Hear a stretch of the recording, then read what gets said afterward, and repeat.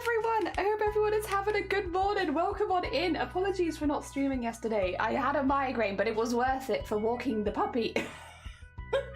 Super worth it. So we're gonna do a stream today instead where we would just do our end of the week cosplay stream, crafting and such. So we still get to do that, just not yesterday. Today instead, in fact, a Saturday stream, a second week in a row. I'm meant to not be streaming on the weekends. It's the second weekend in a row we've done that. Zomboni, good morning. Welcome on in. Let me switch screens really quickly. Hi, welcome on in. I hope you're doing well. Good morning, Boris.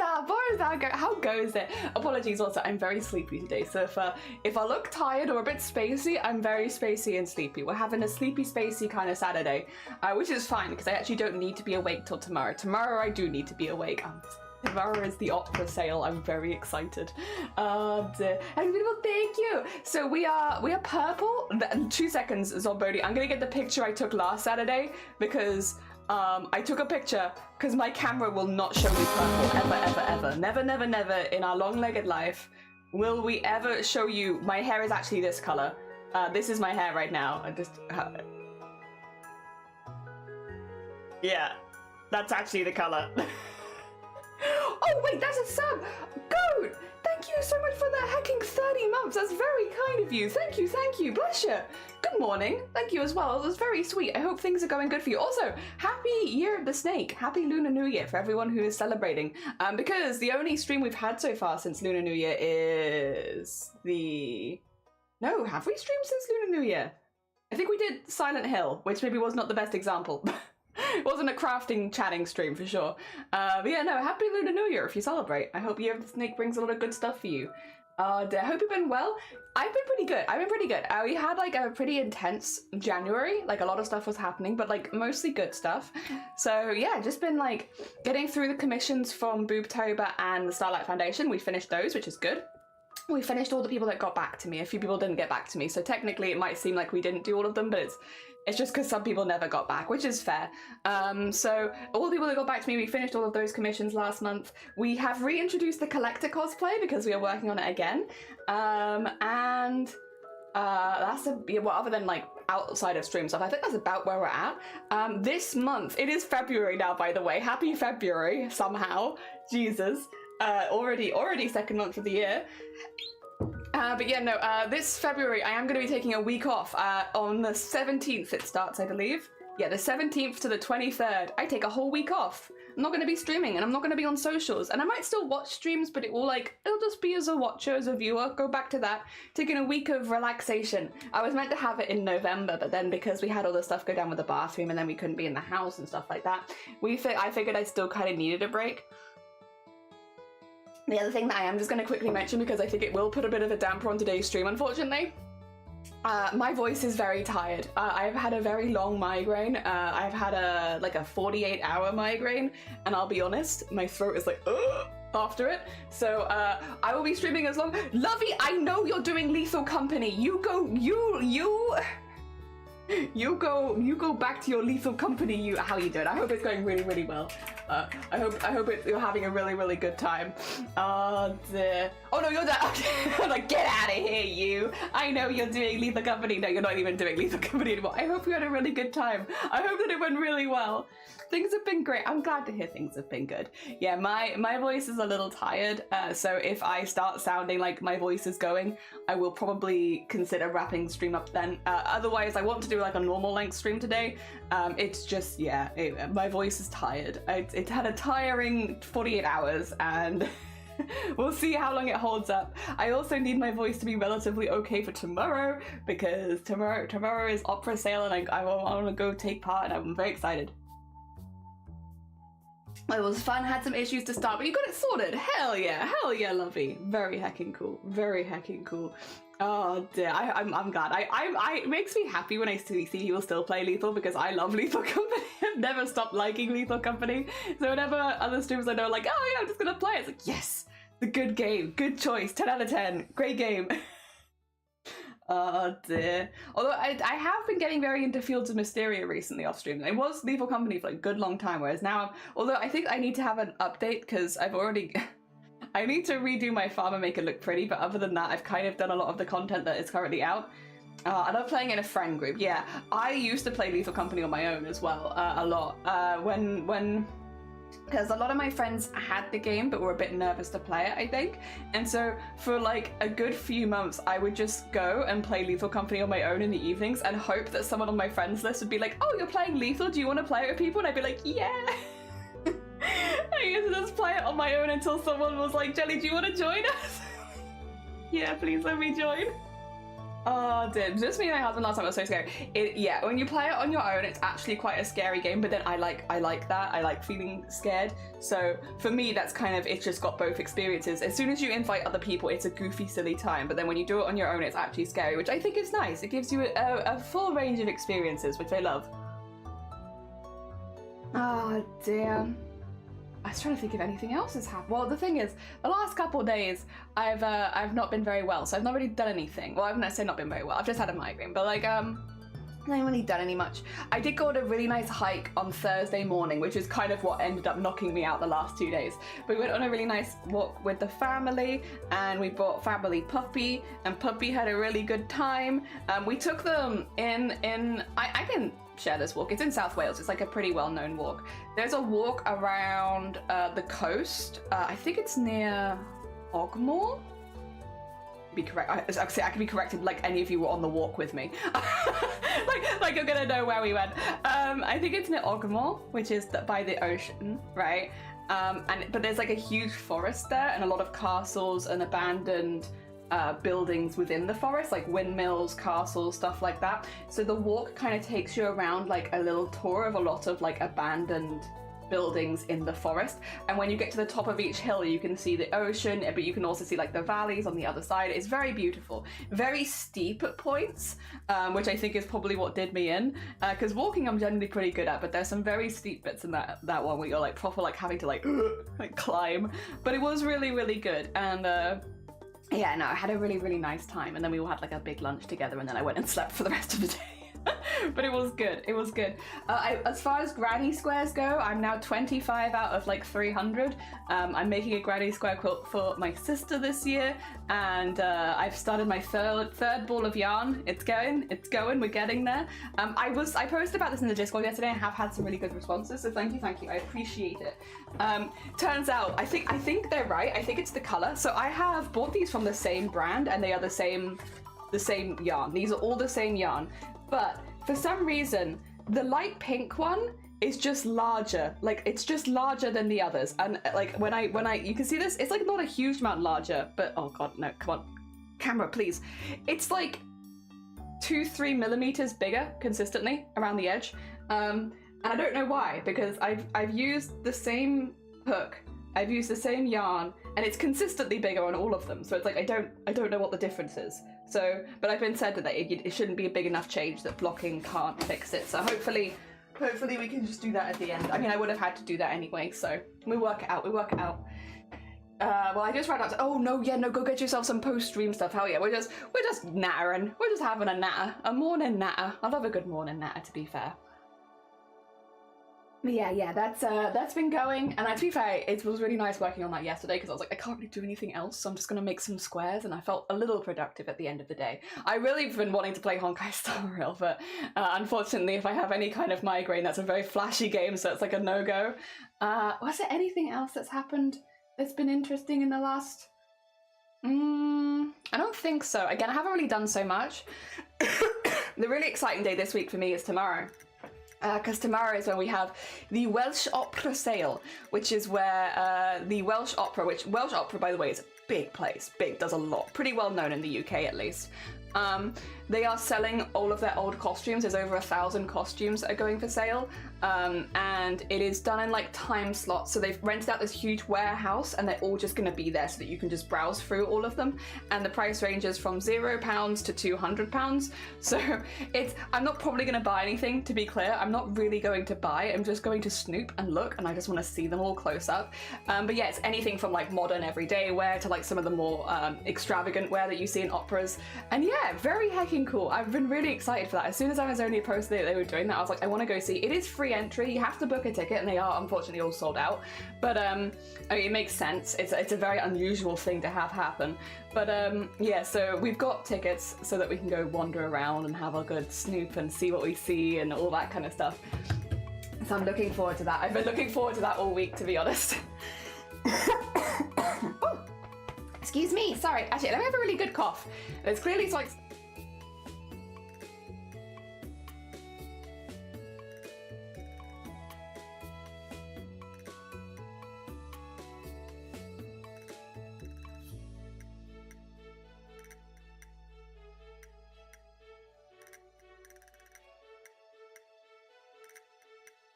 Apologies. All right, hopefully that's dislodged everything. Hopefully no more of that.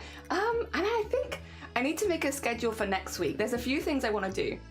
I'm going to keep an eye out for this. Basically, I'm going to wait till the opera sale is over, and then there's maybe 1 or 2 things that I want to buy, craft-wise. Just little things, nothing really, really big. But I want to do some embroidery experiments over the next month. I've got some of the, what do you call it? Like the printable embroidery stuff. Basically, it's like stuff that you can run through your normal home printer, and then it's like iron-on fabric, or it's an adhesive thing that you can put on fabric, and then that means you can draw digitally your embroidery design, print it off, attach it to your fabric, and then just go for it. And I've been wanting to try it for a while. I've had it in the house since ChromaCore last year. I'd like to give that a go. I also got some really cool fat quarters that I'd like to give a go with painting a little bit, and then maybe embroidering just for funsies. Maybe like make a snake for Year of the Snake, something like that. You know, just give something a go. I want to try a few things. I still don't know how much time I'm gonna have this year for embroidery, but I want to experiment a little bit. Howdy, Hayes. How goes it? I hope you're having a good weekend. Welcome on in. But yeah, there's a few things I would really, really like to do. So I gotta start scheduling stuff. It's hard as well though, because I'm having a week off this month, so do I just wait until that week to do all my scheduling? But I feel like if I can keep that as open as possible to do other things, because I would like to get my hair cut again then, I'd like to get hopefully the tattoo for Boobtober then, I'd like to, you know, get a few other things that are out of the house done then.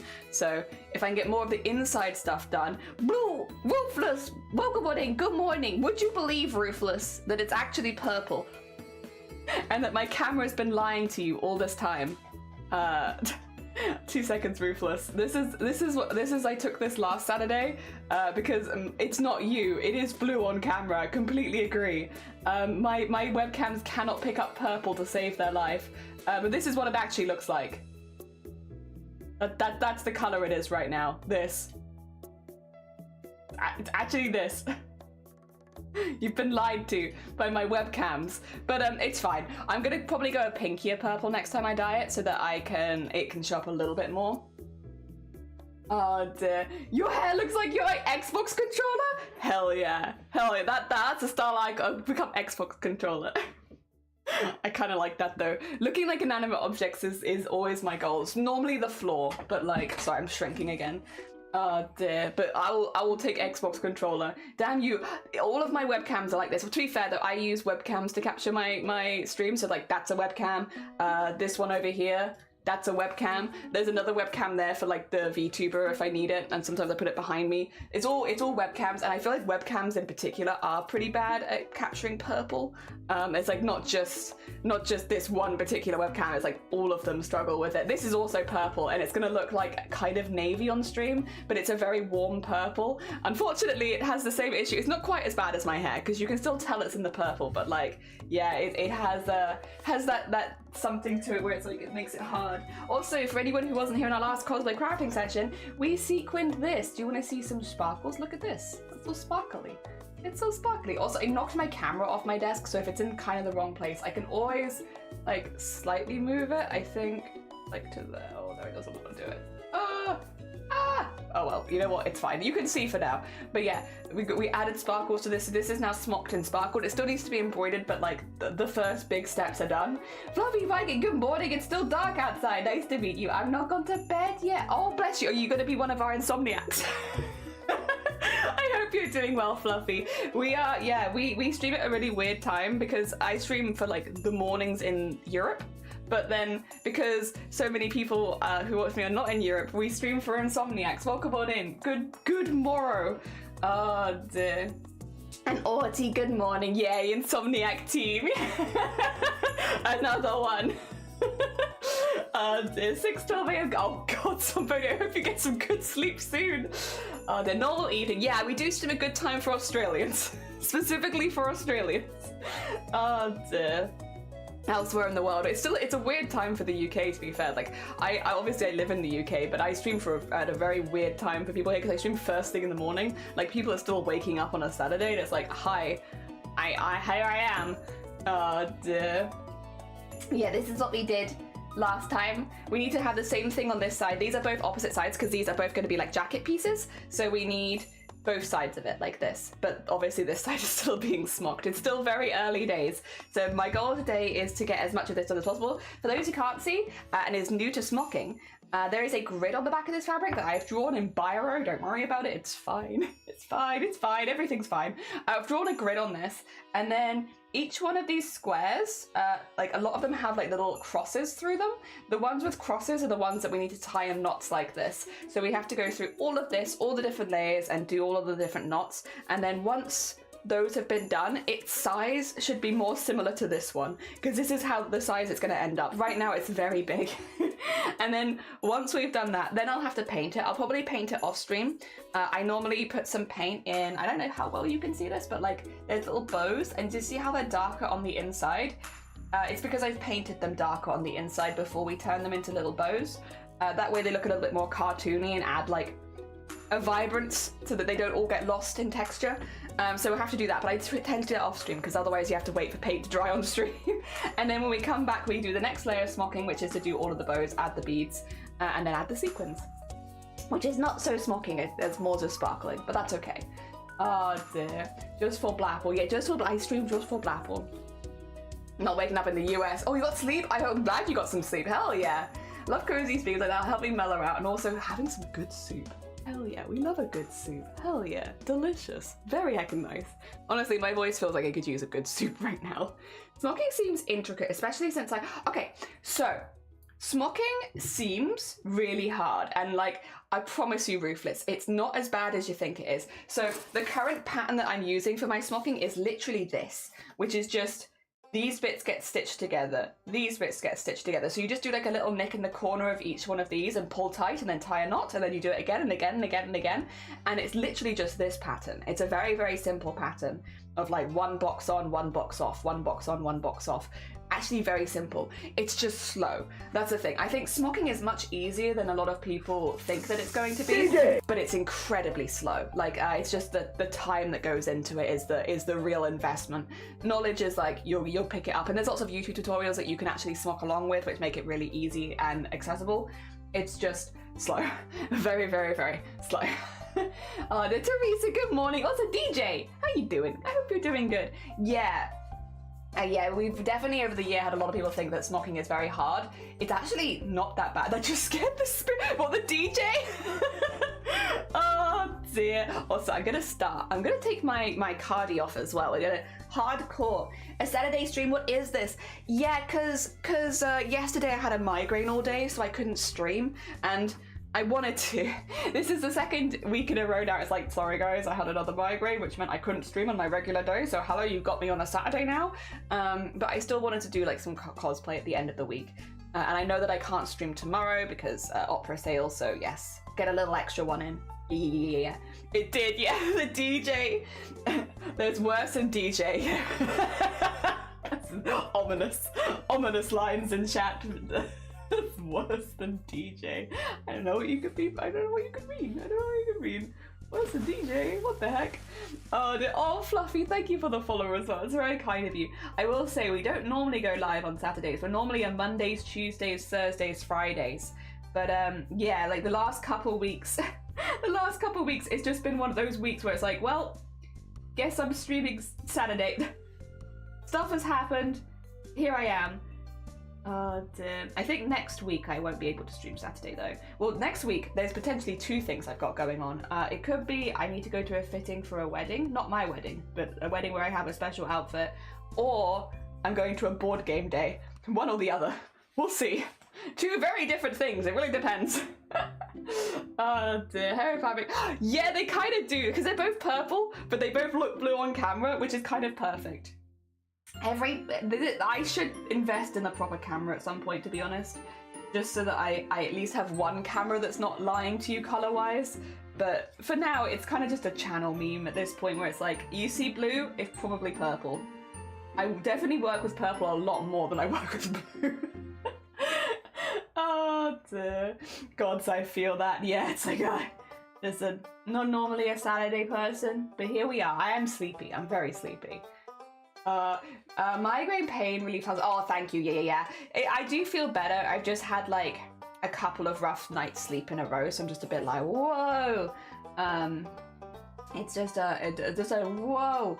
But it's all right. It's all right. I get it. It happens. It happens. And in this case, I'm like, it was super worth it. Yo! You know, there are times. Here's the story about a little guy that lives in a blue world, except it's purple, day and all night, and everything he sees is just blue. But it's actually purple. And then outside, purple his house with a purple little window and a purple Corvette, and everything is purple for him and himself and everybody around, 'cause he ain't got nobody to listen to. Purple dabble dee dabble die, dabble dee dabble die, dabble dee dabble die, dabble dee dabble. What is that? What a fluff on you. You tiny little fluffy knot around yourself. Impressive. Dabble die, dabble dee dabble die. You could be blue, you could be violet sky. It's true. You're damn right. Did somebody say blue? Dulce, good morning. How are you doing? Welcome on in. I hope you're doing well. Someone might have said blue. I might have said blue at least a few times for sure. Oh dear, hell yeah. It's purple, not blue. I didn't mean to match my hair to my project, but I'm kind of down. I think that's kind of like a vibe, right? What if every time we change project, I just change my hair? Although I can't do that this year again. I gotta get to like I've seen a picture. So I'm going to I'm going to a wedding. I think I've said it's my sister's wedding. I'm going to my sister's wedding this year. I'm very excited for it. I've been looking forward to it, and it's going to be a lovely day. I have a couple of outfits that I need to wear for this wedding, and one of them is one that she's picked out for us, which is very kind of her. Honestly, saves me a job. And I've just had a picture of it because it's being specially made, so they're being custom made outfit. It's all a lot, to be fair. Like, our wedding was so minimal, and it's like, whoa, this is like a lot, but it's exciting a lot. And so we've had an outfit made for us, myself included, and so I've seen now the fabric that she's picked. So now I need to make sure that my hair matches the vibes. And I did tell her, I was like, listen, my hair can be whatever. My hair can be brown, it can be blue, it can be violet sky, it can be whatever color you want it to be, because it's short. It's very easy for me to change the color of it and not cause too much damage. And I have enough time where it's like I can work my way around the color wheel to wherever you want me to go, right? So yeah, she was like, maybe more reddish, brownish auburn, and I'm like, cool. So, but I've seen the color of the dress now, and it is very like reddish. So I'm like, maybe we go a little bit more red. I was gonna go more like a blondish brown. Maybe we go more red now. Maybe. At a wedding, not who was. Yeah, it's my sister's. It's also why I'm making her a quilt, because wedding quilt. Someone's got to make her a wedding quilt, and it's gonna be me. Oh, thank you so much, Dulce. That's very heckin' kind of you. Thank you. Wigs help. They do. If it wasn't her, I would probably just do a wig, to be honest, because I don't have that much hair. So it's like not super difficult. I could just do a wig. But because it's her, I'm like, I don't know. I'm very lucky. I get along with my siblings very, very well. Like all of them. We all get along. So like, yeah, I want it to be whatever her vision is. Because I didn't really have a lot of vision for my wedding. I just wanted to have a nice day of nice food and like chill, right? But because she has more vision, it's like I want it to be whatever her vision is. So just tell me, I'll work it out. Oh dear. And it's also part of the reason why we decided to work out more this year, because the different outfits that I'll be wearing during her wedding, some of them are a little bit more showy than others. I don't know how you put it. Some of them cover more skin than others. Maybe that's the best way of putting it, right? And so I'm trying to get a little bit fitter. It's wild. Because like for my own wedding, I was like, meh, whatever. My whole wedding is themed around eating. I don't need to be fit for my wedding. I just need to have an empty stomach and I'm good, right? But then because this one is like a lot more about the aesthetics and stuff like that, I'm like, oh, well, time to get fit for somebody else's wedding. To be fair, I'm not looking to gain or lose weight particularly. I just want to be a little bit stronger. And maybe I could have, if I could have some visible muscle definition, that would be kind of nice. I'd be kind of down. That'd be kind of cool.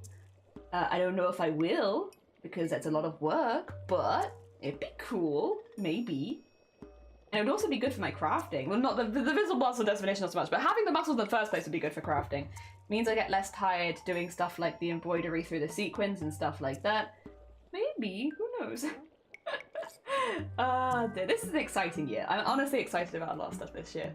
I should also pick up some, like, at least one good wig as well at some point. For times where I need my hair to be a normal hair color very quickly. Just quickly pick up a wig. That would be a smart thing to do, to be honest. But not yet, at some point. There's a few other things I want to do first. I want to pick up first. Oh dear. Yeah, one of them is, I have used fabric paints a lot for cosplays in the past, but all of my fabric paints have kind of like split, and like I've tried they are old. They are like 10 years old. So like I'm trying to work with like 10-year-old paints. But I think replacing my fabric paints is kind of high on my list at the moment. I don't really need fabric paints so much for this costume. There's a few areas I'm going to be painting just to help, because you can see it's like a very shiny fabric. So if you paint it, it takes away some of the shine from it, which is good, because I'm using a very, very cheap fabric. So putting a little paint on it goes a long way, right? Even if it's a very thin coat. So I am using some paint, but it's mainly like it's more of like a... not to make pretty art on it, more just to work with the cheaper fabric that I'm using and make it look cool to the maximum. There's probably a better way of putting that.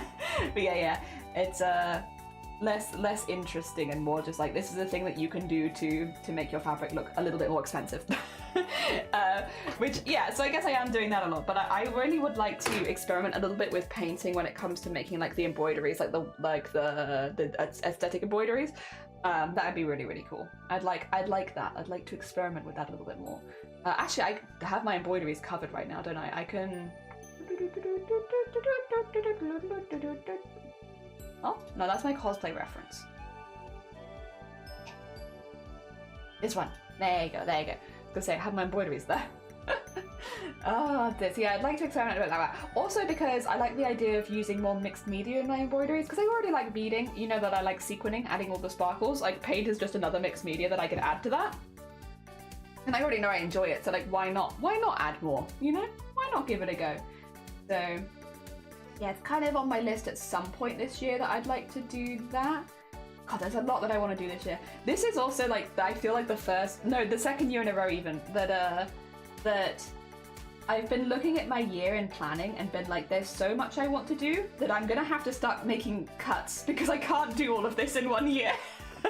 there's so much I want to do. This is not that I'm gonna have to like write it all out, I think, in a list, and then have like maybe monthly things I want to work towards, because the more I'm like, I want to do this and this and this and this and maybe a little bit of this, and I'd love to do this, it's like, this is not possible in a year.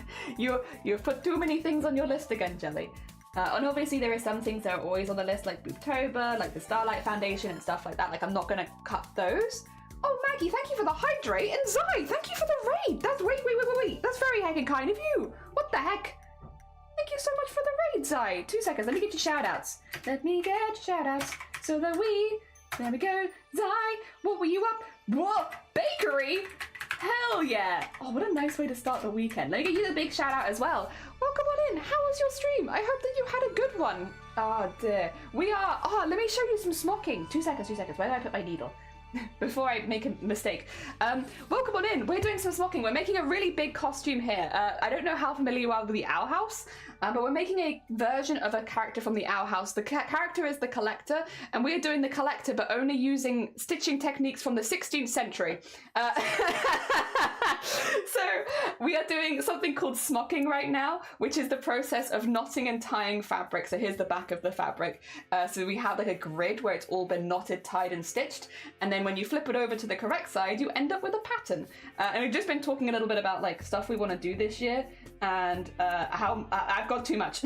I've got too much. And this all takes like a really long time because it's beautiful and I love it and I have so much fun with it. But my God, does it take about 10 years. They're awesome. I'm just going to take this off because I remember that my watch, I really like it and it's really cool and stuff and it gives me a lot of good information. But because it's like a rubber, when I like run my arm across the desk, it like gets stuck. So take that off, take that off. Also, it's like, we're making bread. I had a short one. I had a pretty, oh, crappy pain day. Bless you. In that case, if you need to go eat, sleep, drink, do any self-care after stream, obviously stream and self-care is a thing, but also if you need to go look after yourself, please do. If staying here will make it better, you're more than welcome to stay, but if you do need to go do anything to go look after yourself, you're completely fine. Do not worry. Also, Ira, welcome on in. Vale, welcome in. Moss, bless you. Thank you so much for recommending us. It's very sweet of you. And Puggle, good morning as well. Cthulhu got the golden kappa. Oh my God, I'm very jealous. Where did you get it? Where did you get it? And how can I get one? Zai, thank you for the follow as well. Yeah, if you need to go self-care, completely understand. And Leo, welcome on in. I hope you're doing well. For anyone new here, hello, hi, my name is Jelly. I am a cosplayer, first and foremost, but where's my selling myself screen? But we also make embroideries. We do traditional crafts here. So we do embroideries and cosplays and show the people the stuff. There you go. Look, yeah, embroideries. Lots of embroideries. Why are you only showing like 5? Embroideries, whatever. And then we also do cosplays. We do cosplays. We do big cosplay. We also do VTubers, which is not as traditional. That one's a little bit, yeah, that's the cosplays. Where's not this one? VTubers. Yeah, we also do VTubers. This is what we do. A lot of, basically it's just arts and crafts. Welcome on in. We do arts and crafts. A lot of arts and crafts. We don't stop artsing and crafting. Have a wonderful rest of your day. Bless you, go curl up in a ball. Yeah, no, that's absolutely fine. Go look after yourself. I completely understand. I can't wear those runner watch straps. I get sweat rash. Oh, see, I've not had that so far. Luckily, like my wrist is fine. It's just the rubbing on stuff which I've been getting, which has been which it only is a problem when I'm streaming, to be fair, because of like having my arms like against the desk. Other than that, it's not been a problem. I gotta put pirate sock when it costs me a son, it's worth it. Yeah, you get your day of hacking sparkly kappa, you're damn right. Dish. We like to party. We like to party. We like to party. We like to party. We like to party. How do you get through the doors? That last costume? Or the big one with the wings? You struggle with effort.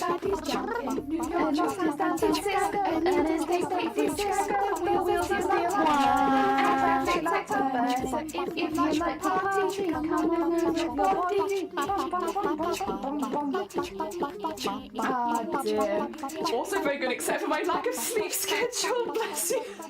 I hope you get some good Z's soon. I hope the Z's get better. I have volunteers to help my brother-in-law with their new house. Oh, what kind of stuff do you have to do? Is it like painting? Is it mainly moving boxes? Getting stuff to the correct rooms? What kind of stuff? What is necessary? Also, good on you, Maggie. That's very heckin' sweet of you. A lot of stress going into a new place. Oh dear. I should say as well, to anyone who came in with the raid in general, if you do need to go, completely understand. It's very heckin' kind of you. But if you do need to do any self-care after watching stream, I don't know how long Zai went for, so if you need to go, do look anything after yourself. Help. Hello, I'm also very sleepy today. We're all just having a sleepy stream. Is every panel in that reference on the grid is gonna be swapped? Not everything. 2 seconds, let me grab the reference and I can kind of talk you through it. So here's my reference. The top bit is a lot more 3D stuff, so don't worry about that. We're currently working on the bit here. So you see the bit at the very top. Let me grab one of the finished pieces and then you can kind of see. So these are, oh God, I say that as, these are the finished shoulder pieces. So the bits that pop around here. And then, yeah, the bits we're working on right now are the bits that are going to be here. We also need to do the back piece because it's a separate removable piece. Underneath on the double, that's not. The second poof of the shoulders is also not smocked. They are sunset, sunrise. It's like, I grab them and show you. Sunset, sunrise panels, there you go. So very sparkly, very sparkly. And then the bits on the end of the sleeves are embroidered and beaded. The bits in the center are gold work. And then going into the double, I haven't fully decided on the texture for it yet. I do want it to be textured because I want this to be a very extravagant costume, but I haven't quite decided what kind of texture we're going there yet. So I've kept it relatively plain. It won't be the same smocking because that would start to clash. The trousers are smocked, but it's a different kind of smocking. So it is a much larger pattern and there are embroideries between them. So the emphasis, although technically the fabric is smocked, the emphasis is on the embroidery and not on the smocking itself. So there are a couple different forms of smocking in this costume, but the only bit that the emphasis is on the smocking is on the shoulders. So even though it does exist elsewhere in the costume, it's not the main focus. Yeah. Hopefully that makes sense. Sorry. We try. Volunteers also like, I sleep well, I sleep too long and at the wrong hours. I see. Relatable. I couldn't remember. No, you're fine, Spark. I also hope you're doing well. They're super fun but very intense. Yeah, this costume, we've been working on it for a couple years at this point. On and off, of course, not consistently, but like, it's kind of like an old friend we come back to, which I really like because I find it very relaxing to work on. Peeling off old wallpaper, that can be very satisfying. It can also be very annoying. It depends on how affixed to the wall the wallpaper is. But like when we peeled downstairs, excuse me, when we peeled the downstairs for wallpaper, it was really good because it came off in massive sheets and it was just like, yeah, once you get it going, it's like very nice. But then upstairs was awful. Dear fun, and it says, Yanni, how are you doing? Also, Blurple friend, I love Yanni that there are so many of us. I love that there are so many of us. Just similar glasses, similar hair color, overtaking Twitch. I also love that me and Kels have kind of swapped hair, where I have their old hair and the color, and they have my old hair color. I'm very much enjoying it. I'm very much enjoying the invasion of crafting streamers with colourful hair and glasses. I love it. Very funny. Oh dear. It kind of makes, you know, remember like, do you remember the meme of like the starter kits? Where it'll be like, people will put together pictures. It's like, I kind of want to make a makers and crafting streamer starter kit. Coloured hair, glasses. Some kind of cardigan is useful as well. Like, there we are. Damn it. How has this happened? I know you probably cannot give an exact, but when you're happy to have this ready done, but I'm not really, I have no ETA to be honest. Like, I don't even have the smallest one. It'll be done when it's done, which could be this year if we work really hard at it. It could be in 10 years, and I don't really mind because the whole thing with this costume is it's not to have it done for a specific date, it's to really enjoy the process and have like a really nice time with it. It's definitely become like a very mindfulness kind of build, where it's like, I have a lovely time and just relax while making it, and that's what it's good for. So it could be finished, I mean, hypothetically, in like a year, or it could be finished in like 10 years, and that wouldn't really make too much difference. It just depends on how much else we've got going on this year, because if we have other projects to do, this one kind of goes to the sidelines. Ooh, therapeutic costume one day. Yes, I can't recommend it enough. I love looking at this and coming back to it and just slowly chipping away. This entire piece, by the way, the entire costume is hand-stitched from top to bottom, and it will be from start to finish. So there's no loud machinery or anything like that. It's just slowly but surely, like, chipping away at it. And, like, yeah, the progress is very slow. It's hard to do, like, any kind of, like, good progress pictures and stuff like that because it's so slow. But that's good. I like it. Yeah. Do sound satisfying. Being able to remove the wallpaper in big sheets. It is. It's without breaking it is very satisfying. Yes. The makers and crafting streamer starter pack. I think a crafting stream set up again. I miss it for real. I was gonna say there's a lot of hand stitching involved in so many pieces. Yeah, it's hand stitching from top to bottom because it's meant. You know, again, partially there were a few reasons. Partially spite, but also it's just, I really like that. It just means I can take it anywhere with me and just do a little bit and I feel better and then I continue on with my day. I don't know. It's nice. It's very mobile. It's also split into a lot of different sections. Like each panel, a lot of work goes into it. So it's very easy to just pick it up and take it somewhere because like you're not working in like huge costume pieces with big skirts or anything like that. I just yoink off. Off I go. It makes me happy to be part of this style. Like, yeah, I really like it. Yeah, I could actually. No, maybe this would be about. Are you on Blue Sky, Yanni? Have you seen people? Have you seen people making like groups on Blue Sky? Make colorful hair and glasses crafting streamer. Make a group of us. I can make a group and put us all in there. All right, I might. If I have some spare time, I might do that just for silliness a bit. There's no reason. It's just fun. The game of Egbert and Goddard do pitiful portraits once a month, and the vast majority of participants are white males with beards, glasses, and hats. Hell yeah! Oh dear. Ain't nothing wrong with the glasses, beards, and hats. Oh dear. It is funny to see the stereotypes of what people look like in different groups. So I think the makers and crafting one is very funny. Oh dear. Also, like, yeah, especially since I've got my fringe back. I will say, me and Kels do not have the same haircut at all, but I get it. I get it. Like, I'm also kind of glad that was the reaction because so this was my haircut like 10 years ago. This is me going back to my old haircut. But for streaming, it was quite new because I've always had relatively long hair while streaming. And I'll be honest, I don't like having long hair. I'm not a long hair kind of person. I always quite enjoyed shaving my head and going back to short.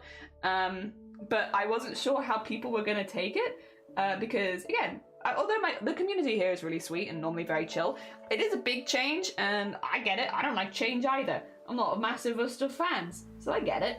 And so I wasn't sure what the reaction was going to be, and I'm actually kind of relieved that the majority of the reaction is like, oh my god, you're budget Kels. It's like, you're damn right. I feel so much better about it now. I feel so much better about it. Thank you. I am Wish Kels, and yep, that's good. That's all I wanted. Oh dear. The thing is as well with, like, obviously hair is a very personal thing, and I'm sure there are people that'll be like, I don't think it suits you as much as your old hair, but for me, I'm just so much happier. I'm just so much happier with short hair. Everything is better. I feel good. I also like, we did have a few comments, but most of them were very funny, I will say. Most of the comments were just hilarious. I like the, what does your husband think? I had a shaved head when I met my husband, so my husband thinks I look 10 years younger. We've just gone back to how I looked when we met, actually. And then, what else did we have? Oh, what if you want to tie your hair? I can still tie my hair up. It just looks very silly, but I can do it. I can still tie it up. I do need to get some headbands, though, and that's a legitimate one. I do need to get some new headbands. Grow my hair out, I want to be able to put pull it back off your face. That's very fair. That is very fair. My husband doesn't care what I do with my hair. He doesn't love me for my hair. Yeah, I'm sure it's more the me, you know, the me behind the hair. And the me is very happy right now. And I think that's good. I think that's normally the ideal. Also, Ryan, good morning. How you doing? Welcome, Belden. I hope things are going good for you. Dear. Hello, squirrel. Hello. It's a wobbly jelly. How go it? I had long hair multiple times in my teen and early 20s. I couldn't stand tying up or having it against my neck. Yeah.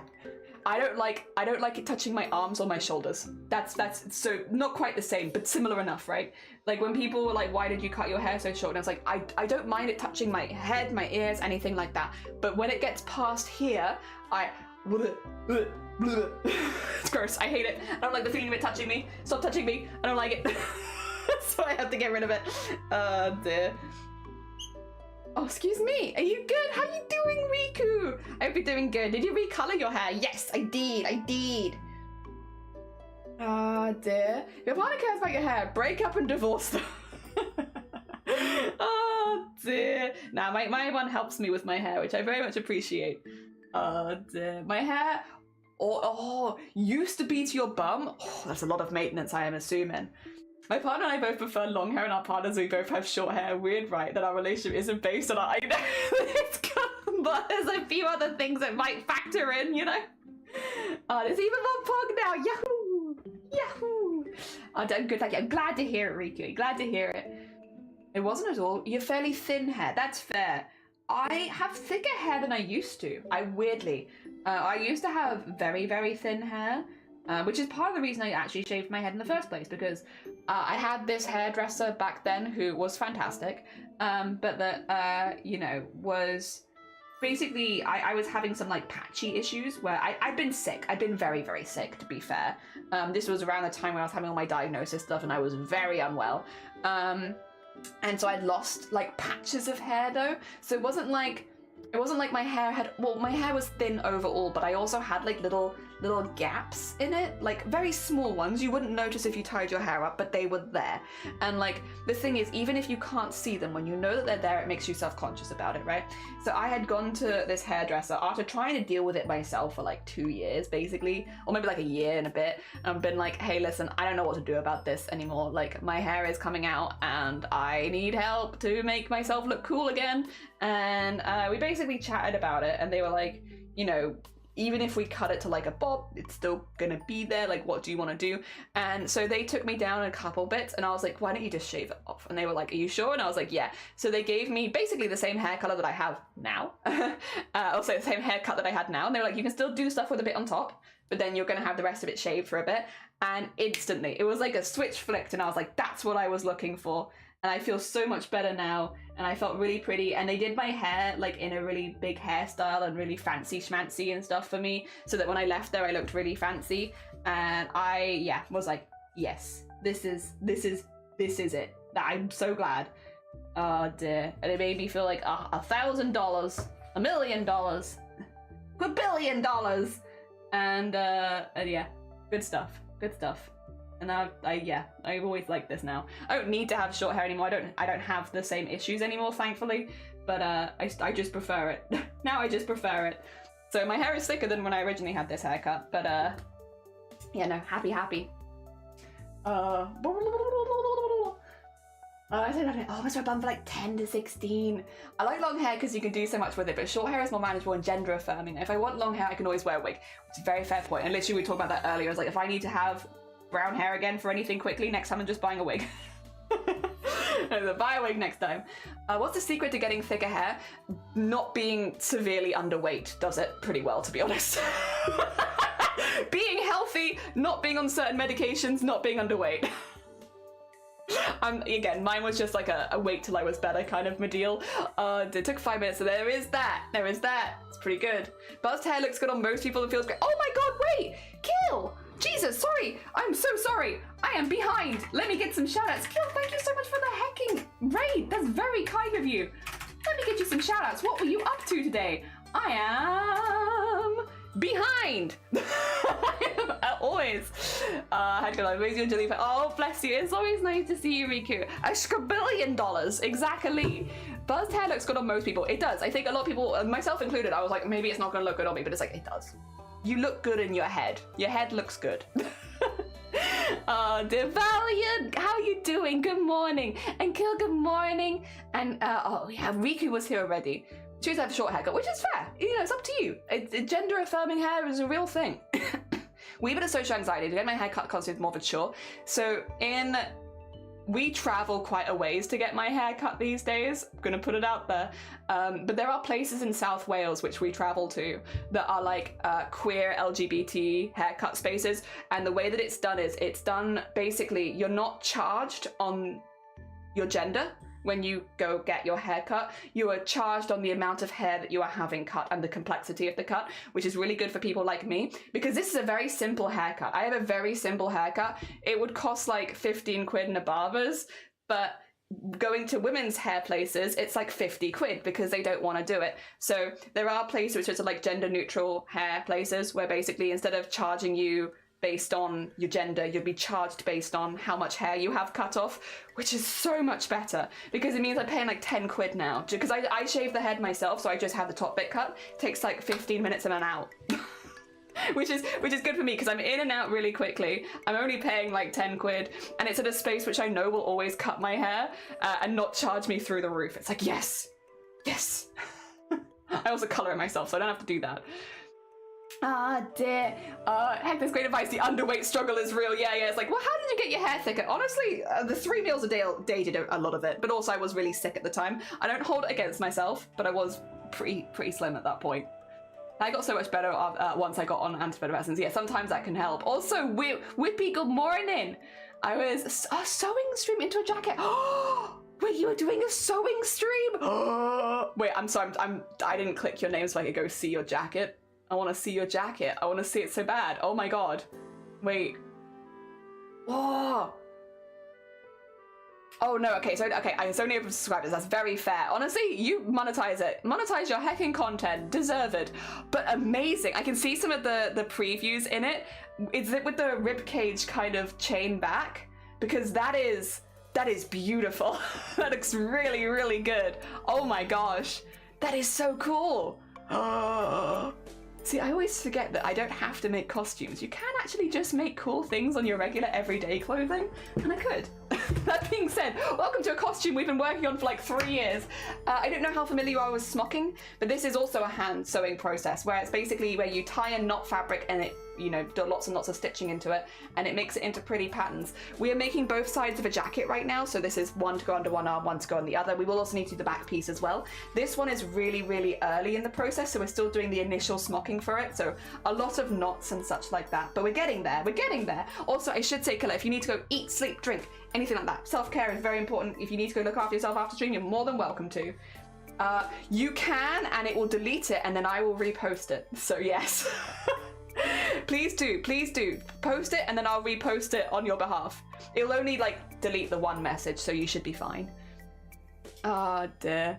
You beat Elden Ring? Congratulations. Oh my god, I have curly hair, so finding anyone who will cut my hair nicely is hard, and it's never under 30. Yeah, 50, are they nuts? Yeah, it was really expensive before. Oh dear, good morning. My last haircut and colour was 80, and that was in 2018. It's complicated. Now my hair is long and straight. That's how I likes it. Hell yeah, Says. Also, good morning, Says. I hope you're doing well. And good morning, Blocker. I hope both of you are doing well. Good morning. There's such an interesting method. It's really easy. It's just slow. Very slow. But then I'm using you can kind of see it's like a lining fabric. So like an anti-static lining fabric, like £2 a meter kind of fabric. Very, very cheap. So a lot of the process that I'm doing is trying to make this very cheap fabric look like not cheap. Look not cheap. I mean, I'm adding sequins because I love sparkles. It's still gonna look a little cheap, but that's my style choice, you know? I've chosen it to look cheap. The fabric itself doesn't look too cheap, hopefully. And the way that we achieve that is by adding all the texture from the smocking. I also go back and paint it to remove some of the shine, especially from places like the bows, beading it, sequining it, and also just trying to make sure it's as neat as possible to make it look less cheap. My Discord seems to be fine. Oh, no. Oh, wait, is your Discord messed up? I think my one's okay. Oh, I see Zomboti's Xbox controller. It's a very nice Xbox controller. I'm very jealous. Oh my gosh. How are you? I'm good, Blocker. How are you? I hope you've been good. Thank you. Perfect. Don't worry about it. I got you. I'm gonna take that link and I'm gonna be like, actually do post it. There you go. Actually do. Thank you. There you go. That's oh, zoomed in. 2 seconds. Zoom out. Why am I at 500%? Oh, that's so cool. Oh, very neat as well. Jesus. Imagine that wasn't easy. Oh, that's so cool. What? Wait, I want to see the front as well. Ah, that's so good. Oh my gosh. Oh, I love it. I love the asymmetric front anyway, and then with the added chains around the pop, that looks so good. Oh, and the bits are growing across the arms to the collar. That's really nice. Oh my gosh. Oh, that's so sick. Oh, dear. Cool haircut. Thank you, Nora. Also, Nora, good morning. I hope you're doing well. Welcome on in. Hello. Oh my god. Oh my god, that's so cool. That is awesome. I'm positively envious. Yeah, we're just like, we're gonna have to steal. We're gonna have to find a way to get, I know we can sew, but we could also steal. It's got about 65 hours in it so far. I'm not surprised, to be honest. I also imagine a thicker base fabric as well. If you're doing a lot of, I mean, I understand why you'd be hand stitching it, because with anything like leather, if you mark it, then it's marked forever. But, oh, tiring on the hands, I assume, a little bit. A gift for another streamer friend, you have to throw hands for it. Dude, like, no, it's so cool, so good. Oh, dear. Really, jokes aside, that is sick. Yeah, that is really, really cool. Oh my gosh. Hell yeah. I would have so many stud backs all around my room if I was doing that. As soon as I do anything like that, I was like, right, time to make an absolute mess of my floor. That's why we need the big magnets. Big magnets for stuff like this. Oh, that's so nice though. God, that's so cool. That's so cool. Hell yeah. That back is so impressive. So impressive. Oh my gosh. Oh yeah, hams are beefy from all the sewing and screwing in pipes. Yeah, like that is a thick fabric to get through, I'm imagining. Yeah, that is the nice thing about using lining fabric. It's so thin. It's so thin. So easy. Oh dear. And I'm using beading needles, so stuff just flies through. No extra strain on the hand. When we get to the embroidery, it's a little harder because the smocking does beef up the fabric a little bit. Only with embroidery thread does it get more difficult though. If I had a sharp needle, it wouldn't be a problem because as I have to use an embroidery needle, it's a little bit more annoying, but that's okay. We get through, we get through. Jelly, what? Can I help you? We've definitely lost a few screws as sacrifices to the customizing gods. Yeah. Oh dear. We've lost a few bits and bobs. Mainly it's beads, unfortunately for me. Oh dear. Oh yeah, wait, I haven't done my selling myself. 2 seconds. Hello everyone. Anyone who's new here, hello, hi. My name is Jelly. I am a crafter based in the UK. Stuff we make. It's going to show you the VTuber. Don't worry about the VTuber. That's the last one I showed. We do make VTubers, but that's not what I wanted to show you. We do costumes, big costumes. Costumes like this. Big emphasis on sewing, basically. We do needlework costumes. So everything sewing, embroidery, beading. That costume on the screen, that is, all of the gold on that costume is beaded, sequined, or embroidered. All of it. There's no gold fabric. It's all gold embellishment. We do really heavy embellishment. Like for me, what I love is sparkles and like putting sequins and beads on everything. Sometimes it can get a bit into tacky territory, but that's what I like. I like tacky. I like beads and embroidery and sequins and too much of everything. We also do other costumes as well and embroideries. Embroideries is like the big one that we do a lot of these days when we're not doing like full-on costumes. Making little embroideries, just making little things, little bits and bobs. I wanted to show some of the newer ones, but it's like, what if we only showed you the old ones? What if we did that? Okay, we'll live. Let me just look at the old ones. Oh dear. Is that in WooCon and you're enjoying it? Hell yeah. Oh dear, I was in a cos. I didn't dominate. I did all right though. I'm proud of myself. And I got a wobbly tail. Hell yeah. I'll act as if I know the terminology used. Oh, sorry. Yeah, do I have an examples? All right, 2 seconds actually. I couldn't get an example out to make it a little easier, huh? All right, so the base, that's the texture of the fabric, that's the smocking. Inside of the smocking is sequins, and that's where you get like the iridescent glow coming from. And then inside of the iridescent glow is the embroidery. And then we have it painted around the bows to like add some emphasis because it is meant to be a cartoony character, and then beaded. And then this is an embroidered embellishment, I guess, around the edge, so that whenever we fold it over, we have like the embroidery front and center. That's also been beaded as well. And then when you look at the back, that looks like this. There you go. You can see it. That's what we're doing. I think it makes perfect sense. I think that, yeah, that perfect sense. So I did attempt to sew a zip in the front lining actual sewing machine, but I felt like Singer has cursed my family line for generations for some unknown slight and kept but I'm just bad at using a sewing machine. I mean, it can be a bit of both. The other thing is leather often has like a bit of stick and tack to it, right? So if you're putting it into a sewing machine, the feed can sometimes struggle to grab it, and if the feed isn't grabbing the fabric properly, then it's going to bunch underneath. I don't know if it was leather that you were doing it into, but leather is generally a little harder to sew because of stuff like that. I think you can buy like papers and such that you could like tear away afterwards that can help, or you could use tissue paper and just tear it away afterwards, just so it's not getting as stuck. Oh dear. A best wobbly person? Thank you. I do my best. A wobbly person, I'm doing my best. Went to Costco, was cool. Hell yeah. How are you recovering, Lovey, from Lethal Company? Those are so pretty. I can't imagine hand embroidering anything. Oh, they're so fun. It's so fun. Like, literally, you do it once and you're like, oh, that was easier than I thought it was, and then you're addicted. That's exactly what happened to me.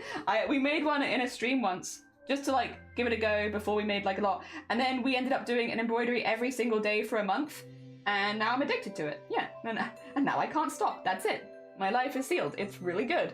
How long does this take? So this, 25 hours into one piece. There is 9 per shoulder.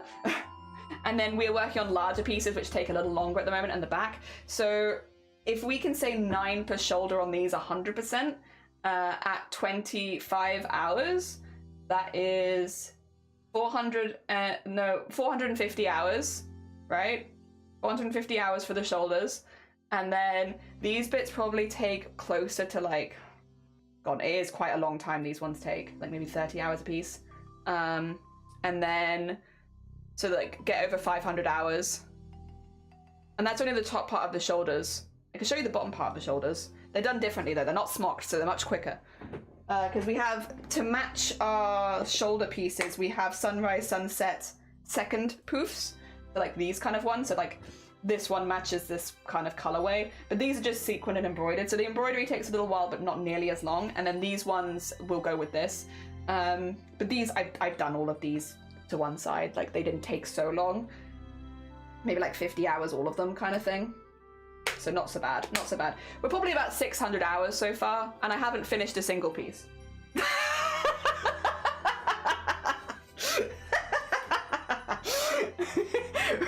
It's pretty fun, I love it.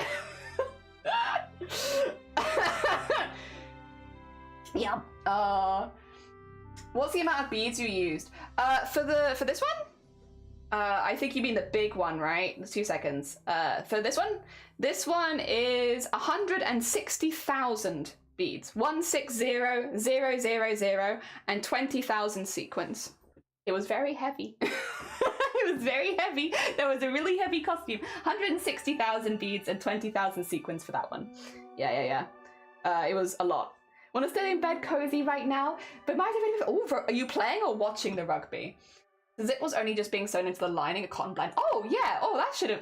Your machine's just fighting you then. There's literally no reason that should be difficult. What the heck? How dare? Having a fight. Well, to be fair though, they do be finicky. Sewing machines are finicky creatures. Don't try embroidery else, I get nothing else done. That's basically been us the last 2 years. I was like, grocery trip. Oh, I'm tired. Need to start finishing work. My friend's birthday. God, you're always craft. I hope that it's going well. I hope that it's no burnout. No burnout. Burnout away. 25 hours, 2 days. Wait, yeah. Where do you find the time? Well, I mean, that's kind of what we do here. This is my time every week where I'm like, you want to craft? I'm still not. Listen, I'm gonna throw another streamer under the bus here really quickly to defend myself. You think it's bad, but I feel like it's still not as bad as Ophi. If you've not met Ophi before, wonderful makers and crafting streamer who has been working on the same embroidery for like 5 years, right? Or like a very long time. And it's a massive tapestry from Zelda, so it's an absolutely huge piece. And I think they've got more hours in their one project than I have right now. So I throw Ophi under the bus. I take Ophi, I throw them under the bus. Not as bad as Ophi. I should probably do them. I should probably do them a shout out. Do we have an Ophi command? I cannot remember. No, we don't. Okay, let me. I'll add one because we need to, because Ophi is a sweet bean. Open Stitch. Is this how you do it? Yeah, there you go. If you haven't gone and checked out Ophi, very talented bean. Really, really cool. They're not doing a costume. They're doing a wall tapestry. A wall tapestry. For just the both shoulders, Riku. About 300 per shoulder. There you go. Time travel, the only space is Eldritch Beak. It's not that bad. I'm not the worst. I throw Ophi under the bus. No wonder designer clothes cost so much. Yeah. Like because there are certain techniques, like a lot of beading, that you have to do by hand. Same with sequining. They're not machines that do it for you, which means if you see those kind of things on outfits, a person has had to do it, which means the person's had to train up in it and then also do the work. It's why I don't sell my costumes though, because how am I going to sell a costume like that, like for any reasonable amount? Donating makes more sense, and doing like raffles and stuff like that. Dear. Strong bean. I did. How do you keep track? Because yeah, buying them. But literally I bought them in bulk. So I was buying them in 6,000 pot packs, and then I would just count them up. Yeah. 6,000 packs were most of them. A couple of them were 20,000, but they were for the really small ones. Most of them were 6,000. I'm too scared of being tackled. That's fair, Squirrel. That's fair. I hope that it's fun though. Even if you have to get out of bed, I hope it's a fun game and the weather holds out 3 meters long. They are crazy. We love Ophi in this community. Ophi's amazing, but they are wild.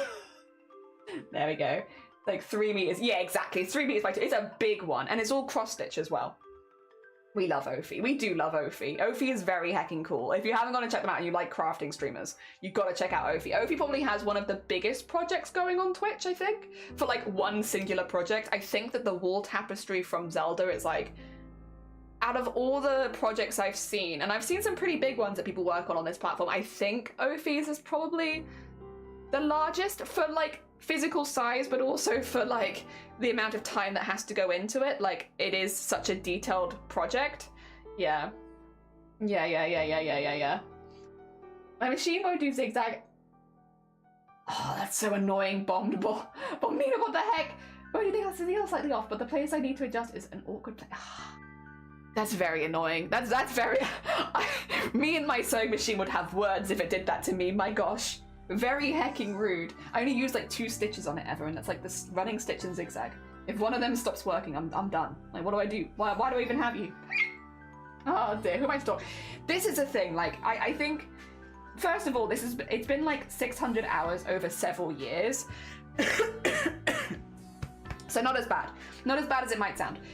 It is also my primary hobby. Like, rather than playing video games, I'm probably doing this.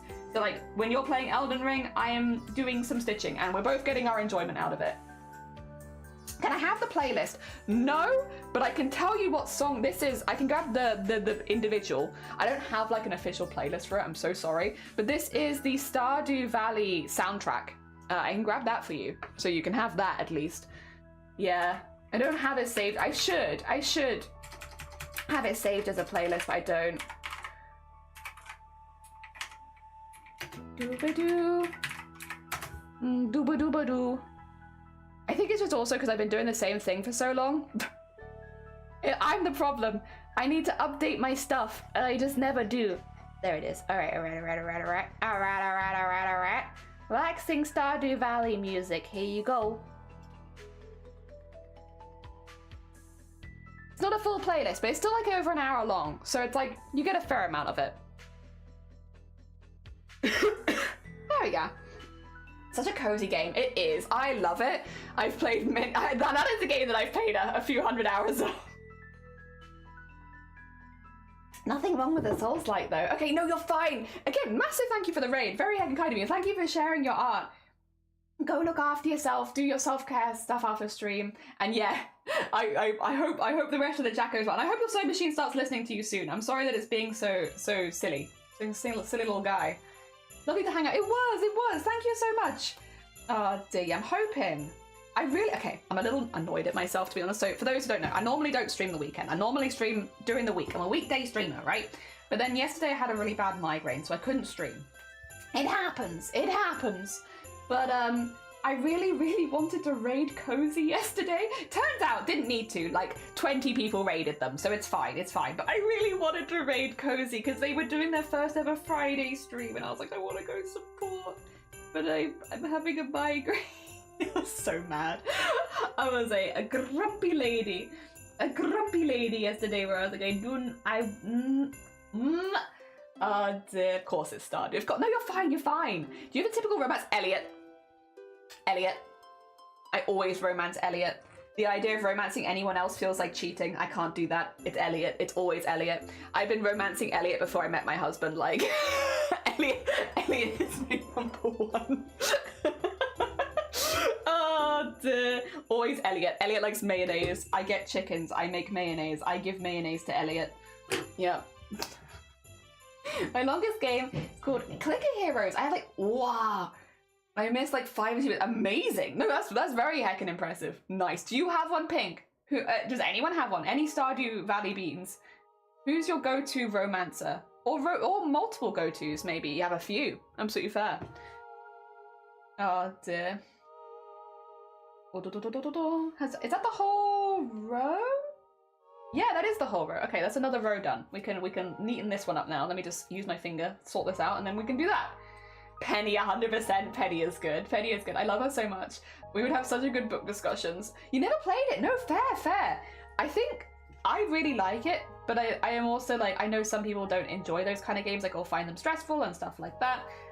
I played Stardew, like, when it first came out, to be honest. Like, I was pretty early into Stardew, and then I was playing it during, like, university and stuff like that, and I was really enjoying it. And then I kind of stopped playing it for a while, and then they had like the really big update a couple years ago, and I got back into it again.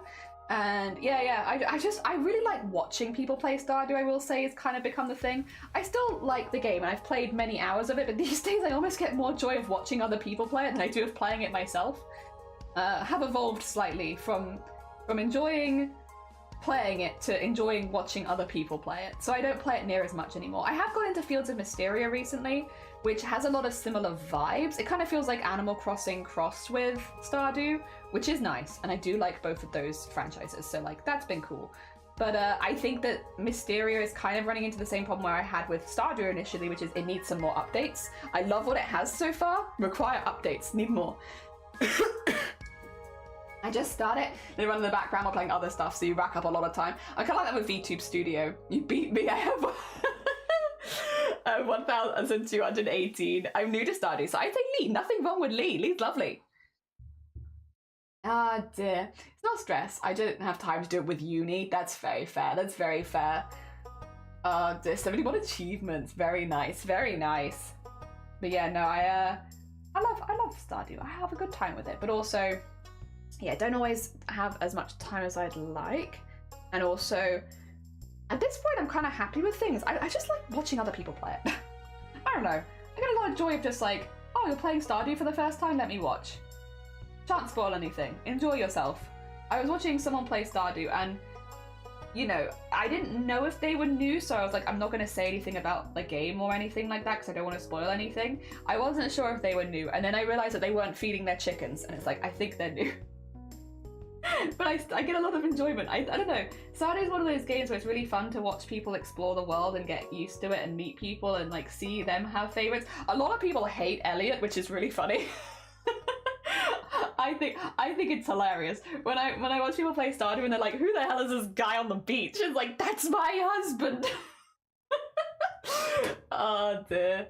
I love it. Oh, like, is that have a lovely like Riku. Vicariously living through other people's like motto, yeah. I love just watching like who people are dating and who people are interested in. I like watching speedruns of it too. That's me with crafts. Don't like doing them myself, but I like watching other people do them, which is fair. Like, yeah, you know, if you get something out of it, then hell yeah. I am like that with a lot of games, for sure. I like playing horror games, but outside of horror games, I'm normally happy to just watch. Monogamous to cross-stitch. That's honestly though, that's really sensible. That's kind of been me. Okay, so I've mentioned this a few times over the years. I'm terrible for picking up crafts. I love crafts. I love crafting. I love trying things. And cosplay is one of those hobbies which really gets you to try lots of different stuff. The problem with that is you end up being overwhelmed with crafts. And there's a lot of crafts where it's like, I have to really sit down and be like, is this ever going to be useful for cosplay? Or are you just curious because new craft? And I have to have a good think about it. One of the ones that I love to watch on Twitch, but I don't do myself, journaling. I love watching people journal. I've watched so many TikToks of people journal as well. Like, it's not just Twitch. It is just in general. I love watching people do journaling. I find it really, really relaxing. And I love listening to people talking about why they're doing certain things and stuff like that. And, oh, just makes me really happy. But I also know if I was to pick up journaling, then that's going to be covering everything. And there's really no way that I can imagine journaling ever helping me with cosplay. So I have a good excuse to not pick it up. But I love it. I love watching it. It gives me so much joy. All of the serotonin. Oh dear. When I have more experience, I'd like to romance Maru because we love a woman in STEM and she's so damn hard to romance. Oh, is she? See, because I've never tried to romance anyone that's not... I've never tried to romance anyone that's not Elliot. Is she tricky? I didn't know that. If you like horror games, I love this game. It's called Deathmark. 2 seconds. Popping it in a tab. I do like horror games. Horror games is basically the only games we play. It's also consistently. So, you know, I took my watch off earlier. I have one of those watches that measures your heartbeat and your stress levels. And I've been saying this for years where I'm like, I just feel really relaxed. You know, I feel, oh, that's a cool art style. Okay, I've got that saved as a tab though. I can have a little look into that after stream. Thank you very much, by the way. Mark that there. But yeah, no, I've been saying for years, I'm like, I feel my most relaxed playing horror games, but I don't know why. And now I have this watch that measures my stress levels and my heartbeat, and I can confirm that I am in fact at my most relaxed. I just have terrible survival instincts, I think. But yeah, I am actually at my most relaxed every week whenever we play Silent Hill 2. My stress level went to 15. My normal stress level is at 50, so like right in the middle, right? And my stress went down to 15, so 1-5. My heart rate went down to 50 beats a minute, which is slow. I don't know what the hell happens. Whenever I play horror games, I'm just like, I'm so relaxed, but I'm going to sleep. 50, yeah. Really low, really low. Oh dear, holy heck. Yeah, I've been saying this for years. I'm like, I've never had the proof to back it up, but like, I always feel so relaxed. Let's have yarn crafts because it takes up so much space. Yeah, I love watching people journal. I wish I could do it, but like, I just don't get how they do it. I mean, I can copy what they do, but I hate when yeah, see, I haven't given it a go to know, but I think I'd probably be in the same boat as you, Cthulhu. I love watching people do it, and I'm kind of happy with that. That's fine. You good? Yeah, no, literally, I play horror games, I'm just like, relax. I had my watch on today and my heart rate was 130. I was mad someone cutting like the Costco hot.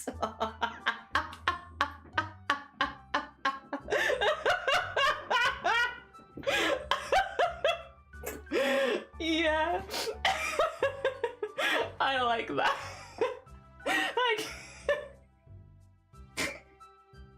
Oh god, that's good. I like that one.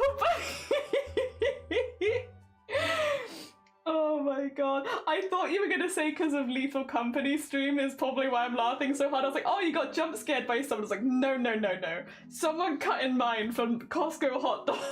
I peeked. It's like, oh my gosh. Oh dear. Yeah, 50. I hit 50 on the playthrough we just did on Wednesday. When we were playing on Wednesday, the lowest my heart rate got during stream was 50 beats a minute, which is low. I know that's low, but I don't know why. Once again, stupid survival instincts. My body just makes me fall asleep if I get stressed, I think, and that's why I feel so relaxed.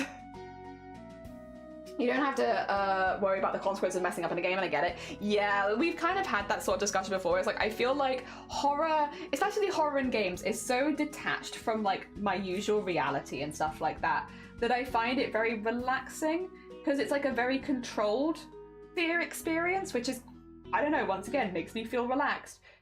You know, if it was like a game where I like had to do taxes or like, you know, sort files or get things in order, I'd probably find that really stressful. But like, you know, put me in a horror situation which is like really detached from reality. It's like, yeah, this is a very controllable fear that stays in the game and it makes me feel relaxed. There's horror movies that I feared that says I can't control it. Yeah, maybe. Oh, I don't know. I've seen quite a few horror movies. Horror movies don't really get me that much. They don't relax me, but they don't stress me out either. But then I don't really enjoy watching movies, so maybe it's partially to do with that, because I've definitely tried horror, like watching more horror movies and stuff like that to have the same experience, and I just don't really get it. I like horror mazes, horror experiences, like in-person ones, where like you're going to horror places and going and doing those kind of things, like going around a horror maze and stuff like that. I like that. That's fun. I enjoy that.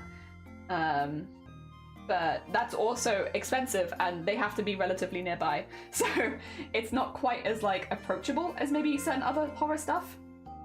All right, I do need to like neaten some of these bits because we have a few kind of messy pieces here.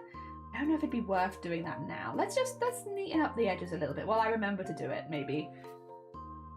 I don't do uni for The Sims for that reason. Yeah, it's like, I love those kind of games, but I'm not going to say that they relax me because they don't. Again, maybe that's why I find more enjoyment in watching them these days, because yeah, The Sims is definitely another one where like I like watching people play it rather than necessarily playing it myself. And I have played a lot of The Sims in the past, but these days I do own like The Sims 4, but I can't really imagine picking it up for fun. I think unless I was maybe playing with other people and we were all doing something together, then maybe I would.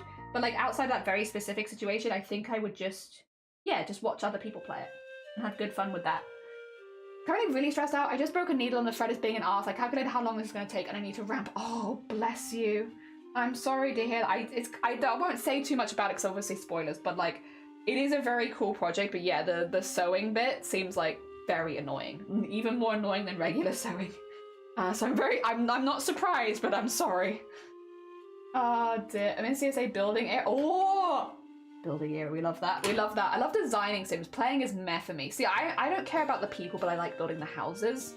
I always used to really enjoy that bit of it. That was always the bit where I was like, this is where I find my enjoyment.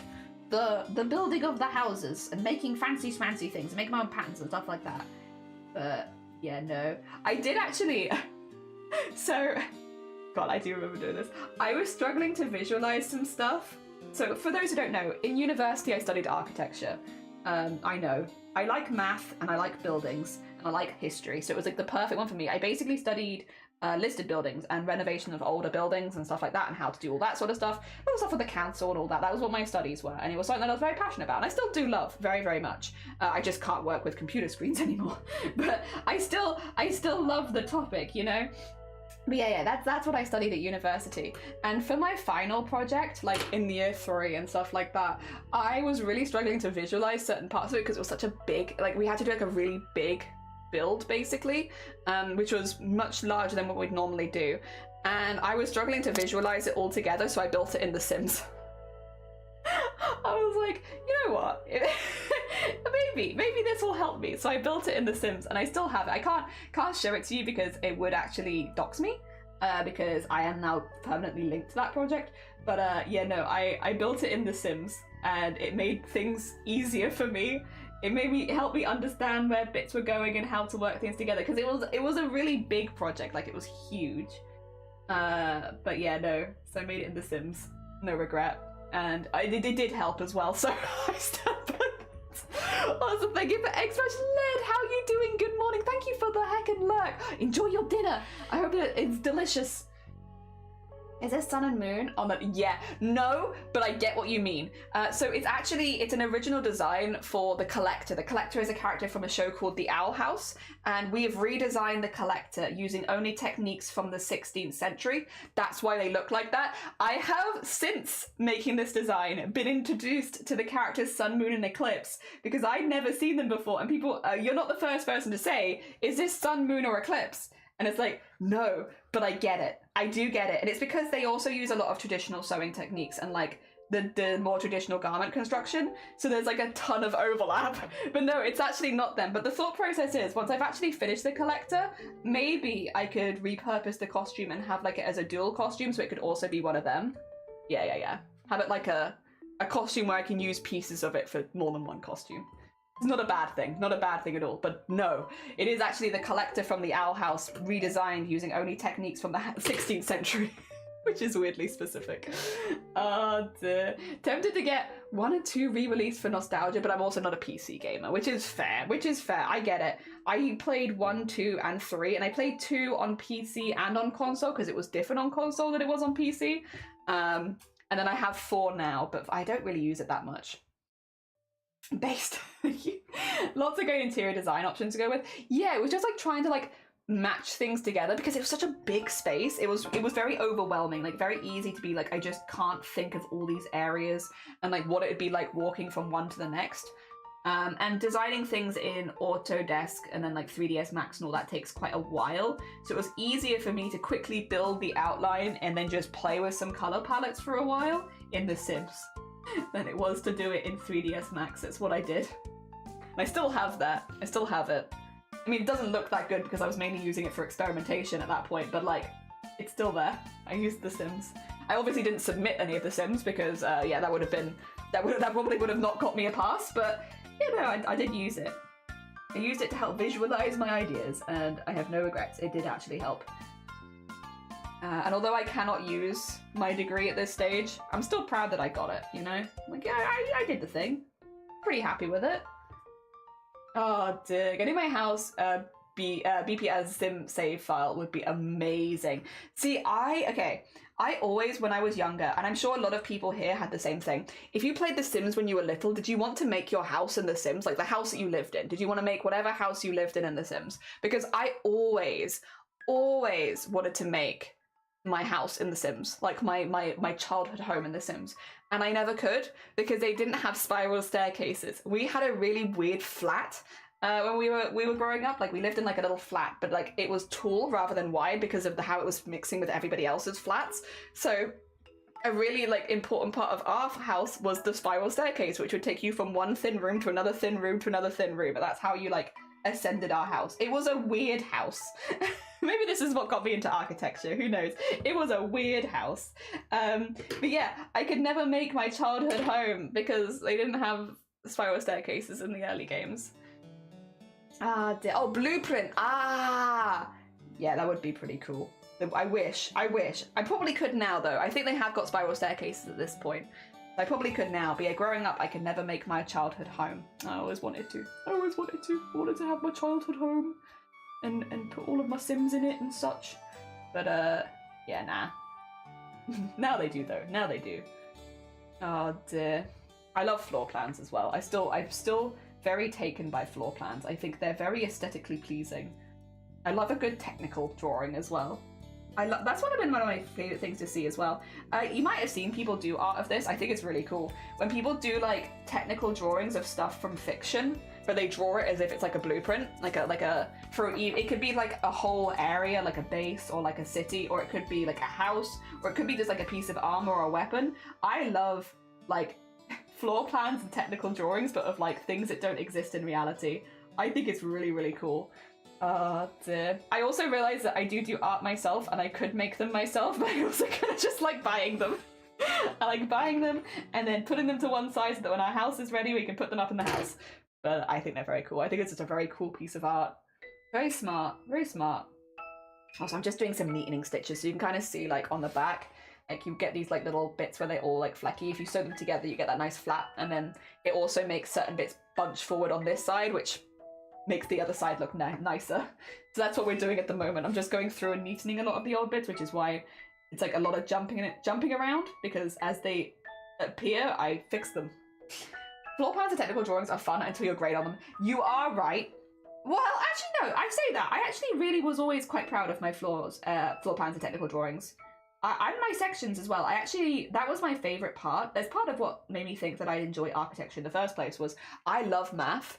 I'm not all maths, but I like a lot of maths, and I like measuring numbers, all that kind of stuff, and I really enjoyed making floor plans. And I really enjoyed making section drawings, and I really enjoyed doing technical drawings, and I loved labeling them. But the things I didn't like doing was rendering. I didn't like renders. I didn't like making rendered buildings and stuff like that. I wasn't as interested. I was like, I'd put me in the math side of things, but I'm not so interested in the rest of it. But yeah, no. So I would just spend all my time doing floor plans. Oh dear. Yeah, is what is. It definitely had like an extra level of stress, I guess, when you're graded on them. I will say our uni was pretty good. Like, you could submit stuff ahead of time and be like, this is kind of what I'm thinking. They'd give you, oh no, oh, I snapped one, that's unusual. Better to do it now though. Better to snap it now than to snap it later. Let me just fix that up again. I'm honestly kind of surprised. Yeah, I have to be a little careful. I am tying these quite tightly. But yeah, no, it is still a thin fabric, which means if I pull it too tight, it can still snap. I'm honestly kind of surprised though. I didn't think this one was going to go. That's okay though. That's okay. It's not a huge problem or anything. That's, I think, our first snap. First snap? Definitely first snap since we picked it back up again. But I'm like, is that my first snap in general? That's what I get. I'm getting too passionate. Getting too passionate talking about blueprints. Dear. Put a little too much welly into that. It's okay though, it's okay. It's not a huge problem, don't worry. I just restitch it, and I was literally going around neatening stuff up anyway, so there is not a better time for me to restitch it than when I'm fixing it anyway. School killed a lot of my enjoyment when it comes to creative stuff because I had to make sure everything was perfect. Yeah, that is a pretty common story for sure. My dad did stuff like that, like maths too, but I never got into doing it IRL. A lot of bureaucracy, yeah. I was at 8-hour classes 5 days a week with a big portfolio produced every other week. Yeah. Oh dear. I remember, luckily, so when I was at uni, most of it was done digitally because that's kind of what businesses were going towards. You would have to print out some fairly large bits because, you know, you would want your sections and some of your, not only your basic floor plans, but like some of the larger, more technical drawings, you would want them blown up quite big to talk through them. But you could keep the printed out pieces at the university and not take them home with you. They were there to show. Most of it was done digitally. So like very rarely would you have too much to be carrying around, thankfully, because you would definitely see students with like big old portfolios and stuff like that. And we did have our big portfolios, but again, they mainly stayed there because most of the stuff was done digitally. So it was all just done on like memory sticks and then laptops taken around and stuff like that.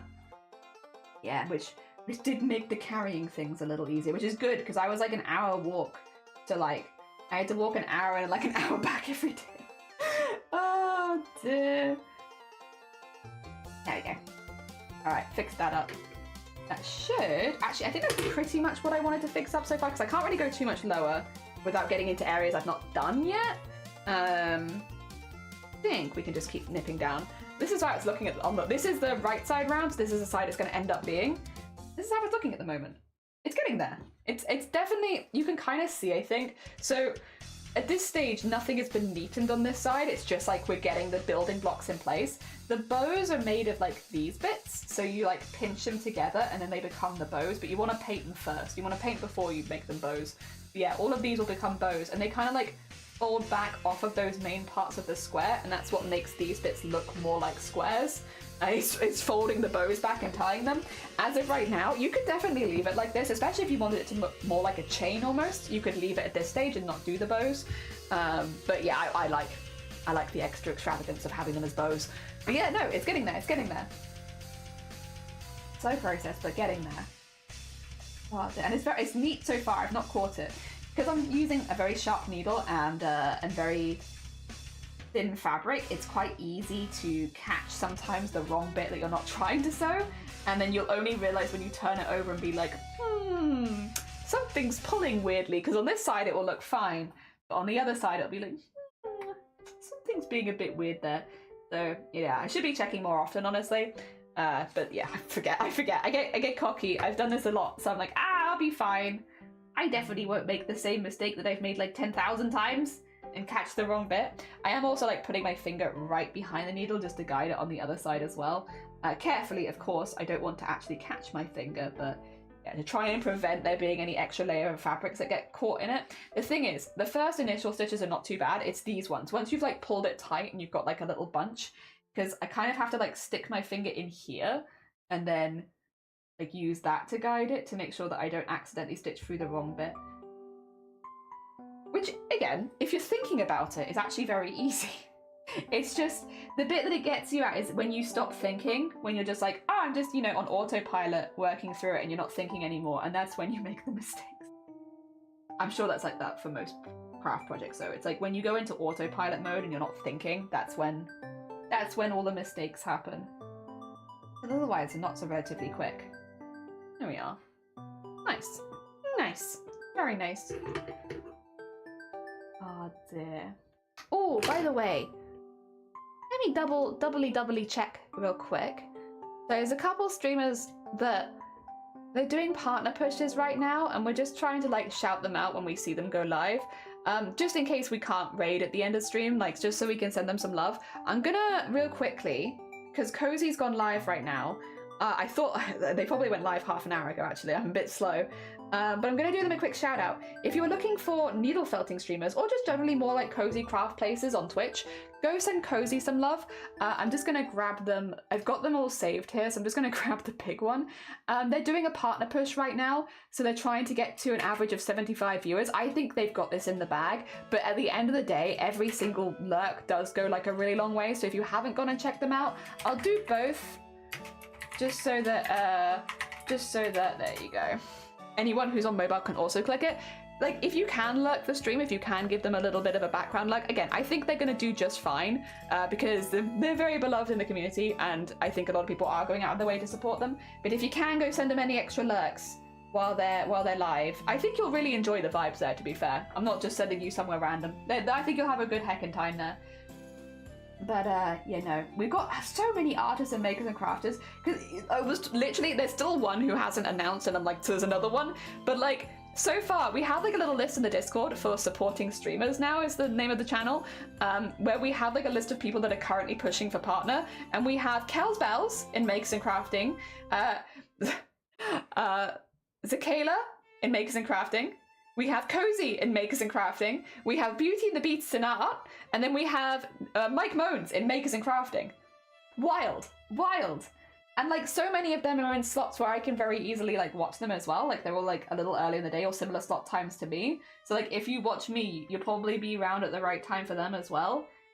It's just really, I don't know, I'm very happy because like we're very lucky we got partner last year, which I'm very, very grateful for. But like I mainly went for partner to do more with the charity stuff that we do. Like again, more of like the Migraine Trust and breast cancer awareness. That's kind of more been my goals on Twitch, is to do with those sort of things.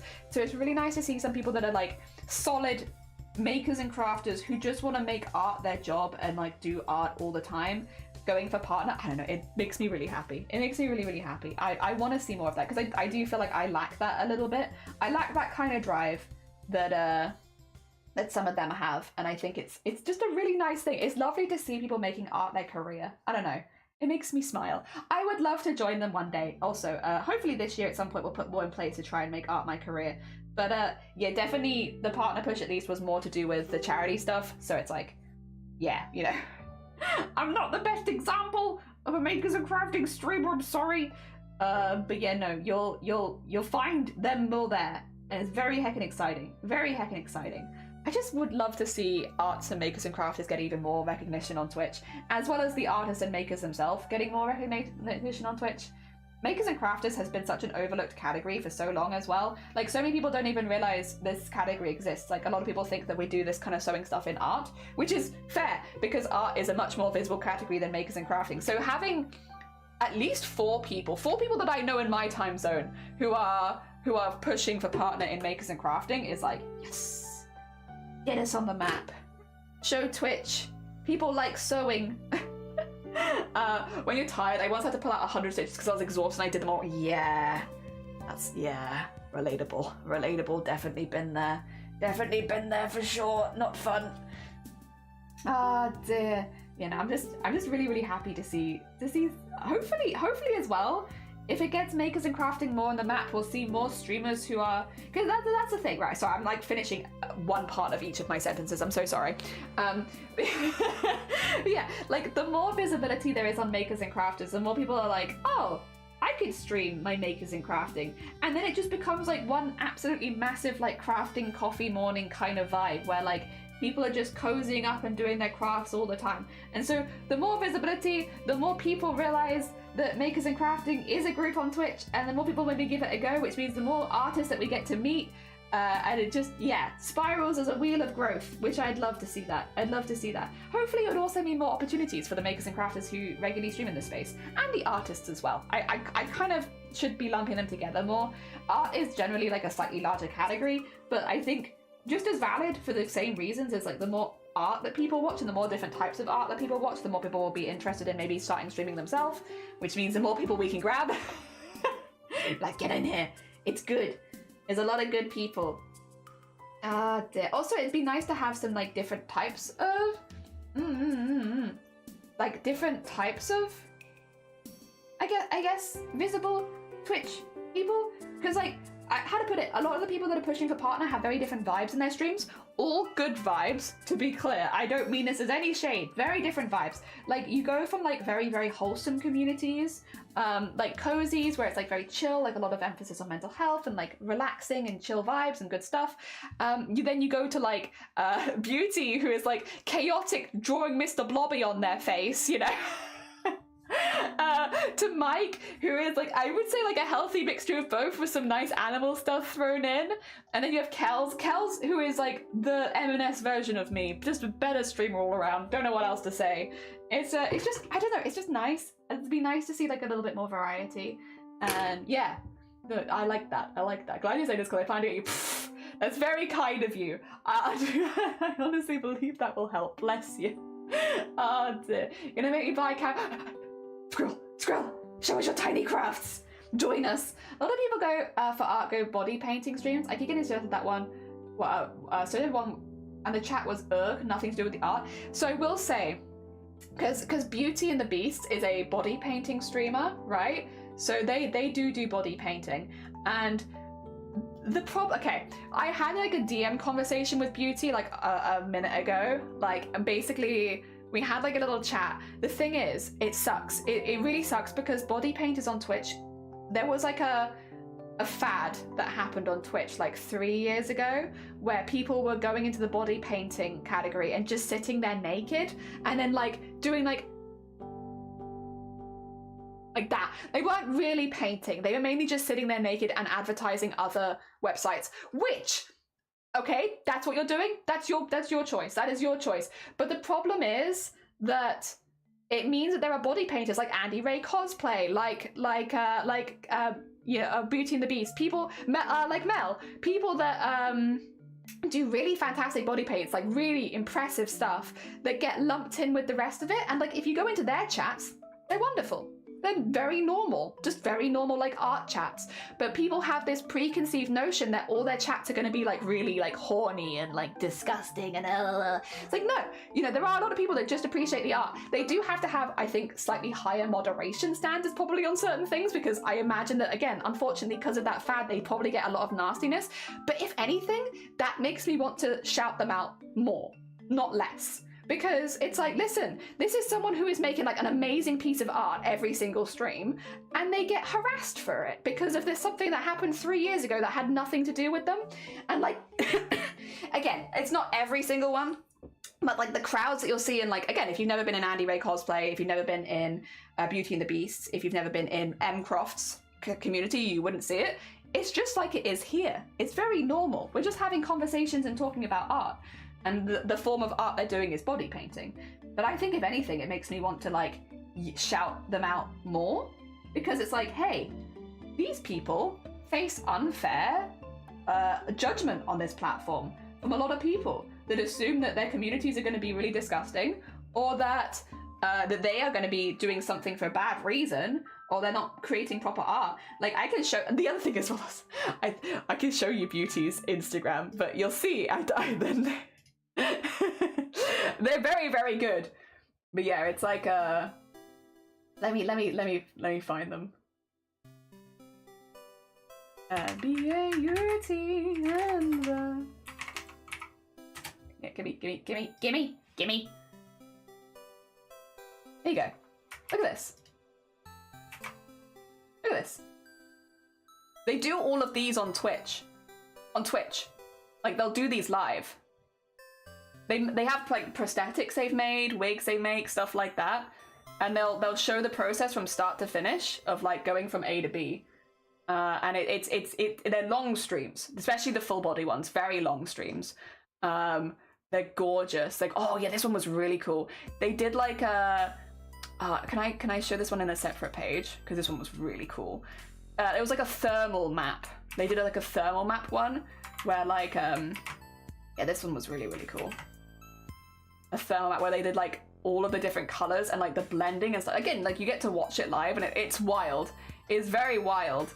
It's definitely not easy stuff for sure. Oh yeah, they did Mars attacks. They've done some very cursed stuff as well. Oh dear. A lot of them are very cursed, but very good. Very silly. Oh yeah, they did this one. like the Terminator one where it's like really metallic. It's just really impressive, like genuinely so impressive. Apparently I don't follow them, which is very embarrassing. Why do I not follow them? What happened? Maybe I just clicked unfollow then, actually. I might have just unfollowed them then. Well, now it's going to be embarrassing when I'm like, why have you only just refollowed me? And it's like, I'm sorry. My bad. Listen, we might chat in DMs, but do I follow you? Different. Also, if you would like to go check them out, you can see them here. So I probably should shout them out if we're talking about them that much. Dear. Twitch to make an 18+ space that anyone who wants to promote their own fans can do so, and anyone can do it in the corner of the platform. Yeah, and it just won't probably get any advertisers. That's how it goes. Yeah. Oh dear. Multiple people in one paint. Yeah. Oh yeah. Those ones. They are. I've not seen that happening live on Twitch at this stage. Probably because it takes a lot of planning and is very difficult. But like, incredibly impressive. Incredibly impressive. Oh dear. At some point, I'd love to do like a collab with Beauty and like do like a. You teach me, a complete novice, how to do body painting, and then we'll have like them with like the proper one and me looking like absolute ass probably, but I give it a go. Yeah, that's basically what we were talking about, is that unfortunately body painting on Twitch has like a huge stigma, and like there is a reason that stigma exists, and it's because a lot of people took advantage of a trend like 3 years ago, and so a lot of people are like, oh, people only do body painting on Twitch if they're like, you know, trying to get people to their OnlyFans, and it's like, actually this art form has existed for a really long time, and that's not necessarily the case. The other thing is, and this is why maybe I'm being like a little defending of Beauty here.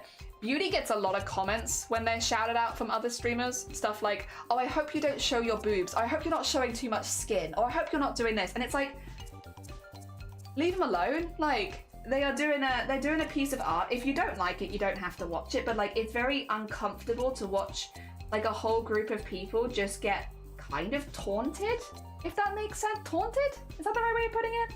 Like, not, like, they're just not seen as real artists in certain art spaces. So I want to make it really clear that like we appreciate body art. I'm a cosplayer, of course I appreciate body artists. Are you kidding me? that's such a big factor in cosplay for so many people. So yeah, no, we love body art here, and we appreciate the body artists on Twitch that are making amazing pieces. I would also recommend checking out Andy Ray and Mcroft, who are both partnered streamers who do body painting, who again do like really fantastic stuff. Mcroft as well did a panel for inclusivity in art and body paint back in TwitchCon, so has also worked really, really hard for like getting more people into the hobby. Andy Ray Cosplay is part of the reason I'm still streaming in the first place, because, well, I say still streaming, but I've done as well streaming as I have, because they rated me like 1 month into me streaming and got like 100 people to notice me at one go. So like I have a lot of respect for both of those people who, yeah, have both been really, really cool in the cosplay space, but also incredibly encouraging in the streaming space. And I think it's so sad when they get a bad rep because of stuff like that. Oh dear. I think it's not fair. It's not fair at all. So yeah, if you can go support Beauty, they are doing a soft partner push at the moment. They are basically trying to get to a base level of like, I think about 50 people regularly, and then hoping to do a partner push from there. And again, Beauty would be an amazing addition. Again, they are very, very supportive. They have a lot of community support. They support a lot of other streamers as well. It'd be lovely to see them in the spotlight, getting some... Also, it'd be lovely to see more streamers who are actively fighting stigma like that doing well, you know? Because there is the whole thing of like, oh, I'm just not going to watch them because they're doing body paint. But it's like, but why? And is it because, you know, you think it's going to be sexual? Go watch them. I promise it's not. It's incredibly not sexual. It is incredibly cursed a lot of the time. Like, lovely, lovely beans, but my god, the topics of conversation are something. And like, yeah, by having more partners in that space who are doing really cool things and like encouraging people to give it a go and just being like encouraging community leaders, like I think it will actually help long term. Oh dear. So yeah. You want to go help with that, go support Beauty, who is also pushing for partner soon, doing a soft push right now. Also, if you need any of these links and you don't want to access them while you're live in chat, there is a category in our Discord server called Supporting Streamers, where we have a list of all of the streamers who are currently pushing for partner. Yeah. You know? So if you would like, all that we know in our community that are currently pushing for partner. So if you would like to at any point be like, oh, who's pushing for partner right now? We have the Supporting Streamers category with links and everything like that, so that you can go you can go send him some support, because I'd love to see Twitch pay more positive attention to art categories like body painting, but also makes and crafting and stuff like that on Twitch. And there's a lot of cool people that are working really hard to make that happen. Yeah, wanna go see them? Go see them. I want a casino and Bitcoin at 18 plus that have so many advertisers, and yeah, it sucks trying to filter the art from actual art. Yeah, for sure. I think the other thing, and like again, I had a conversation with a different person the other day, is that not all art is for all people, right? You know, there are people who, and it's difficult, right? Because it's like, I think it's just important the language we use. If art's not for us, it's not for us, but there's no reason to like attack the artist or the entire art category. And I think that's kind of like the, you know, we don't love all art, but that's fine. And again, I was having another conversation with a different streamer about this, because there's like some streamers that I follow that do specifically like, they write art or they make art that is more adult. So it is more sexualized, or it is as part of like a comic or web series that has sexual content in it and stuff like that. So they make art that can be used for more sexualized. And a lot of people say that's not art because there's sexual stuff in it. And it's like, it is still art, it's just maybe not for you. And not all art should be for you. It should be that some art you love and some art you don't love. And that's okay, because then it helps you form an idea of what you like as an artist, right? But I think putting down like a whole group of people for that reason is like, yeah, it's, again, it just kind of like adds into a stigma that doesn't really need to exist. Yeah, like abstract art, you know, it's like, you know, maybe it's not for you, and that's very fair. It's not for everyone, but like, you know, we're not gonna shit on artists. And I think the other thing is being careful with your words while you're live, because you definitely, unfortunately, hear people, and I think it's easily done. I don't want to rip into people too badly here. When you're live, and like you hear it here, I'm just constantly talking. I'm just spitballing and blah, blah, blah. Like we're constantly chatting, and so sometimes you'll say things and you won't have thought about perfectly what you're saying ahead of time. But I think ideally, changing some of it when you're talking about art from it's bad or it shouldn't be on Twitch or I don't like it to it's not for me, and that's okay. I think there's like nicer ways to talk about it without putting down other artists who do certain categories of art, like abstract art or like more sexual content or stuff like that. It's like, yeah, it's not for you, and that's okay. Oh dear. Because there probably is a different art on this platform that is for you. Again, that's kind of why I like so much what's going on with the partner pushes, because there's a lot of different artists in there that do different things. So some of them you'll probably love, and some of them you might not. I mean, but they're all cool people trying to like carve a space for that particular type of art on Twitch, which is nice. And again, you have to bear in mind, art didn't used to be allowed on Twitch. So they're carving a space in a gaming space for art. It might not be your kind of art, but they are putting art on Twitch, which is nice. Because yeah, back in my day, you weren't allowed to do art on Twitch. You would be banned. IRL content, absolutely not. That wasn't allowed. It was for gamers only. Oh, you're doing any art? Get off. That's not for you. So yeah, the fact that anyone is trying to carve spaces for themselves and the art that they create on Twitch is really, really good. Because again, Twitch used to be pretty anti everything IRL. So yeah, it's nice. It's a nice thing.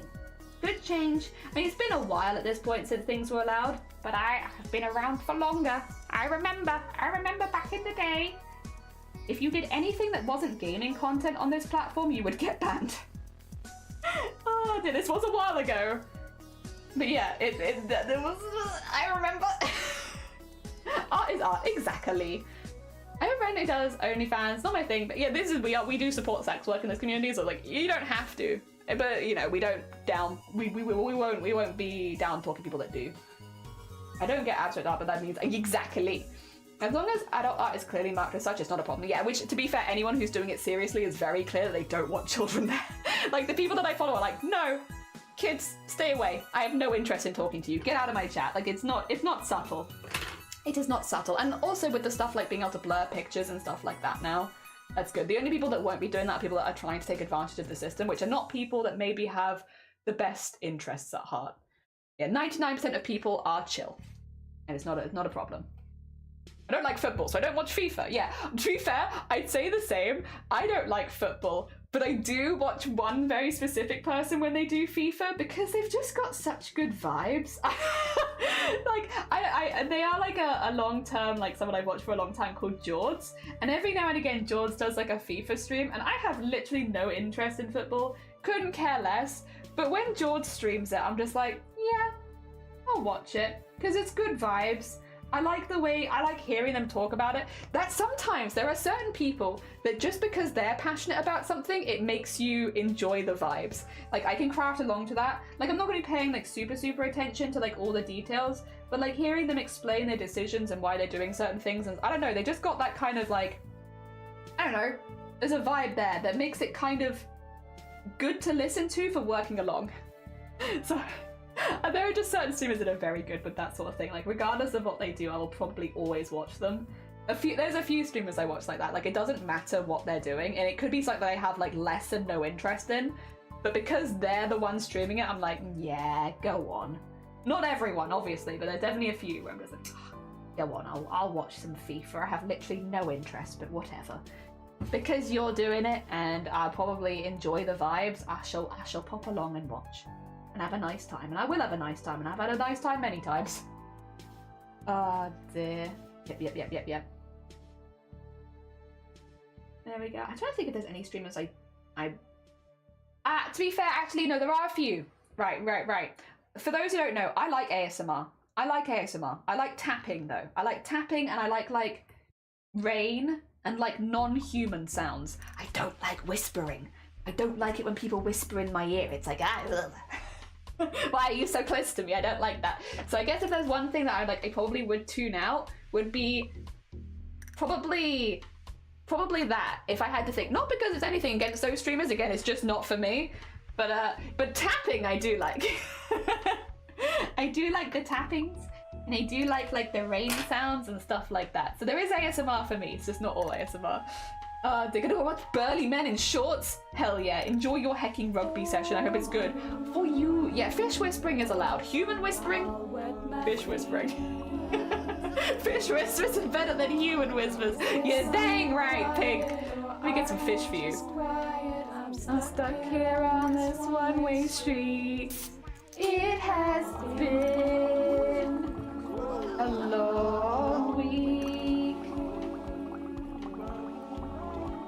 Since I was just swimming here, what's on your mind, my dear? I think that we need to speak.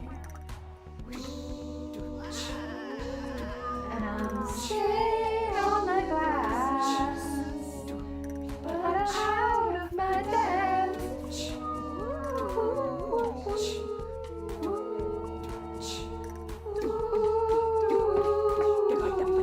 Fish whispers. Well, that's all I can hear as he whispers to me like a fish. Oh, well, you know. Do you know what that means? Voice does feel tired. It's alright. It's just a little sleepy voice today. Very tired. Oh dear. The song's a bop. It is. The original is really good. Obviously ours is just a silly cover that we made for charity, but like the original, the voice is, they're so good. They've got such a good singer. They're so good. Oh dear. So good. But yeah. Oh dear. To be fair, our stream, speaking of streams that are not for everyone, our stream is not for everyone. I think 18, but it's interesting. Is it? What's the original? It's just called Fish Whispers. It is actually called Fish Whispers. It's a song from 2 Point Hospital. So it's like it plays on the radio in it. But yeah, no, it's actually called Fish Whispers. We haven't changed as much as you probably think. It's just we've done a cover version where instead of having the instruments, we just have versions of my voice doing the instruments. But no, it's a full song as well. It's like not just a short one. Also, Squid, good morning. I hope you're doing well. Welcome on in. Squid! How goes all of the Sims? I've been liking your Sims streams, and they've been very chill. We were talking earlier about like games that I don't play, but I lurk. Sims is one of them. I played The Sims. I have played like Sims 1, Sims 2 I played on PlayStation and on computer, Sims 3 and Sims 4, so I played all of them. But like, I like watching it more. Loud whistles like you changed the word a bit. No, yeah, like we've had a few people before assume stuff like that as well, but no, it's literally just a song about whispering to fishes. Thinking about watching the guinea pigs this morning, and I'm loving The Sims. I love watching The Sims. I find it really relaxing. Very, very chill. Just good vibes. watching The Sims. Also, we are slowly getting down. It's going there, it's going. We have been pretty consistently working, it's just very slow. Oh dear. The re-release. Yeah, that's been popping up. Are you getting the re-release or no? It's been popping up in my feed a bit. Not yet, but I want it. Wow. Exciting. Exciting. Oh dear. Yeah, I mean, I'm probably not gonna buy it, but I will watch other people. I'll just be my lurking and watch it. Oh no, have a good burba. Enjoy your burba. Oh dear. Yeah, Squid is a very sweet bean streamer. They're also like a friend of mine. We've been friends before Twitch. So that's been one of those things of like when I started streaming, I didn't know anyone else that regularly streamed, and then over the years, so many of my like IRL friends have started streaming, and it's like yahoo, yahoo! Nice to see you. I hope you're doing well. Oh dear, very nice, very nice. Oh dear. Happy days. I love playing The Sims, but the vibes of playing Barbies by yourself and hiding them. All the people come in, yes, can't stream it. That's very fair. That's very, very fair. Oh dear. I'm playing on console, not sure if my laptop can take it. Yeah, that's fair. that is fair. You know, the more objects you're putting in a home, the more your laptop's gonna be like, ah. Oh my god. Yeah, I did play it on laptop, but then my laptop struggled with everything, so I don't know if The Sims was like really that special. It really just struggled. When people play it, brings back a lot of memories. It does, it does. I used to like watching my mum play The Sims. I remember that pretty vividly, and she'd always be like, "Do you not want to play it?" And I'd be like, "Nope, I don't want to play it. I want to watch you play it." Actually, in the days before Let's Plays, little Jelly would just sit on the floor near my mum and watch her play The Sims. Be like, "What are you doing?" And just watching. Just watching. Actually, I just like to watch. Oh dear. I like watching people play games. And to be fair, I don't do it as much anymore, but I used to a lot. And though to be fair, the games that I watch are the same. I still watch people play The Sims. God, all these years later, I still like that. I still like that. I did have like my own house in The Sims though. I did have them. I don't know. Same with like Theme Hospital. I used to just like watching people build the rooms. I don't know. Also, Maggie, good morning. Welcome on in. How you doing? Welcome on in. Taking a break. I hope your break is going good. I hope all the home moving stuff is going all right. I have a base game on laptop and some stuff I gave up for free, but it's mainly because I intend to teach myself CC. Oh, fair enough. Fair enough. Hell yeah. Oh, out of interest, Bomb. Do you also do you watch like the building stuff where people were like, make this house in this amount of squares, or make like this kind of themed room in this amount of space, and they like have like lots of restrictions of building stuff? I love stuff like that. I love those kind of videos. They're some of the only gameplay videos I still watch, is like people who are like, I want to make a cozy cottage vibe, but only using like 3x3 squares. And they'll like use cheats and hacks to like move stuff on top of each other and everything. I love those. Apparently they've updated Sims 1 from 25 years ago, so it's playable on PC. Yes, literally yesterday. Yeah. They've literally done the re-releases. It's just happened. How excited she was and how horrible they was, and she loved it. And she got... Yeah. Oh dear. Oh dear. Are you gonna get it Cthulhu, or are you not interested yourself? The problem is that there is 3 or so pays wallpaper. Oh. So they've wallpapered over wallpaper. That does make it harder. I imagine there's a lot of glue stuck, but ooh. I love shell challenges, and a couple of creators have their own build challenge generators. Yeah, I love all of those. Oh, they give me so much joy. I've tried The Sims, it's not for me. That's very fair. That's very fair. Oh yeah, back to work. Good luck. I'm sorry that it's being so difficult. That is not ideal for stripping stuff back. Talk to you later. No, you're fine, you're fine. Good luck with it, Maggie. Oh dear, best of heckin' luck. Yeah, it's not ideal. Not ideal when they've wallpapered over the top of the wallpaper. We did find downstairs, but it actually made it easier for us, thankfully. They had skimmed over wallpaper.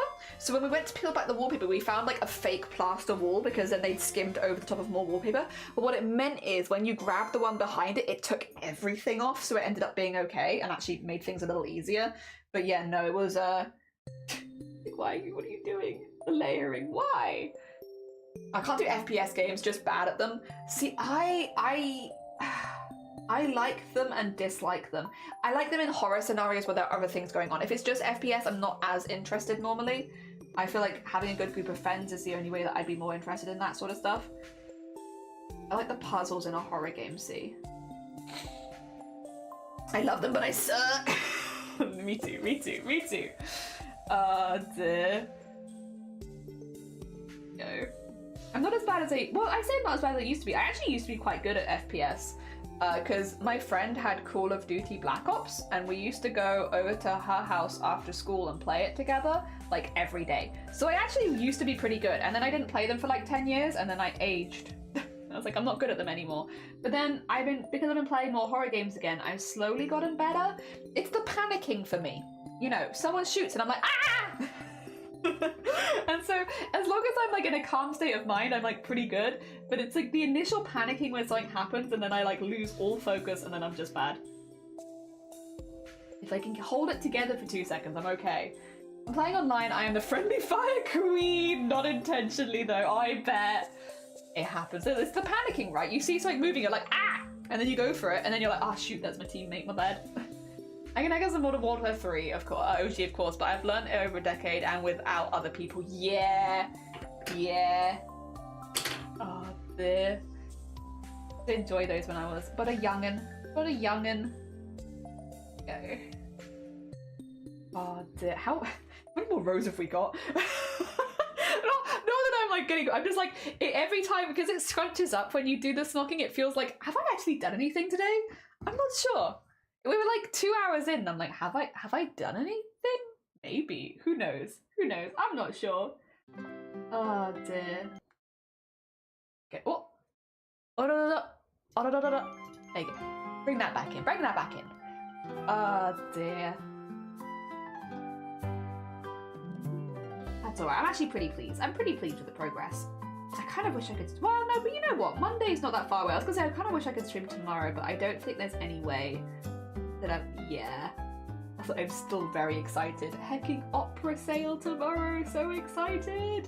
So excited! Oh dear, we have to drive a ways to get there, so I think we're probably gonna be leaving relatively early to get there. But yeah. Just finished up playing some Halo Reach Firefight. Nice, Zodiac. I hope that it went hecking good. I was playing online Guitar Hero on 360, also got bad advice as a female avatar, did vocals. Ah, hell yeah. I never played it online, but I played an awful lot of it with like family, Guitar Hero and Rock Band. We loved those. Yeah. For those who don't know, I'm very excited about tomorrow. So in South Wales tomorrow, there is, oh, that's not a good stitch. 2 seconds, I actually really don't like how I've stitched that. I'm gonna see if I can undo it. Yeah, in South Wales tomorrow there is a opera, and today as well, but I couldn't get tickets for today, I could only get tickets for tomorrow. There is a sale on old opera costumes, which range from like modern costumes to older costumes. There are over 1,000 costumes for sale at this event, so it's like quite a large event. Oh, do I have to trim the thread? Oh, no. Wait, maybe. I snap that through that one. There you go. Oh, not ideal. Sorry, I've done like a really bad stitch, 2 seconds. I just kind of want it to go backwards because I don't want to go. Oh god. Secret sewing technique, which is find the hole you go through, go back through the hole, and then do the same thing here. Happens to the best of us.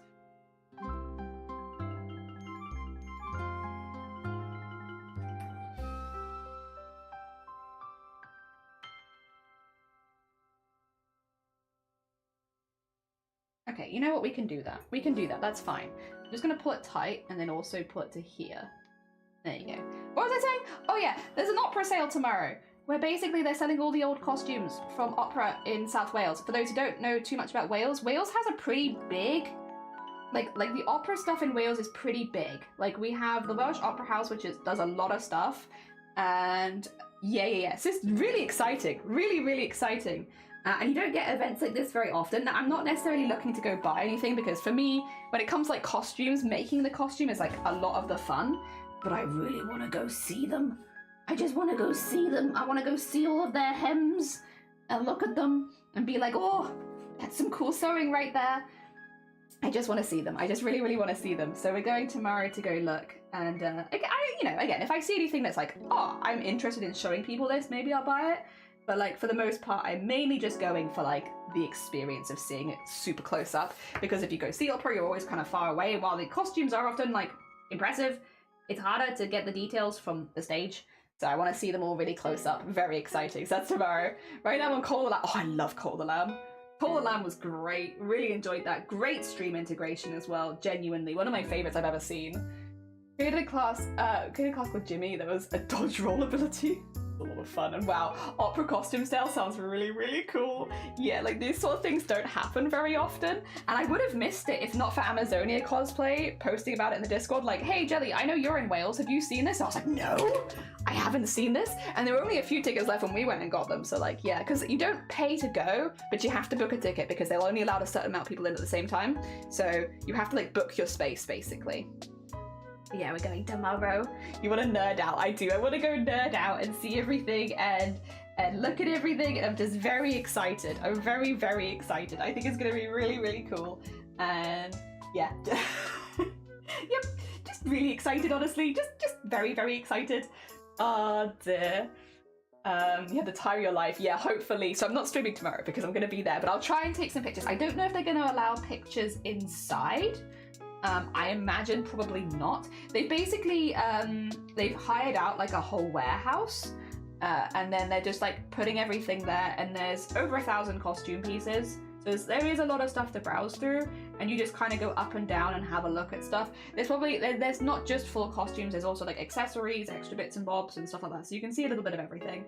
And yeah, so I don't know if they'll allow photos inside, but if they do, I'll take photos. Otherwise, I'll just show you the website, which I feel like it's probably not going to be as accurate, but I can still show it and I can talk about it. So Monday, expect me to be like, I mean, I know I'm normally like that anyway, but expect even more because I'm just excited, just so excited. Oh, that's a knot. Oh, that's a knot in this. That's a big knot. Oh, okay, we'll start that again. So that's a hefty knot. Luckily, it's like right by the end, so it's not really a huge problem. But, wild. Me talking about the opera is just making my thread go all over the place, it turns out, but it's fine, because I'm excited about it. There's a clothing museum in Manchester, people are like, yes, so there's been a few that I have seen going around, because a couple of them went to Bath, and so we kind of did like a bit of a tour of that, which was nice, because we also got to go to Bath, which was nice. If you're in Stockport for some reason, I highly recommend the Hat Museum. Oh, that does sound good. That does sound good. I do love museums. Thing is, yeah, historical clothing, if you can't tell by all the techniques we use here, I'm quite interested in it. I really like it. But yeah, the museums, okay, now here's the thing. Just to cover my own back, I understand why. So like, I love going to like older clothing exhibits, but obviously you can't touch the clothing. Obviously, because it's like old and restored and stuff like that. So I understand.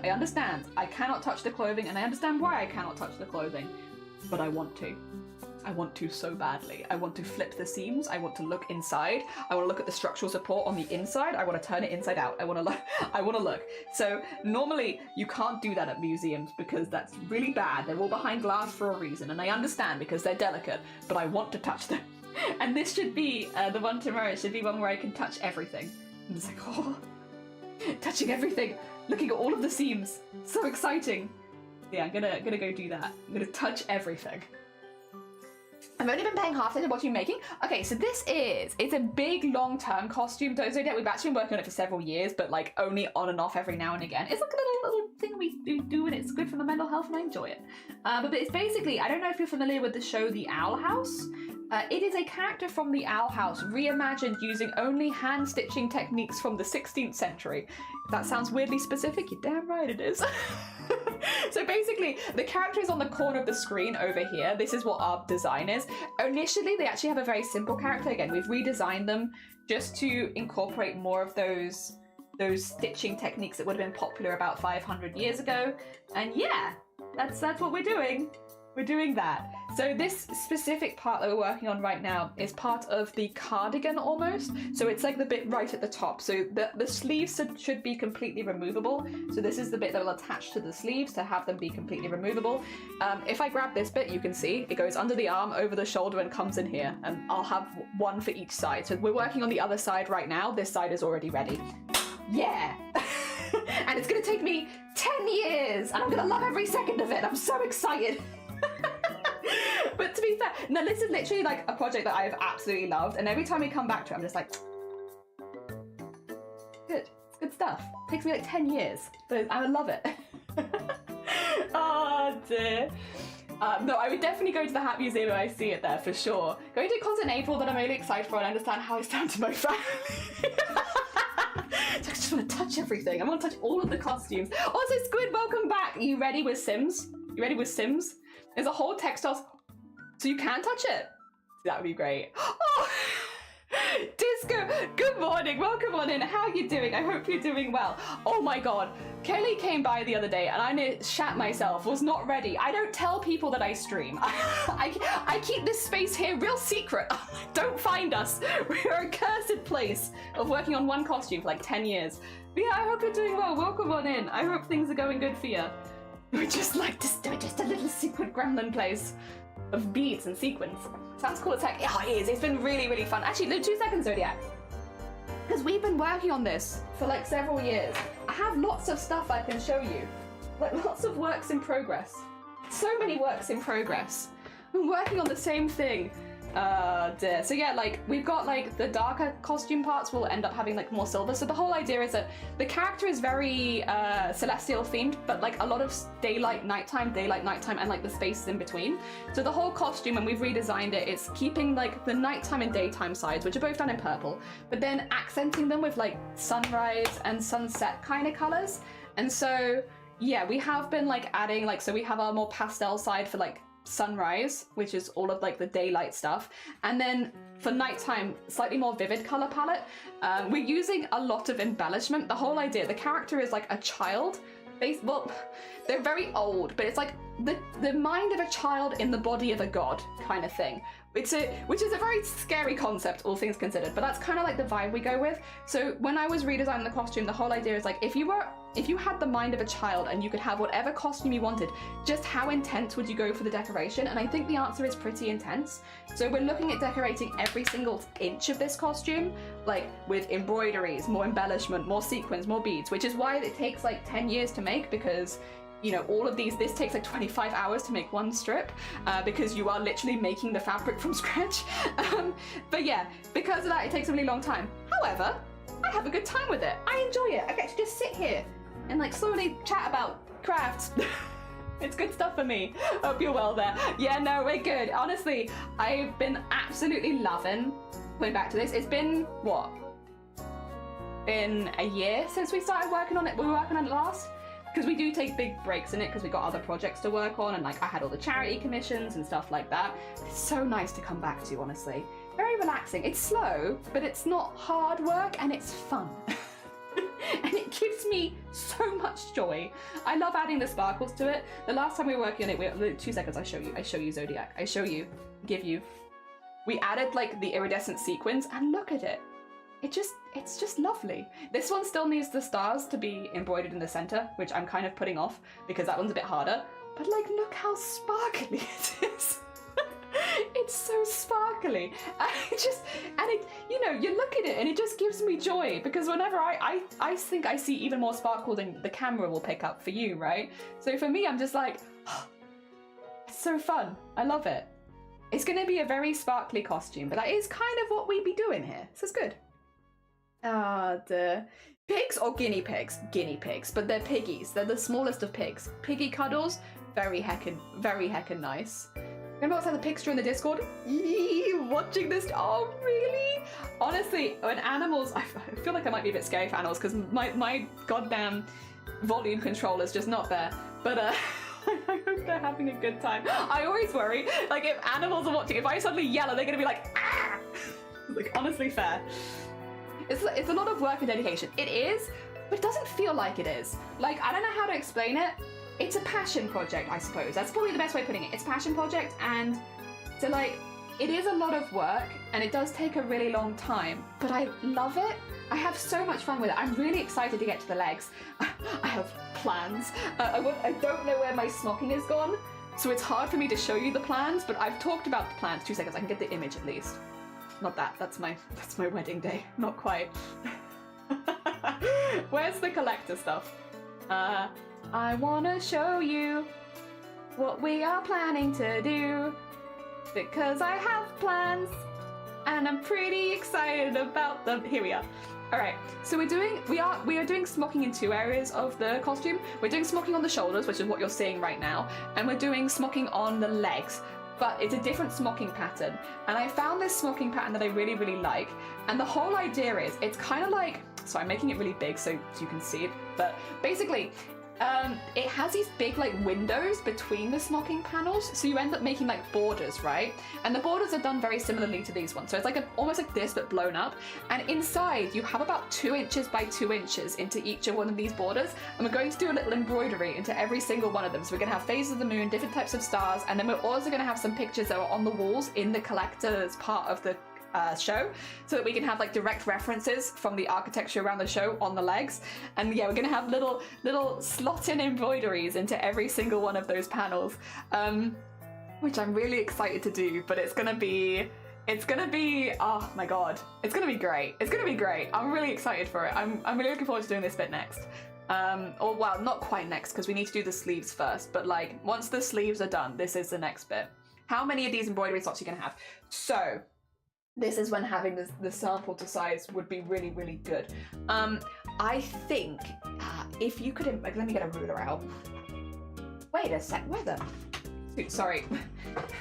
I do have a ruler, but it's like, I put it sideways so it slides around a lot. There you go, there you go. So if that is about 6 inches by 6 inches, which I think it is. Yeah, it's about 6 inches by 6 inches, which is about 9 panels. And I need to go down my leg to about here.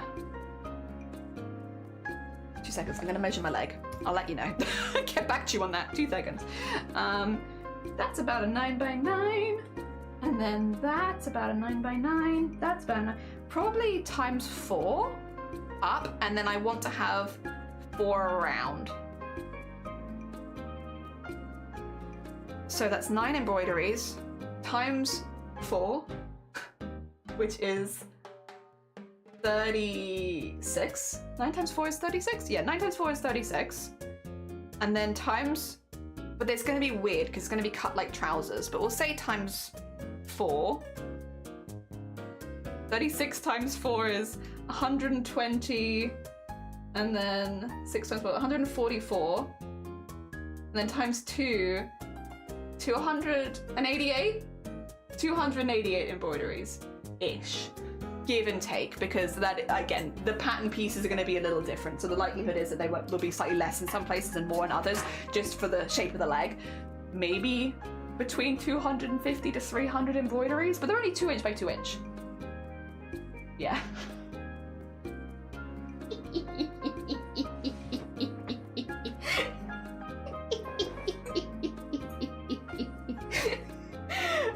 It's a labor of love. We shall be here for the rest of my life. It's fine, I'm excited for it. Is that all? Exactly, that's what I like to hear. Fighting words, is that all? Yeah. Rather you than me, that's fair. Still though, it's gonna be very impressive once it's finished. Yeah, honestly, and I'm gonna enjoy every step of the way. I love doing embroidery. I love doing smocking. I love all of these techniques. So like, it just gives me stuff to work on that I know I'm gonna love. You know, it's like grinding in a video game. But the thing that I'm grinding is specifically sewing techniques, but it's not so dissimilar. Like, you know, people will spend like 3,000 hours grinding fishing in RuneScape, and then they'll be like, but I can't believe you did smocking, and it's like, that, but like, same thing. We are doing the same thing. I'm simply grinding fishing in RuneScape right now. Don't look at me, I'm in the corner of the internet grinding. Little as often, and it'll be done in no time. Exactly. And again, I'm not really in any rush. It gives me a lot of joy. I also love talking to people about stuff like smocking and embroidery and stuff like that. And like, the embroideries themselves are probably not going to take more than a stream each, because we did all the embroideries you're seeing above my head in a day each. These are all one, except for that one actually. Okay, most of the ones going above my head were done in one day. But so like we've done it, and these are bigger embroideries as well. Like these are like relatively fair size, whereas we just need like this big. So we can pretty easily do one embroidery a stream, which means if we need like, we could do that in a year. Arguably, we could do all the embroideries in 1 year. It wouldn't be that bad. Oh dear. So yeah. Thank you, by the way, everyone who's stuck with us on this time. I appreciate you. Thank you for popping by and checking on us and making sure that we haven't gone insane. I appreciate you. Very heckin' sweet beans. Oh dear. The loveliest of sweet beans. Thank you. Oh dear. I still stand by it's not the wildest one in Makers and Crafting though, because Ophi takes that. Ophi takes the cake for me. Unless I've put in more hours in Ophi, then at that point I have to double check myself. But right now, we love Ophi, to be clear. I'm only ripping them because they're a lovely streamer. Yeah, as long as we got less hours into our craft project than Ophi, then it's fine. I think as well, I think most crafters have, at some point, they have that project, the one project that you go back to and you put it down for a few months and you come back to it. And it's just like the overarching large project. That's definitely not just me. That's a relatively common thing in crafting, I think. And yeah. I mean, we have like, I could probably out some other people here, like Sleeves, the Pokemon project. Very heckin' cool, really heckin' cool project. How many years has it been? Oh dear. What about Cthulhu's hard, because Cthulhu does actually finish a lot of their projects. I know that they have work in progress, but I also feel like they're a finisher. They finish stuff. Schlee's at least 4. Yeah, Schlee's at least 4 years. I'm only like 2.5, so like, you know, actually maybe like 3, but whatever. Schlee's is still winning. I wasn't supposed to go insane? No, you're more than welcome to. You're more than welcome to. We welcome you regardless. No, what do you mean? I would never do that. Oh yeah, Moss. Oh yeah? You don't have any secret sneaky projects lying around that have been like 10 years? Oh dear. Finally have a stand for my cross-stitch. Oh, amazing. It was so good for my posture. What I say as I sit like an actual gremlin. It was so good for my posture to get the stand when I was doing like embroidery every single day. Like genuinely so good for it. Maybe we could do like can we do like a 300-day subathon where we'll do an embroidery every single day? Except it wouldn't be a subathon. You'd have to subscribe to get me to stop. Just keep going otherwise.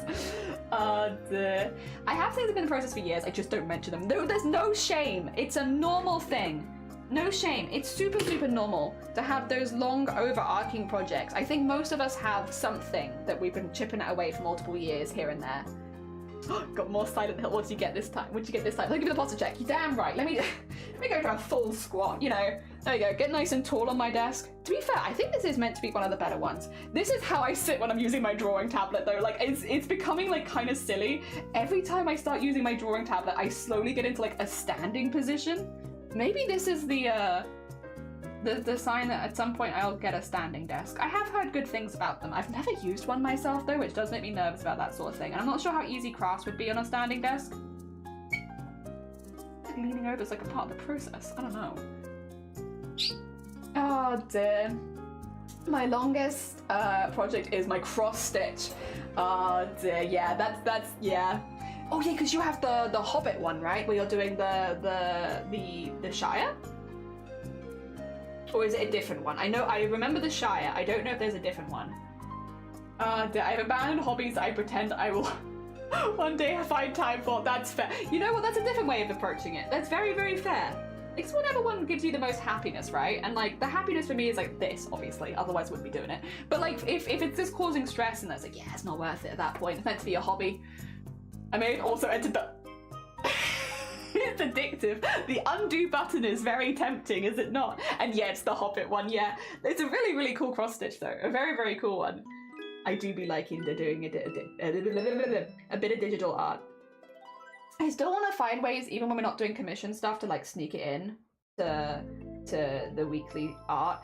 Once again, I need to properly schedule my year because I just have far too much that I want to do this year, and I am snowed under in wants and desires for art. Also, 2 seconds, I just realized I'm not lurking in Cozy Stream, which is terrible of me to be like, we need to lurk in Cozy Stream, and then to not lurk in Cozy Stream. How dare I? How dare I? A disgusting human. I can't believe. I can believe, honestly, actually. Dear, but that's okay. That's okay. Get that there. Good.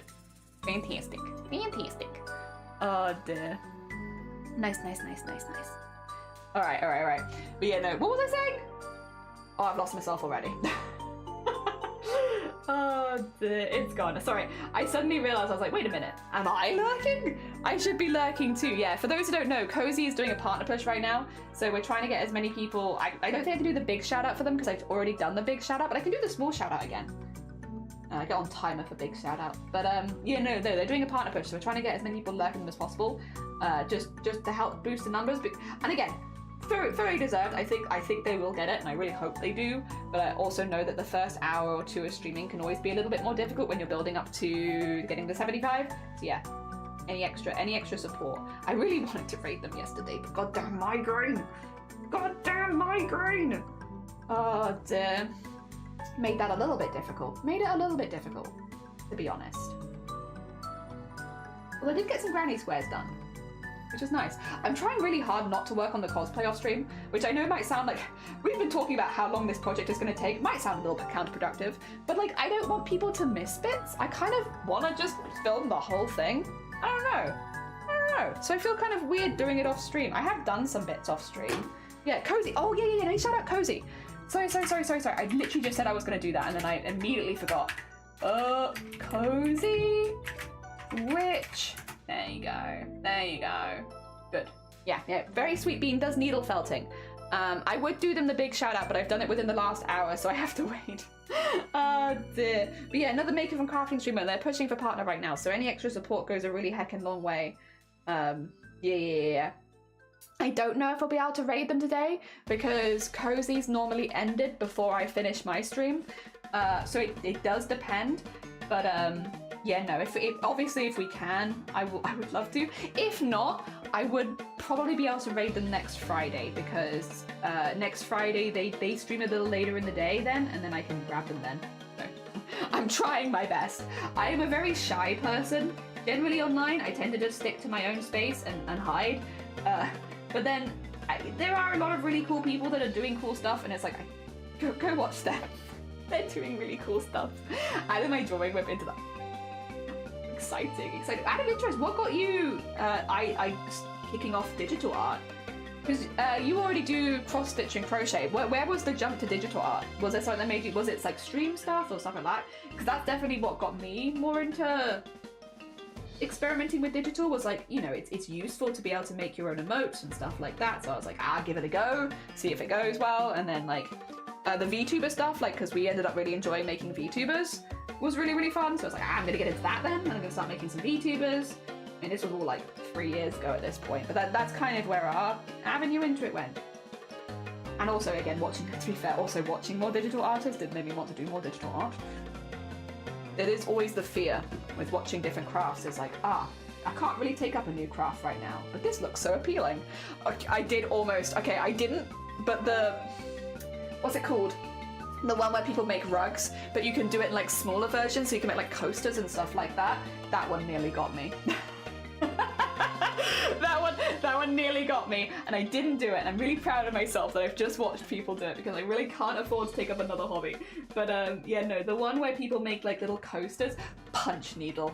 That's it, punch needle. Punch needle nearly got me. I just watch it now. I watch like TikToks of it and stuff like that, but punch needling. Punch needling was dangerously close. I was like at the point where I was like trying to like, in my head be like, I could use this for cosplay somehow. Like, I can find a way to use this. There's a way that I can definitely use this for cosplay. Yeah, we got this. Like, no. Stuff in my journal. I was doing a little bit for podcasts and it kind of just snowballed. Oh, hell Hell yeah, that's lovely. Downloaded an app for my iPad and I was like, oh, this is actually fun. That's exactly the experience I had. I was like, oh, I actually like this. Wild. How has this happened? Mad. Guess I like this now. Cool. Oh dear. I just picked that up on my first kit and I'm already hooked. Ah! I'm glad though, I'm glad you really liked it though. I'm really, really glad. Yeah, I like watching people do punch needling. Actually, same with needle felting. And the other thing is with needle felting, not only do we have like streamers like Cozy Witch that do it every single week, but like there are cosplayers I know that incorporate needle felting into their cosplays, and it is a very traditional skill. And I'm just like, that's gonna be so messy. Do I need to? But also, options. It's so hard. I love the Twitch crafting community, but my god, I'm constantly swimming in like, oh shoot, should I take up a new hobby? Maybe. It's so tempting. It's so tempting. Especially when it looks like someone's having a really good time doing something. It's like, ugh. But I have to do my bit. I have to have a really good time doing smocking, right? So that I can get as many people as possible into smocking. Hey guys, you got like an old scrap piece of fabric around? If you got like a little messy piece of fabric that you don't want to do anything else with, how can I convince you to draw this grid into it? Or maybe this grid if you want a different one. Or you can YouTube thousands of smocking grids. It's just little tiny knots. It's really easy. Really, really easy. A bit slow, but easy. You considered turning your big piece of fabric into a smaller piece of fabric? Oh dear. 23 arts and crafts, Jelly. I only know 23 arts and crafts. I need smocking. Come on, Lovey, we can get you with smocking. You already have all the equipment necessary. You just need a needle, thread, and some fabric, and you too can spend thousands of hours of your life making large pieces of fabric into small pieces of fabric. Is it selling it to you yet? I love it though. Again, I'm unironically have a wonderful time after the mandala. Oh yeah, oh yeah. It's really good, it's very fun, and you can decorate it and make it pretty and sparkly. Also, I stand by this. I am making like a lot of smocking because it's for like a full wearable piece, right? So I'm making like a costume. So I do need like a certain amount. I need a certain amount to make it into a full costume. However, if you're someone who tends to prefer smaller projects or like projects where you can test things out and stuff like this, like you do not need to do one that's this big. So for instance, like let's take this one, I'll fold it in half. You could do like a piece of smocking this big in like a day, pretty easily. You can decorate it however you like, if you want to decorate it at all, and you could make it into like a little wallet, or like a little purse, or a bag, or a glasses case. You know, when you do smocking, it thickens the fabric up, like relatively strong. So even without any extra supports in there, if you wanted to make accessories like bags and stuff like that, you might not even need any extra supportive fabric behind it, depending on what you use, because it thickens the fabric up so much. So yeah, you wanted to make like a little purse or a little bag or a tiny gift. Yeah, and it makes fabric look really, really fancy. Fancy what it was. I do add a lot of decoration. You do not need to add this much decoration. I love over the top, over the top kind of stuff. So that might not be for you, but yeah, just like the base even. Yeah. And you could make that in a day. You don't have to do all of the shebang. The cool, like, not pretty thing, but practical. It probably would. It probably would. A lot of people use them for pillowcases. That's like a pretty common one, like smocked pillowcases. Sorry, I just take like 1,000 times in a row as well, my bad. But yeah, smocked pillowcases are like pretty common, and then like smaller accessories, like again, like purses, handbags. Anything where it's okay for the fabric to thicken up a little bit is like pretty popular. Yeah. Like again, a lot of upholstery as well uses smocking. All that sort of stuff. So yeah, you do have a lot of options once you have it. The other thing is, I've used one smocking pattern. There are thousands of smocking patterns. Actually, I have the book to hand. I might have the book to hand. 2 seconds. I can show you a thing. A thing. If you're on the fence. Where is the book? The thing is, my weights are right in front of the book. 2 seconds. I need to move my weights. No lifting weights right now, Jelly. Now is not the time for weightlifting. Now is the time for getting out the book. The book. What book is this? Manipulating Fabric book. So that you too can manipulate your fabric. Learn the art of manipulation. But this is Fabric Manipulation, which is it's a really interesting book if you are looking to get more inspiration on different ways you can manipulate fabric. This gives you many options. It's not just smocking. It's like it's a lot of different stuff in here as well. However, there are lots of different like types that they go through and they give examples of and how to do them and stuff like that. Some of them are more artsy, some of them are more fashion focused. And yeah, they'll give you like full instructions just as like a way of like inspiring yourself. Even these are all folds and tucks, which are a different part of it. It's not quite the same as smocking. The cording as well is a little different. You have, yeah, many. I'm trying to find like some of the more traditional smocking ones that are in here. These are all tucks and folds, which is cool. Like tucks and folds are also just generally very useful things to know. This is handy, but not what we're looking for. This is gathering and ruffling. These are forms of shirring, but like kind of forms of smocking, but it's a little different. Yeah, this is shirring more. A lot of different. Oh, I probably need to look at the thing to see where the smocking is in this, because this is all fabric manipulating, so this is not just smocking. Contents. Doop-a-doop-a-doop-a-doop. Flounces. Tucking. Smocking. 125. Obviously, I'm not going to read this out page for page, because if you want it, you can, you know, it's a buyable book. But, okay. Starting around here, these are pleats smocking, and they'll show you like the patterns and stuff, but some of these are definitely more complicated than others. And then like some examples of something very tight. This would be like stretchy. Some other ones. I kind of want to use a similar one to this on the hat. I want to show you some of the like more more experimental ones where people are kind of going all over the place with it, and they're using traditional techniques, but they're like moving around. This one is very similar to the one that I'm doing right now. This one is the one I'm doing right now. Here it is. This is the one that I'm doing right now. This is a flower pattern worked on a gradually expanding grid of dots after smocking all folds except those are outlined and like flipped over. Yeah, you have like some more that are a bit more like you could use these very easily in costumes because they'd just be added texture. You don't have to have all the extra stuff on it. Yeah, these are very tight smocking. Some of this is back into tucking now, are we? Okay, but yeah, it gives you some ideas and like a lot of things that you might not have thought of. Quilting, cording, all that kind of stuff. Yeah, I very much enjoy this book. Not because I necessarily use the instructions in this book, but it shows me things that I hadn't thought about, and then I go back and use them, you know? Of like, oh, or like, it gives, like, I'll be like, I want a certain look, and I can't work out how I can get that certain look, and then I'll like scroll through the book and be like, that's the look I want, what's it called, let me Google it, kind of thing. It's been like a really good like starting point to jump across to like working out, oh, you know, I want something like this, how would I achieve that, and then going from there. It also starts talking a lot about like, oh yeah, mixed manipulations. This is, I think, where it gets really interesting. You use mixtures of smocking and other bits and bobs all in together. So you have like the proper mixed media of it, and like this one's very similar here to like the grid we'll be using, which is very cool for the trousers. It's not the same one, but it's not so dissimilar either. And yeah, like how you can use it to like make pieces of art, make a lot of really interesting texture, gathering stuff together. The cording is maybe what I'm looking at potentially for the double. I feel like that would be like a really interesting one. But yeah, no, it's interesting. It's an interesting one. So yeah, if you were interested, it's a pretty good book. It's also chunky. You get a lot of stuff in here. But it's up to you. It's up to you. I recommend having those kind of things that help you jump off, but it doesn't have to be the same things as me.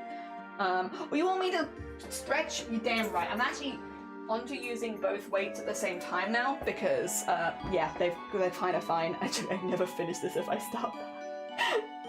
Finally, it's my turn to be manipulative. Oh dear. Need to head the jeans I got today, so I'm gonna do that. Oh, fair. That's honestly a very sensible one as well. Do not tempt me. It's good. It's good stuff. I think it's really interesting. Oops, sorry. It's me knocking my weights on the desk. But yeah, this is all like underneath, so you don't really see it. They are there though, I promise. Oh dear. But yeah, no, it's I love it. I think it's really interesting. I think the whole thing is really interesting. I love the textures that it creates. I also think it's a really good option for people like me who are like cheapskates. When it comes to costumes, I don't want to be spending like a lot of money on my costumes. I want to work on them for a long time and make the fabric look fancy through the work that goes into it, not by buying fancy fabric off the bat. There's nothing wrong with buying fancy fabric off the bat, to be fair. It's just like, I like working into it, so it makes sense for me to do that. You can make cheap fabrics look real good with fabric manipulation. I need to get good at hemming. I'm too short for this world. Lovey. It's a useful one. It's a very useful one. a very useful skill. So I'm just putting my shoulders in my back pocket. Putting my shoulders in my back pocket with the help of some weights. Get back in there. Don't need you out and about anymore. Get back in my pockets. To be fair, we have been going for near 3 hours and we haven't stretched, so thank you for the stretch. I appreciate it. And I'll hydrate in a second.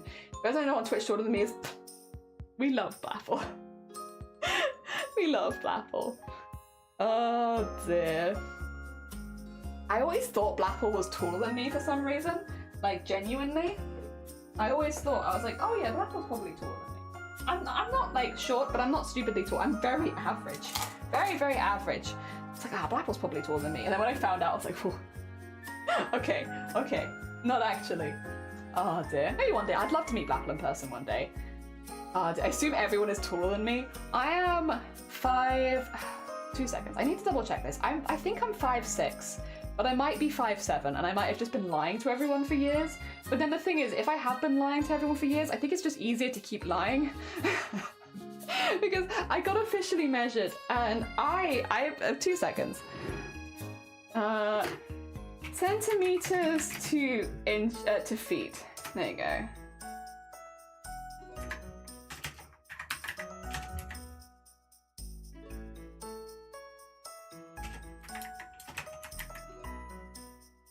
Oh no. Wait, no, wait. Yeah, I'm like... I'm borderline 5'7". I'm 5'6", but I am close. Oh dear. It's okay. Yeah.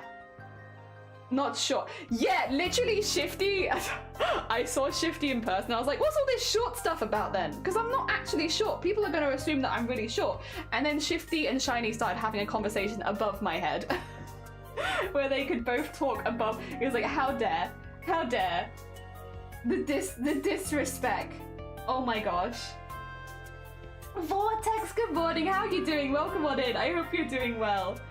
I am being disrespected for my height. It was very funny though. It was very funny though. We got home and Shiny was like, I like talking above your head. And I was like, oi. No, you don't. Stop that. You did not like that. Oh dear. I assume that everyone is taller than me. I just assume everyone... It's a terrible thing, but I think it's very easily done. I assume everyone is the same height as me. I don't know why. I just assume that I am eye level with every single person that I meet. I'm like, yeah, we're all going to be eye level. We're all exactly the same height, and that's definitely how that goes. And not a completely illogical thing to believe. But for some reason, I always believe everyone's my height. So whenever someone's not the same height as me, I'm like, oh. Whether they're taller or shorter, it's like, oh, I just... assume. Oh dear. I'm sick. Oh no! Vortex, I hope you feel better soon. I'm sorry that you're sick at the weekend as well. That's no fun. My shoulder. Oh, and your shoulders got. Oh, that's painful as well. And Horizon, run by liking. I hope you were not getting short with a person making fun of your height. Where it was Shifty, and I was like, I. Apparently, I have short person energy. I don't know what that is. I don't know what it is. I think maybe it's just justifying that I'm not short all the time though, and if that's the case, then I guess it's true. But I'm not! I'm like such an average height. I am so average and in the middle. It is, I am not short nor am I tall. I'm like between 5'6", 5'7". I'm a very, very average height. Oi oi. How are you? I'm good, Vortex. I'm good. I had like a really long migraine. The last couple days, so I'm like a little tired. I'm like a little more tired than usual. My voice also feels a little tired, which I think is just because 2-day migraine, so I'm like a bit like, ugh! But it's fine. I'm also not streaming tomorrow, so I was like, I can talk my head off today and it'll be fine. I have tomorrow to recover. But you know, I'm just a little sleepy, but other than that, good. The crafting stuff is going really well, so I'm very happy, and it's been nice to have some time off as well, just like little bits in the evening and such, which I hadn't had recently, so that's been really nice. You are half a foot taller than me. I have to like... Yeah, see, I'm like a very average height. I would have guessed average height. I'm 6 foot, so yeah, I'll be still looking up for you. But yeah, like I'm very average. I'm just very run-of-the-mill, averagey height in the middle. Like nothing that out there. Dear. Very boring. Very boring. But I'm fine with that. It also means that most of the UK is built for me, because that is the thing. In the UK, We have so many old buildings that if you are like above a certain height, it does get difficult. And just generally, but then like the modern buildings are hard if you're below a certain height, because like you can't reach the top shelf in the stores if you're short. But then if you're tall, you have to bend over a lot to get through, like, or to use ATMs and stuff like that, because everything's like yay high, or kitchen counters.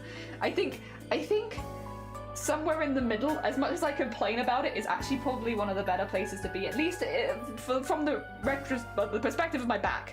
My back's probably happiest.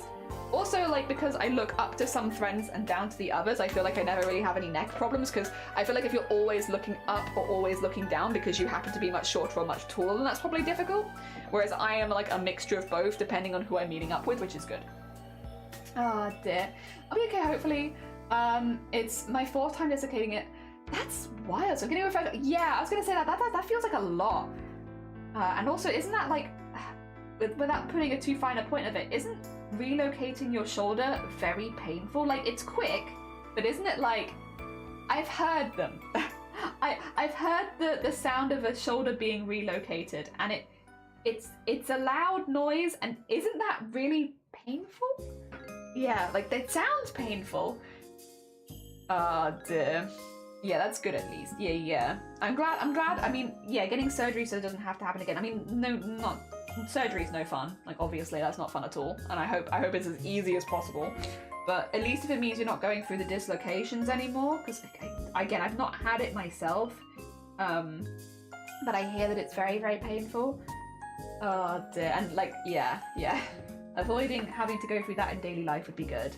The whole time it's out, your muscles are spasming worse and worse. See, I never known anyone who's had a dislocated shoulder for like a long time. That's the thing. It's like, I like, normally they go into and they get it fixed in the same day as like what I'm used to.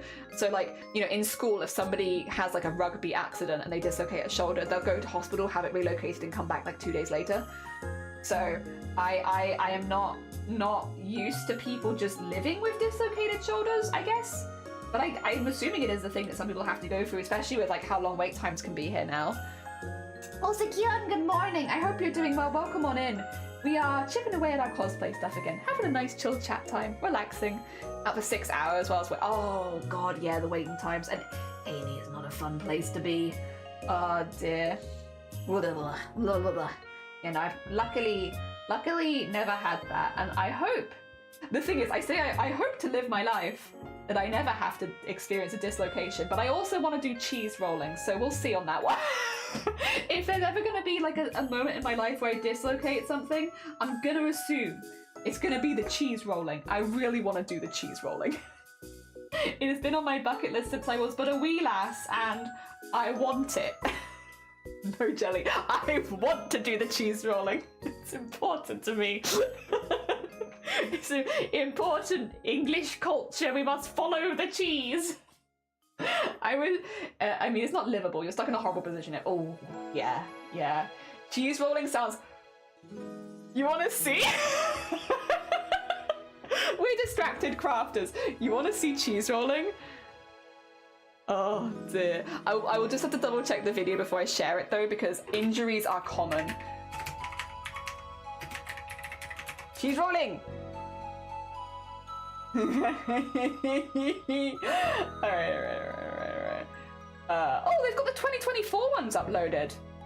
I haven't seen this.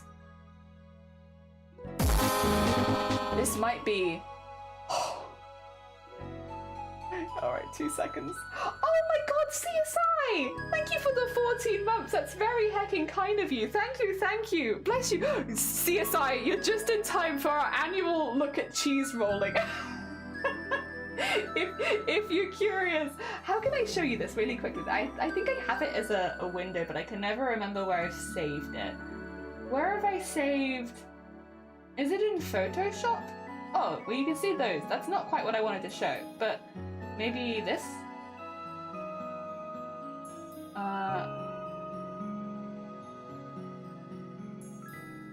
Can you see? Huh, why can't you see it? Oh, it's tiny and in the corner, that's why. You see this? There you go. This is from last year. This is the last year's one. Here's cheese rolling. There is a cheese. It's just gone ahead. They're all trying to catch. Oh my god. Oh, I think they're having some interviews with people. I don't know if you'll be able to hear this. Can you? I don't want to break my bones. I don't. Okay. Do you like cheese? No, actually not. I don't like cheese. Wait, I missed. Have you come from Ontario just for this? Pretty much, yeah. Are you a big fan of cheese, or what other reason? No, it just seemed What are like they a asking? good idea at the time. So. Do you like cheese? And how have you trained for this event, or have you trained? You can't. I had no idea what the hill was like until I got here yesterday. You just And come I've from spent America several to come hours chase the thinking about cheese. whether I really want to Good do on this, you. but Good on I'm you. here and I got the jersey made, so I Oh figured, my what the hell, god. might I as was in well a do to it. hold But I Oh, don't see how bless you you, do training. As somebody Vortex. said, just Oh, Canada. Oh, start Canada. running Sorry, and my then bad, my do the bad. rest. Being an Rolling, ignorant sliding, European, I'm so sorry. just seeing where it takes me. Will you just give me your name and where you're from again, please? Leo Kinahan in Ontario, Canada. What's your Yeah, tactic today? Neil. Do you have any? Have fun. Just hopefully tuck and roll. Tuck and Other than roll? that, yeah, just try to get. I'm use so my sorry. I'm legs, sorry, Lovey. get I'm down sorry. the I'm hill, sorry. quick spot. Do you like cheese? Yes, I really do. Do you like cheese? Are you anxious? Are you worried? The closer the race comes, I the will more say, that's a really good shot to show you how steep this hill is. I really hope the camera person goes to the top. This hill is more than like, it's like a, like, what is it, like a 50-degree angle? It's really steep, really, really steep. It's hard even to like scoot down on your bum. It's that level of steepness.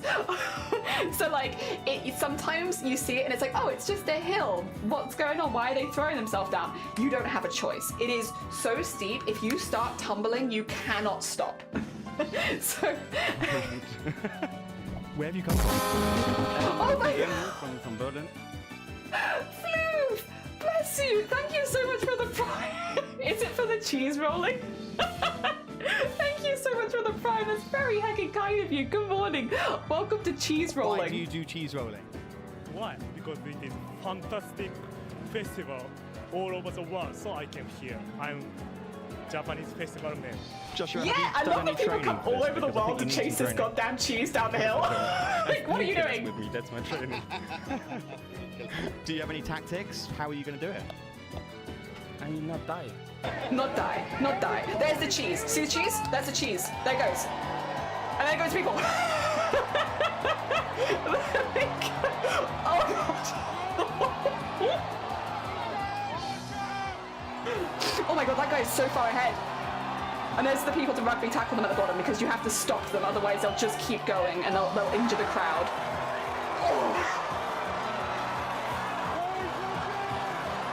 Oh god. Cheese! Jeez! There's also a men's race, a women's race. I think there's a mixed race and an under 16s. So, you know, you're the few different people that can do the cheese. My knee got hurt a little bit. But Oh, the wait, adrenaline is 2 still seconds. I don't want to see injuries. No injuries, thank you. We're on Twitch. Oh, dear. Morning and cheese! People keep asking me, I'm working on my arms because my management is. Oh, I'm sorry. Yeah, I had to go to work because I didn't have enough notice. Well, you didn't know you were going to dislocate your arm. This looks unsafe. It is.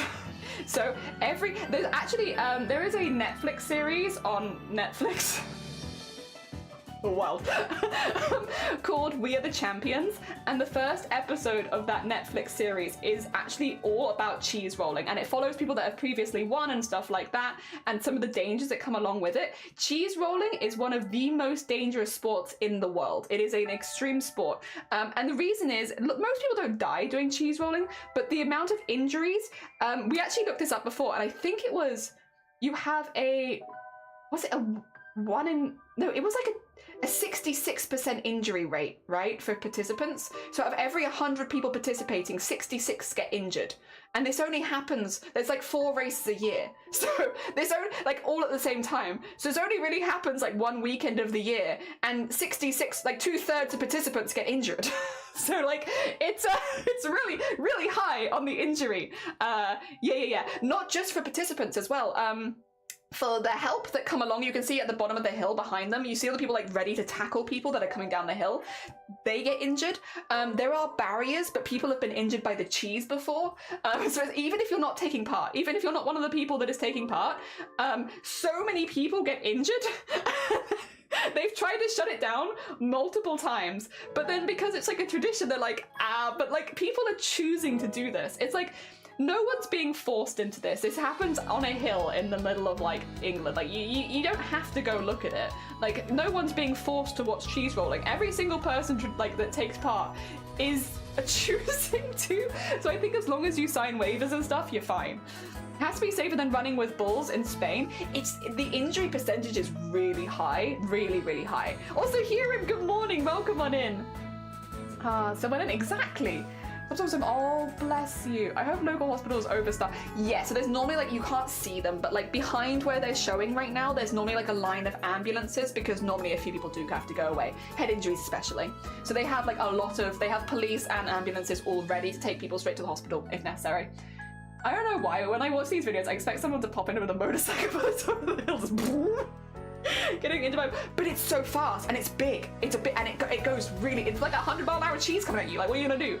Then they try to shut down people. Yeah, they did try and shut it down a few times. I don't feel no pain at the moment. Tom, big question. Do you like cheese? Yeah, of course I like cheese, but I promised my grandma that I'm gonna get it to her, so she's gonna get the cheese. He got the cheese for his grandma.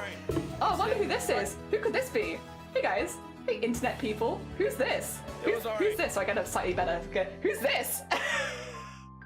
I love that YouTubers and streamers are now going and being like, there's this wild thing they do. Oh, this is Speed. They're like one of the biggest streamers in the world. Yeah, it's no, it's not Kai. I don't think it's Kai. I think it's Aisha Speed, isn't it? Fracture leg, but hey. I think Kai's done it. Yep. Yeah. I think it's Speed. What was your technique on the way down? Slide. But when I was like, I wanted to get up and run, but I couldn't because I was too slippery. So I just had to keep sliding. No, he's damn right. It's so slippery and it's so steep. Again, the cameras never do it justice for just how steep this hill is. How do you end up at the pearly gates? It's cheese. Cheese. Embarrassingly, it's cheese. Speed, yeah. It's like one of the biggest, like really big content creator, massive content creator. I went like 4th place my first time with no technique, with no videos, but I will say, technique is I mean, the technique is don't die, and you did great. I did it though. You did it, yeah. It's an achievement. It's a rush as well. It's a rush. Oh god, did he get injured? Oh, shoot. That's one of the 66% there. Oh dear. Here they go. Oh, it's brutal. It's brutal. It's absolutely brutal. Oh. God. Oh, wait, did you see that? Wait, did you see that? He got knocked out by one of the staff helping. Like, look at him.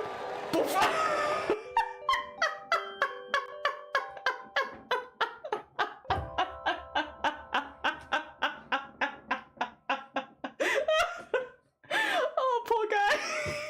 You do need to slow them down. I'm lactose intolerant, but I would be tempted. If it helps, I think everyone is intolerant to this cheese because it's very dangerous. Surprisingly good guy. Yeah, I mean, I think it's really cool they did this. Happy about to get. Oh, no, thank you for popping by, Floofius. It's lovely to see you. He fractured his leg. Oh, he's doing really well on playing that off then. I'm assuming some adrenaline, but also, yeah, fractures are really common, especially like wrists as well. Wrists and ankles, I think, go a lot. And concussions. Don't touch the cheese. Don't touch the cheese. Don't do it. Barrel down the hill, the cheese is intolerant. Maybe the cheese is intolerant of people. Oh god. Someone in a horse got, there's the cheese. There it goes. Oh. There's SpongeBob. That's the horse guy. Oh my god, someone's lost something there. Or is that a human? I don't know if that's a human.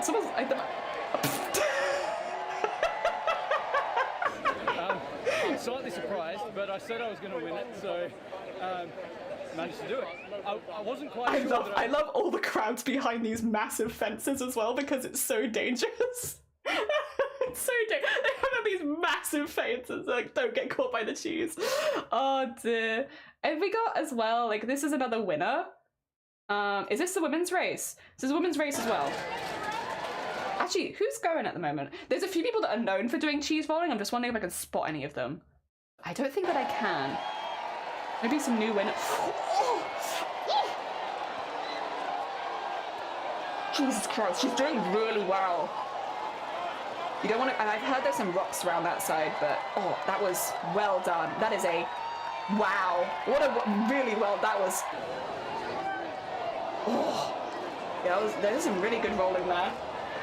She won, right? She won, right? Yeah, she did. What's it like to win? Honestly, I'm so happy I won again. I didn't really. Oh, she's a multi-time winner, is she? She was really good. She was really good. I'm not surprised. I did my best. The Lord really helped and gave me strength. And you know. This is no dig on religion, because like you love the things you love, and if you're religious, that's fine. Absolutely good. Good with you. Hell yeah. But saying the Lord gave me strength to chase the cheese is very funny. Jesus wanted her to have that cheese. Something about that phrase is just very funny. No, I just really thankful for but the like, opportunity. Good for you. I just rewatched it and you were bouncing and bouncing and bouncing. Yeah, she did really, really good. She did really good. I'm literally fine. I literally died. Jesus died for us. Jesus Christ.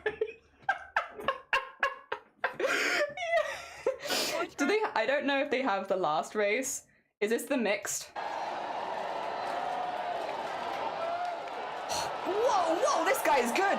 Do you see how well? Whoa! Oh, he was doing so good at keeping. Wow! Wow, that guy is good. Jesus, that was amazing. Incredibly impressive. Wow, this guy's doing really well as well. If you can get back on your feet after a tumble like that, that's really impressive. There comes the cheese. Here's a different angle of humans falling. It seems like an AI-generated video of... maybe this is just me and I'm internet brain too much, but there's something about, like... Oh, again, this guy's really, really good, actually. Very impressive. Show me the other angle. It's like typing into an AI generator, humans rolling down a hill, and it's like, yeah, here you go.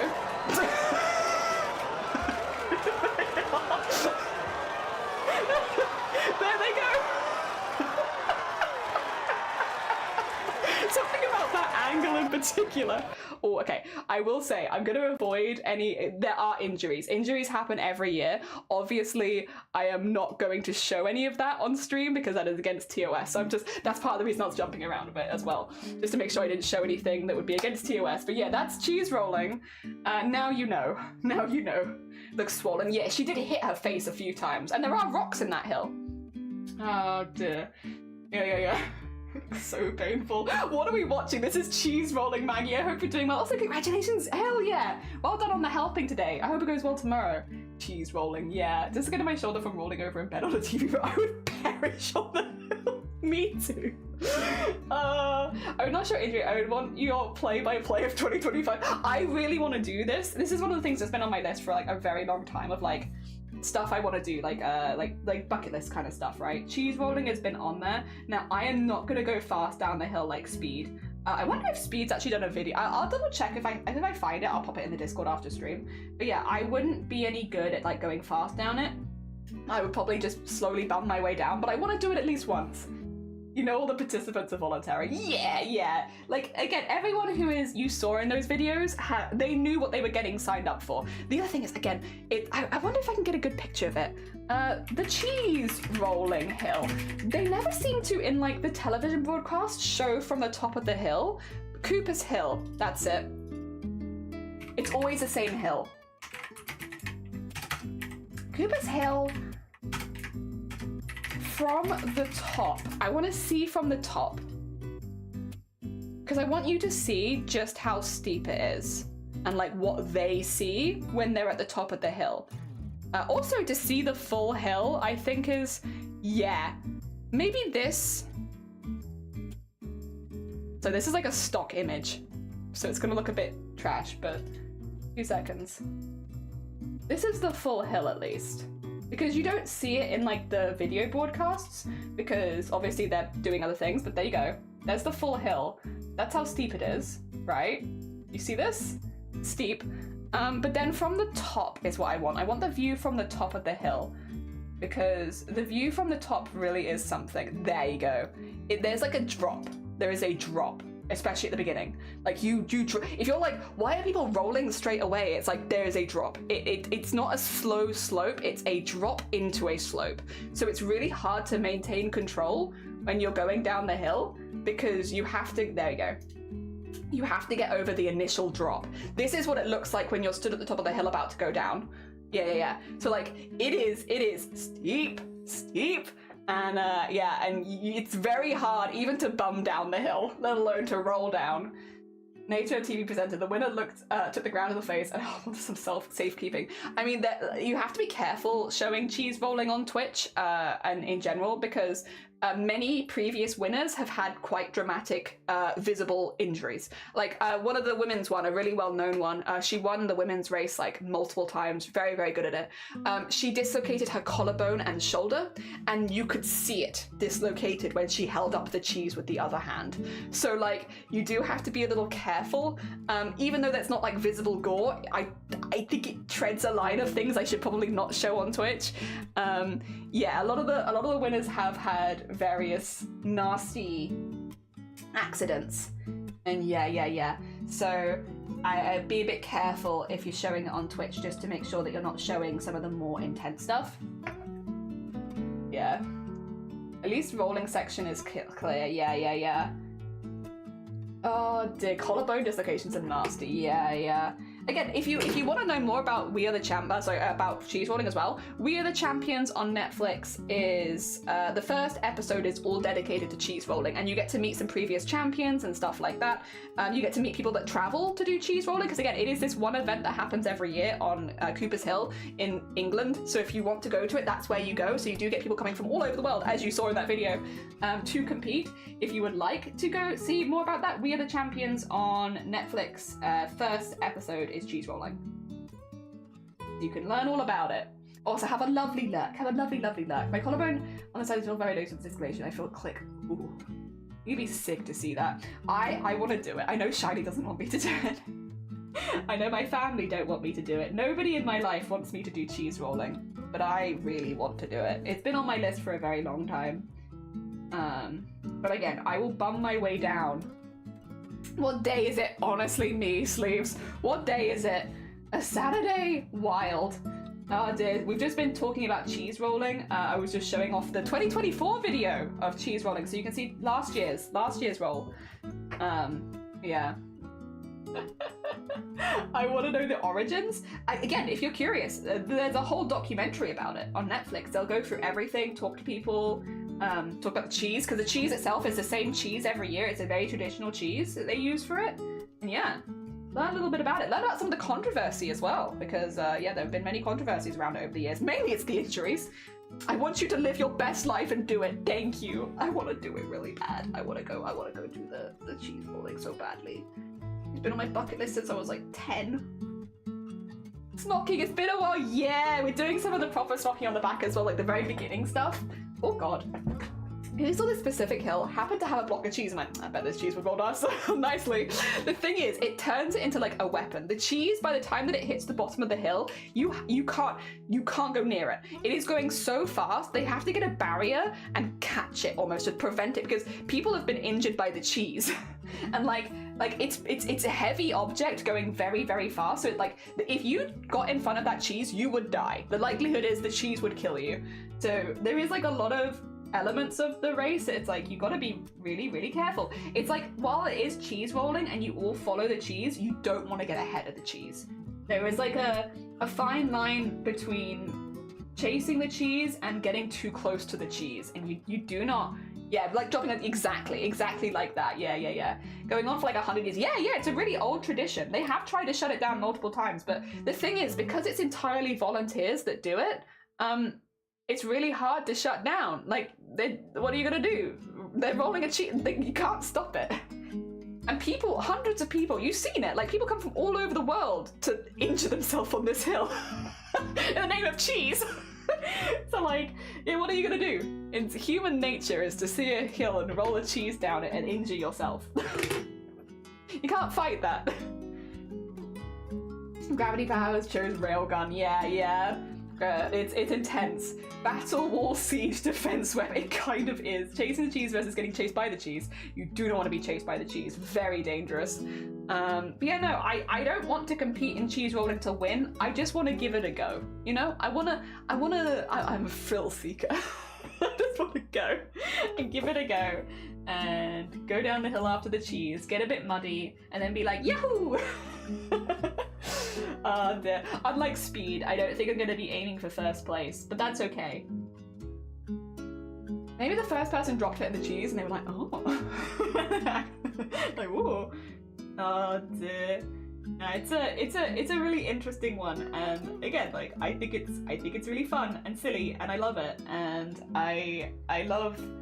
it's just been one of those ones where it's like it would just be good to do it one time. I think a lot of people only do it once. There are definitely those thrill seekers that will go after it year after year. I mean, I guess the other thing, like maybe the flip side of it, how often in your adult life do you get to throw yourself wholeheartedly down a hill? Not very often, I feel like. It's not very a normal adult thing to be like, I'm just gonna wind myself on this hill. That is one thing. I'm gonna do my best not to get any breakages or fractures or like dislocations, but I imagine I will wind myself. I'll probably get a little winded. Human-sized cheese wheel that's hollowed out so you can roll like a hamster down the hill. Kind of on a less dangerous hill and gather some friends. Oh yeah, like a slope rather than like Cooper's Hill is like intense. There's also a house at the bottom of the hill. Yeah, there is like a whole town at the bottom of the hill. But no, the volunteer team is really, really good about it. Like they have a lot of barriers and like strong stuff. They're very used to hosting the event. There's a lot of safety precautions. Despite how many people get injured, there are actually a lot of safety stuff in place. There's like a whole committee that organizes it every year, because again, it is completely volunteer run, basically. So yeah, They organize everything. They also do things like making sure the police are on site and also making sure that, because you need the police to make sure that people aren't getting into dangerous areas or like going places where the cheese or people could be.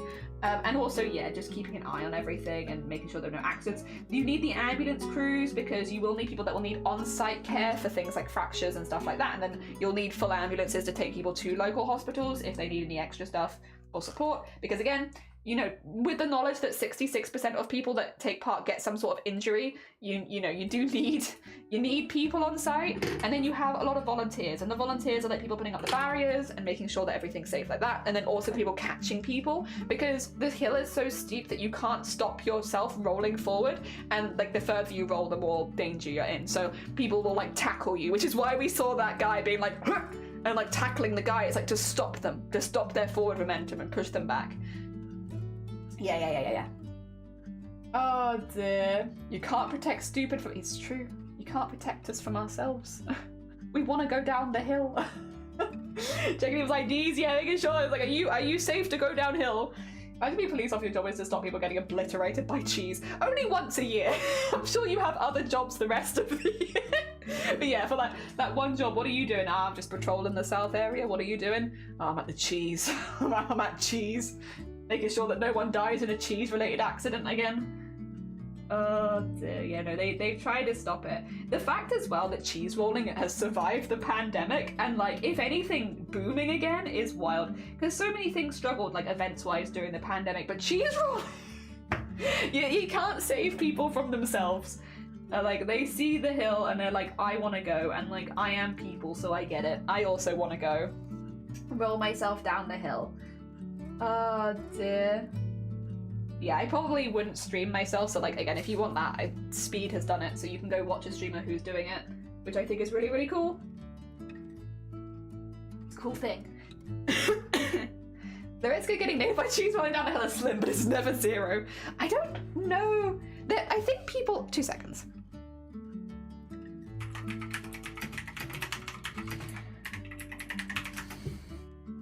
Yeah, I thought so. Not a single person has died in the cheese rolling event. I thought that was the case. A lot of injuries, but no deaths as of yet. So, how many people get injured cheese rolling? Yeah. Yeah. Yeah. Quite a few. Although some more years than others. Oh, I have the whole Wikipedia of injuries. Fantastic. Who won? Okay, I got the winners from 2024, by the way, because I don't know if the news person said. There's race 1, race 2, the women's race, the 4th race, 5th race. So it's five races happening at the moment. Oh no, only four. Some years there's been 5, some years there's been 4. The winners this year were Tom Cope, Dylan Twiss, Abby Lamp, and Joshua Shepherd. Yeah.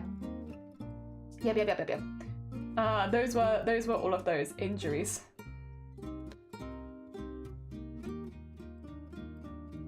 Due to this, oh, here's the background. Due to the steepness and an uneven surface of Cooper's Hill, there are usually many injuries each year. St. John's Ambulance had previously provided first aid cover in the event. However, this stopped in 2012 when the event was no longer being officially managed.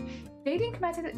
Oh, I hadn't heard about this. Or maybe I had, but I forgot. Canadian competitor Delaney Irving won the ladies' race in 2023, despite finishing it while unconscious.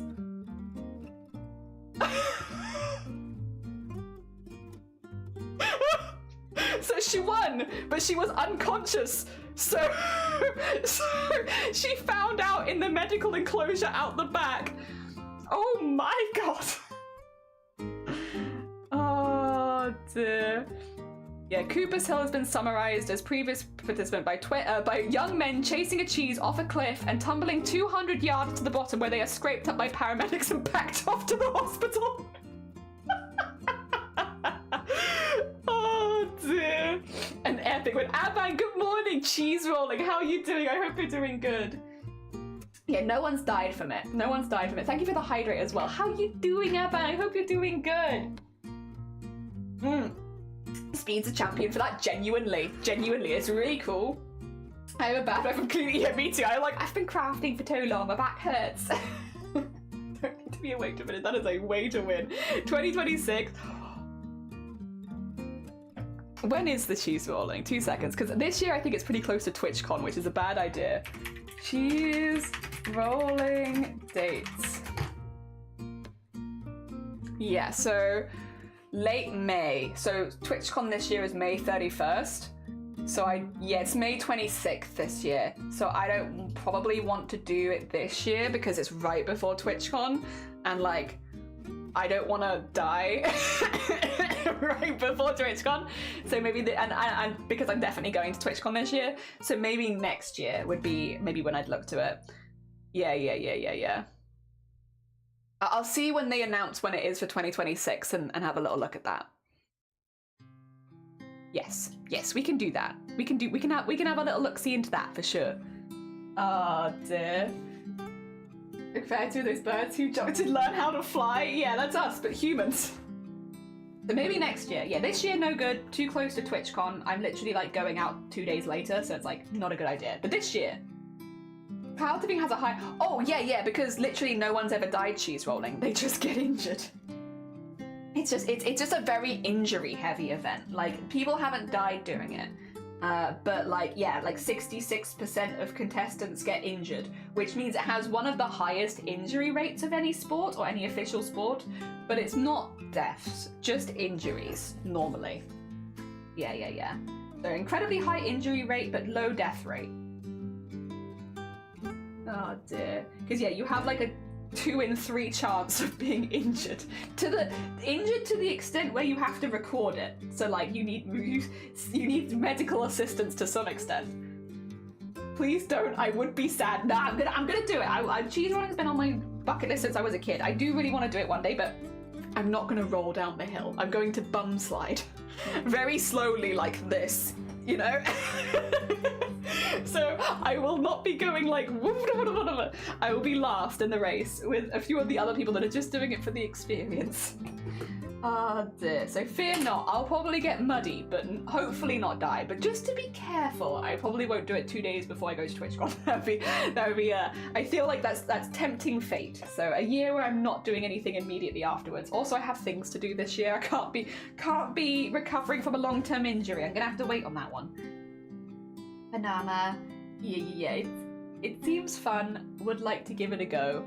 Oh dear. And yeah, I don't know. The other thing is, if I do it next year, it gives me like, I can't imagine ever really being an IRL streamer, to be honest, because I love crafting at home and doing cozy stuff, so like I just can't imagine it. But like for events like conventions, I've definitely considered getting like streamer backpack and taking people with me.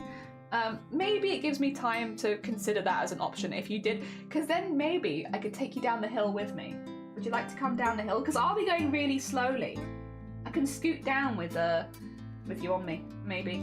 As long as it's like a very small camera, because you can't have anything bulky or hard on you, because you might injure another competitor. Yeah. It's a week before that one. Yeah, see, that would be a problem. That would be a problem there. Except for fun stuff like because of your shoulder. Yeah, fun stuff like rolling down the hill. To be fair, you could find a different hole and roll... a different hill and roll down it. Also, if you have the surgery on your shoulder...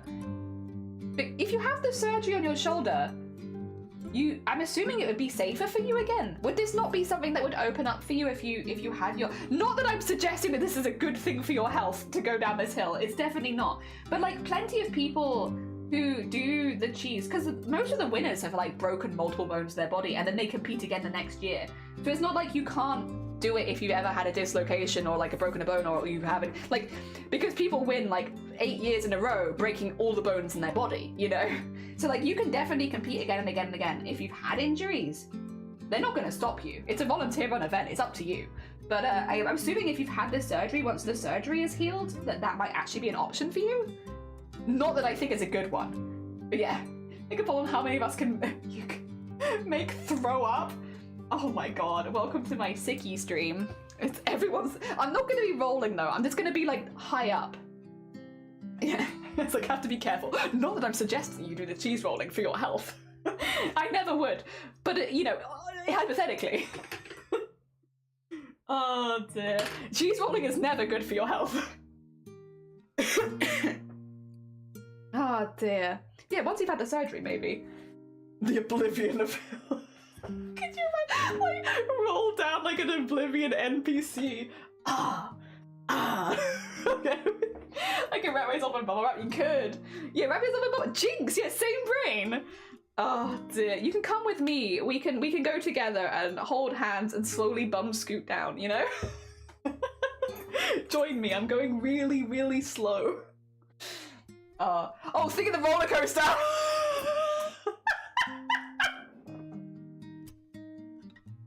No, that makes a lot more sense. I was thinking like bumming down the hill like, do you visit the Cloud District very often?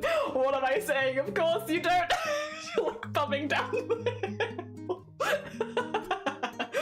Oh dear. Yeah, I was like, it doesn't really make a lot of sense, but I like the vibes, you know? Sounds good. Just very slowly. Yeah, well, I'll talk to Shiny about it. The thing is, it's going to be really hard to convince Shiny to let me to do it, and I kind of need Shiny to drive me there, because I already know my parents aren't going to do it, and neither will my sisters. So my only hope is if I can convince Shiny that I get to go to the cheese rolling, and Shiny has already said that I'm not supporting you in this, and it's like, please support me in my cheese rolling. You drive? What? Shiny, go drop me off with a group of people I've met online. I'm gonna throw myself down a hill. You need to kidnap me, yeah. Oh dear. I'll tell Shiny, it's like, don't worry Shiny, I'm meeting with Cthulhu for coffee. Wink. And then it's like, yeah. And then we're gonna go down the hill. Come back covered in mud. Yeah, just a really muddy coffee, don't worry about it. Darn their desire to keep you uninjured. I know.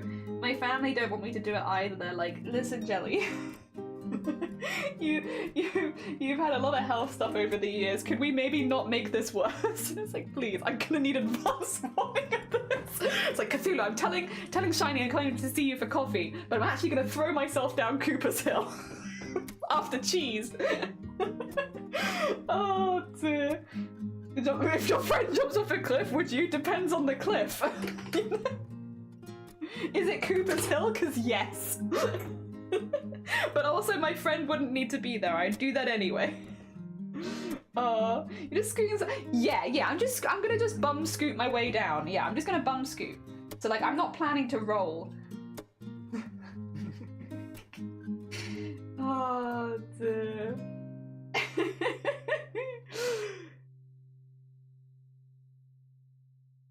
Here we are. Only if there's cheese at the bottom. That's a good caveat. I'll do it, but only for cheese. Oh, yeah, no, it's difficult because I already know my family are like absolutely not, and Shiny is also like mostly on the side of no. But maybe I'll do some hiking. I think this is another reason. If I get physically stronger, I feel like the chances of people being okay with it are going to be higher. So I just need to get like a bit more bulky and a little bit more visibly muscular, and then I can be like, I can take the hill. Like, look at me, I'm so strong. I'm gonna beat that hill up. And then maybe they'll be okay with me going. Just more reasons to work on fitness goals of get buff, follow cheese. I'm getting buff for cheese. That's a good heckin' reason to get strong. Better get strong so I can taste cheese. There we go. Oh, silly. It is a silly one, but it is very fun, and I love talking with people about it, especially people that have never heard of cheese rolling before, because it's like such an out there sport that only happens once a year, and it's just fun. I don't know, it's a fun one. It's just complete silliness, complete human silliness, and that gives me joy. I reckon you'd be okay rolling sideways. You gotta be careful because rolling sideways, so the hill is very like.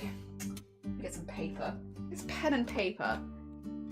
There's probably, I'm sorry, I have like a lot of sketchbooks that are like half full. There's probably some space in this sketchbook I can use to show you the problem, right? Oh god, I've actually filled this. Alright, well you can use the back page. We can use the back page. Cancel please. So basically, the hill is like this. So, like this going down. So if you're like horizontal, like this, you're gonna, when you hit this, tip, and then you're gonna be like, you know? So, yeah, pull up the picture of the hill again. I can pull up the picture of the hill again. So it is a lot lumpier. So that's why you see people flying off in different directions, right? Because they're hitting one bit and then it's flipping them vertical, even if they weren't vertical to start with. So rolling in general, there's also rocks in this hill. There's straight up rocks in this hill. So yeah, you gotta be quite careful.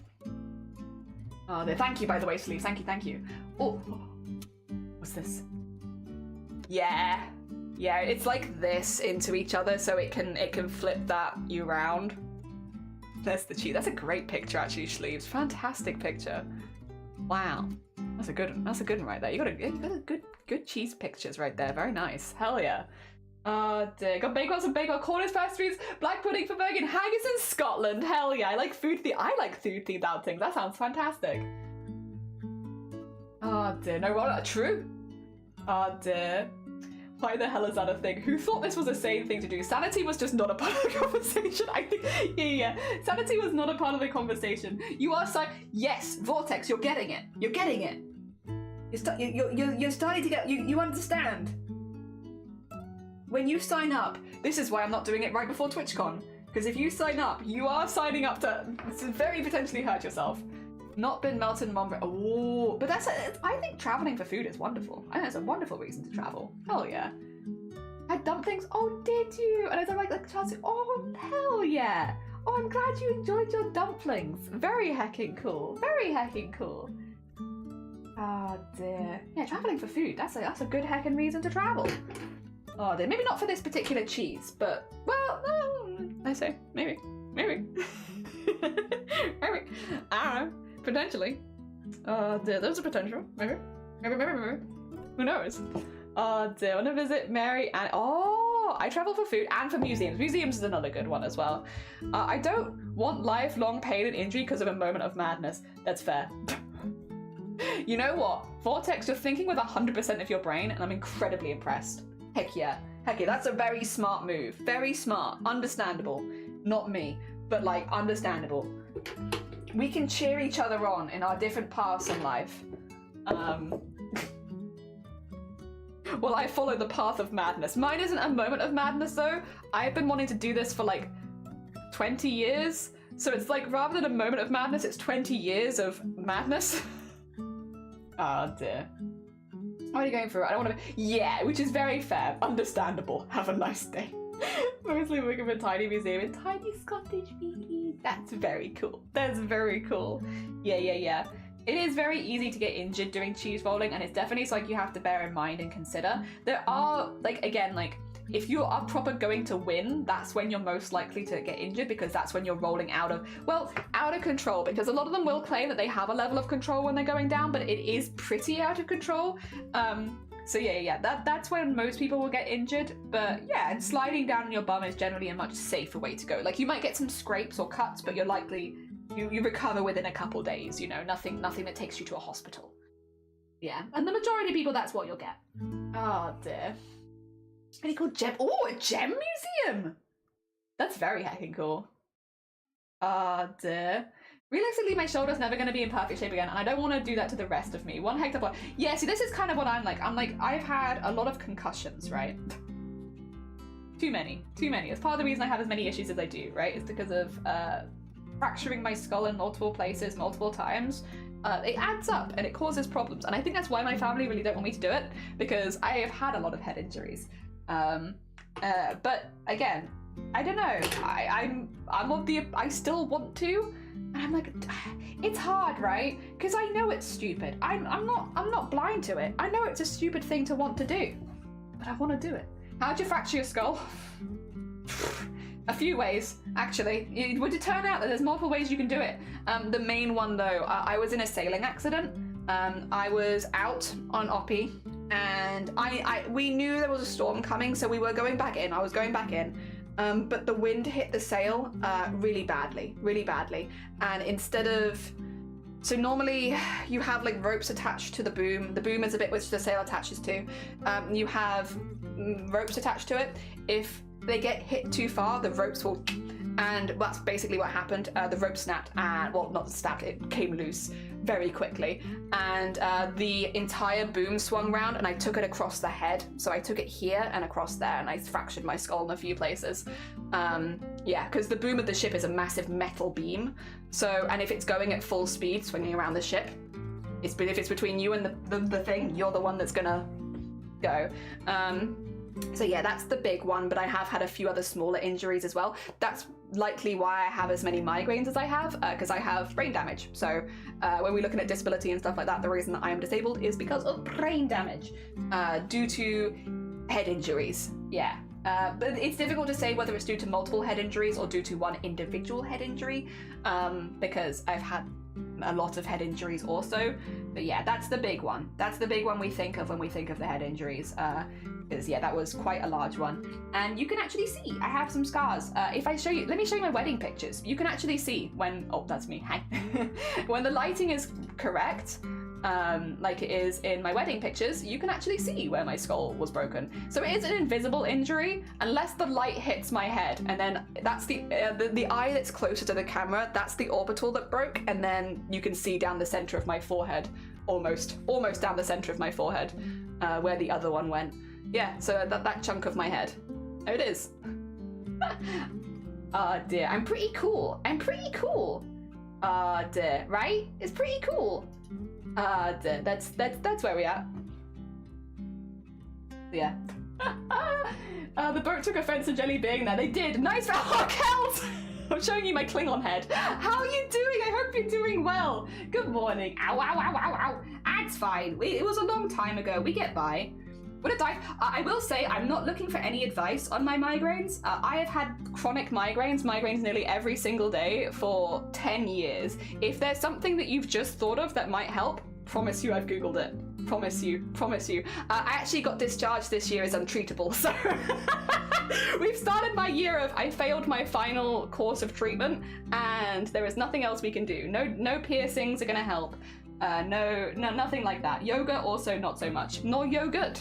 No yoga.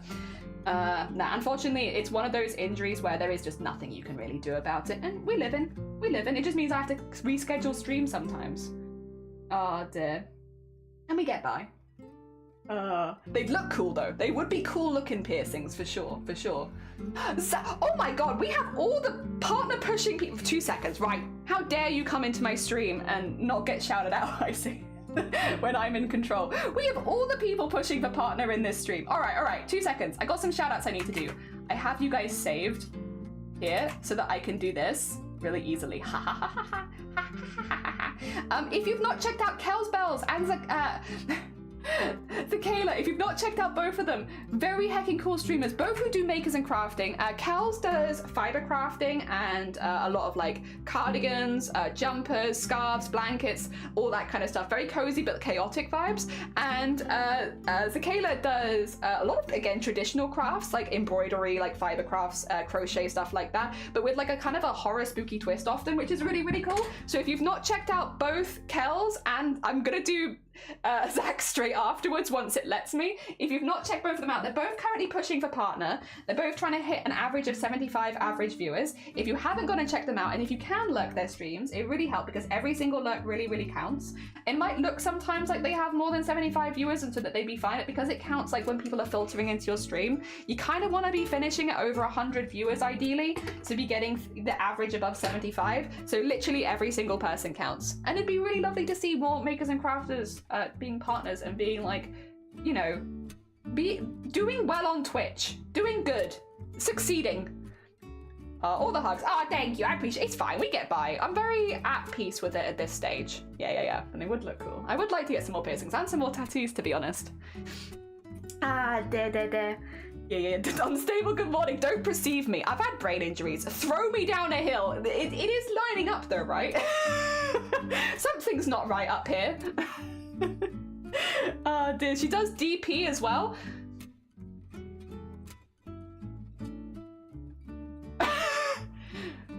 Honestly, good for you. Enjoy your life. You only live once. Enjoy your life. Have a good time with it. It's fine. I'm assuming not on Twitch though. You're sweet. No, you're sweet. Right, I need to get Zach's shout out as well. Please. Good. Okay, yeah, if you've not checked out Kels, if you've not checked out Zach, go send them some love. Both amazing people partner pushing who deserve a lot of love, and it would be really lovely to see Twitch recognize the stuff that they do and give them more opportunities and all that good stuff. We are doing smocking. Very slow process, but I love it. Crafty people with thought DP around with no regard. Sorry. Yeah, it's like, sure, go for it. Diamond painting. Yes, right. That makes more sense. I was like, listen, we're not here to judge. Enjoy yourself. You know I shouldn't be thrown down a hill. Have you seen... Okay, sorry. Because I know you both are on the other side of the world. Have you both seen cheese rolling? Are you both aware of cheese rolling? Does cheese rolling spark joy for you? Sorry, that's just cheese rolling in the background. Don't worry about it. Have you seen this? Yes. Yes. It's a dream. They've got the 2024 one out, so you can see them go and look at them go. Woohoo! That's the women's race there. That's the women's race. She was so good. Oh dear. This is the one that I Show Speed went to. God yeah, the fact they got back. Are you tempted to go down? 50-50. I don't want to break my bones. You could break your bones. Do you like cheese? No. No. I think that's my favorite one. Are you tempted? Do you like cheese? No. So good. It's such a stupid sport. But I want to do it. It happens in the UK. I've wanted to do it for like the last 20 years. I'm just convincing my community that it's a really good idea for me to go cheese rolling, basically. Welcome to my TED Talk. I should go and do cheese rolling. It's very important. It's important to me. It's a part of English culture. See, that's a little fine. You've been working really hard, Maggie. Have a lovely nap. Oh dear. You know I shouldn't be run down a hill either, but you want to go run down a hill for fun? Oh, the monkey for migrate life at any time with a baby cow. Oh, heckin' lovely. Heckin' lovely.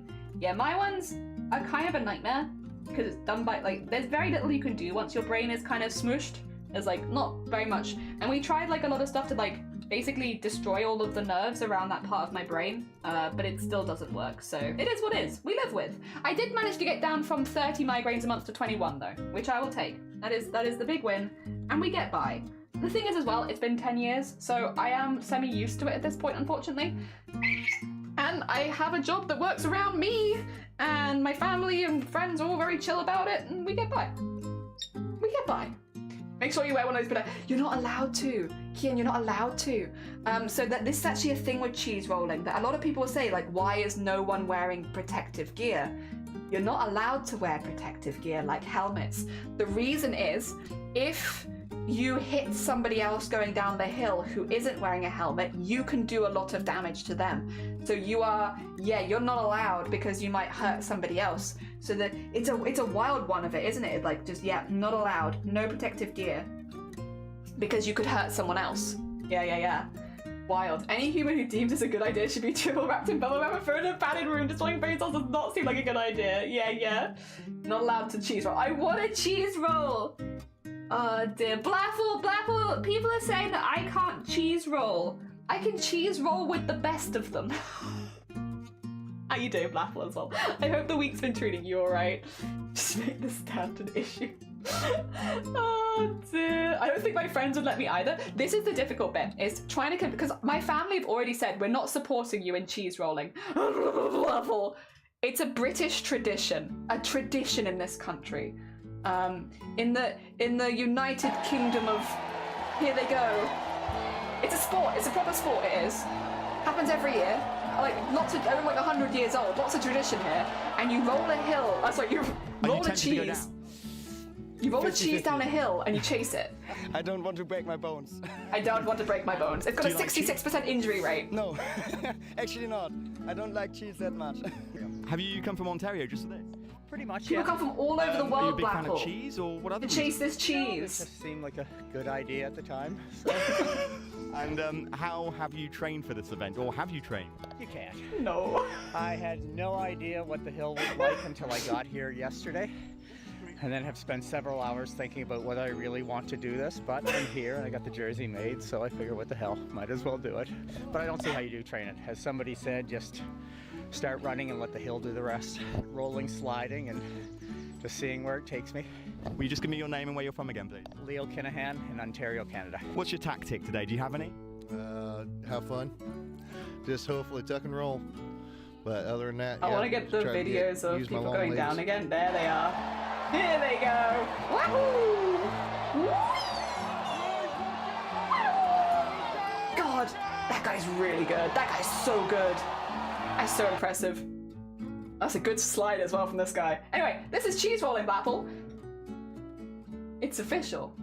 Yeah, my parents really don't want me to go do it, so they're not going to help me. The fun fact of no cure working aside, I am happy to hear that migraines are going down. Well, yeah, it is what it is. We live, and also, like, I've been able to do a lot of things with, like, the Migraine Trust and with disability in the UK. Like, floof, because of, this is the thing, it's definitely not a positive thing, and I wouldn't wish it on anyone, but, like, I have a fantastic support system. I've got in contact with some really, really good people that have helped me make my case to the people that can make differences, and I have job and stuff that I can do around it. So like my situation around it is actually very positive, even if it itself is not a positive thing to work around. I spoke in Parliament. I would have never have spoken in Parliament. I've been on ITV News. I would never have been on ITV News. I've had the opportunity to speak to the lawmakers that change stuff for people with disabilities like me in my country and have those laws changed. It's you know, again, it's not a good thing and I wouldn't wish it on anyone, but at the end, there are things that have come out of it that I'm very proud of. It's made me a prouder person for the stuff that I have done. Yeah. I had to ask me why have we done it yet? How's the yeah! No, Jelly, you do. Yeah, I want to go down the hill after the cheese. You're stubborn. Wait, what would your strategy be? Butt scoots the whole way down. The guy who stayed up till nearly the end, I know, it's really impressive. I mean, having to drive there to the hospital. Oh, they'll take me to the hospital, don't worry. They have lots of volunteers for that. Jelly does have a whole update in her channel. Oh, yeah. I have, like, I can grab you the link. I have, if you want, like, the full health stuff, if you're, like, genuinely interested in, like, how disability stuff has gone for me, I made, like, a highlight. I can grab you the link. 2 seconds. It's a long highlight though because it goes through everything. It goes through everything from like initial symptoms, so like it's a long one. But yeah, if you want it, long health update. There you go. You have it. Back when my hair was the same color as Kel's. Oh dear. Can you bring a piece of cardboard? No, no surfing, not allowed. No, I think it's like a soft clothing anyway, only. I don't want you bleeding on my seats. Yeah, don't worry, they've got people for that. They've got people for that. That's what friends do. Oh dear, fear not, fear not.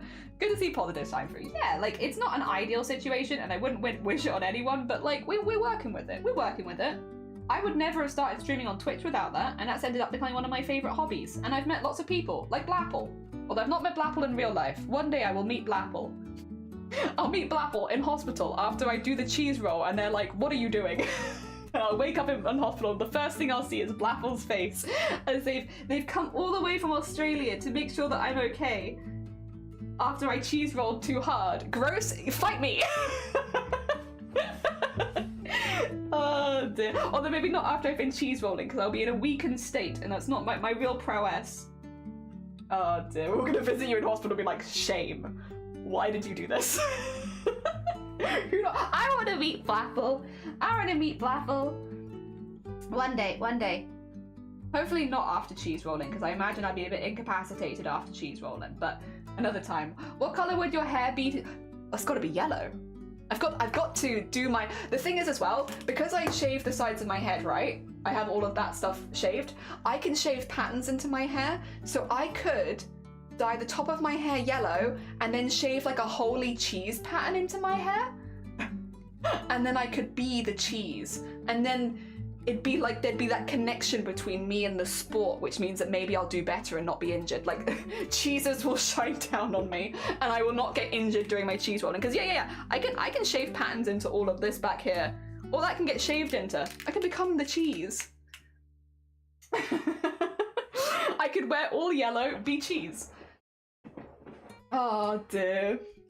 Although I will say I am going to be dyeing my hair yellow, hopefully, for Starlight next year, because the way that my hair's done, I can have a mohawk. I can have a mohawk if I want to. So my plan for Starlight next year is to dye my hair yellow and then do like spikes so that I can become a star.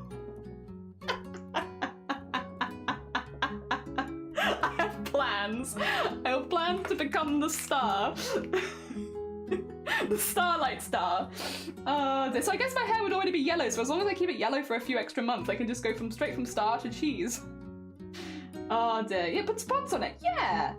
Make a cheese going downhill. I could shave Cooper's Hill into our head. Oh dear. Yeah. Those are the to connect me and the cheese. Move over, horse, it's cheese time. Me and the cheese have a connection like this. The cheese spikes, yeah! You're already No, you. Also, Anime, good morning. How are you doing? Back to cosplay. Jelly, you're a star, Anime. You've literally got star in your name. You're a star. Thank you. Hell yeah. No, I could become star and then I could... Oh dear. No, well now that's now plans into going to 2026, isn't it? Because that'll be at the end of 2025, dye my hair yellow, and then keep yellow hair until it's cheese time. How I can convince the people in my life that I am in fact making sane and rational decisions. I've dyed my hair yellow so that I can better match the cheese. Anime star boy. Dear. Have you seen more perfect example of ragdoll? I mean, it's true. You want references for human ragdoll? Have you checked out cheese rolling? Oh dear, there's some good ragdoll references right there. Oh dear. Are we on the side recording taking pictures of reference? If I do plan to go do it, if I like legitimately book a place and I go, which I'm tempted, genuinely. It has been on my bucket list for so long. Not this year because TwitchCon, it's right before TwitchCon, I'm not doing it this year, but next year. Yeah, I'll let you know. I'll let you know. Oh dear. But I'm gonna go very slowly. It's gonna be very disappointed. I'm doing all right. Going to my sister. Oh, happy birthday! Oh, I hope your sister has a lovely, lovely birthday, and I hope she likes the gifts. Anything handmade, or is it like just you thought of them and thought of some really nice stuff? Oh dear. Oh, cheese rolling. It is a silly place. The UK is a silly place. I'd at least go watch. Where is Gloucester? Sorry, I'm just being ignorant again. 2 seconds. Where is Gloucester? I know it's in England. Gloucester, Cooper's... Yeah, Gloucester, Cooper's Hill. What's it nearby? It's like in the middle, is it? Yeah. Oh, wait, that's so close. That's no way. Why I say it's so close? I thought it was more like near Birmingham. Right near South Wales. Near Bristol. Oh! We could do this in a day drive. It's only a few hours away. I wouldn't even have to get a hotel. Oh no, now this is getting more tempting. I just have to convince.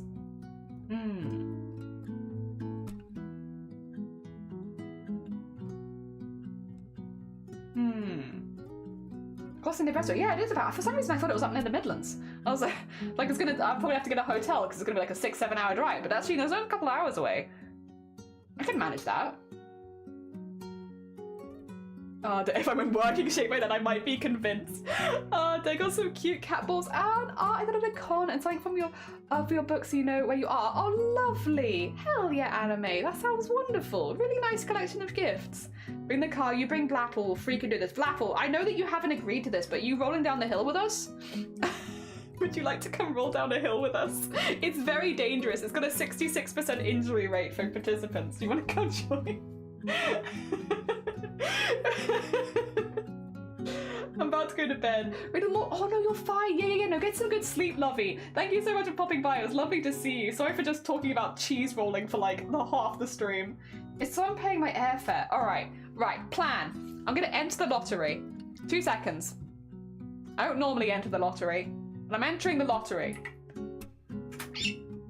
All right. I'm just gonna do like you pick the numbers for me. Yep. Lucky dip.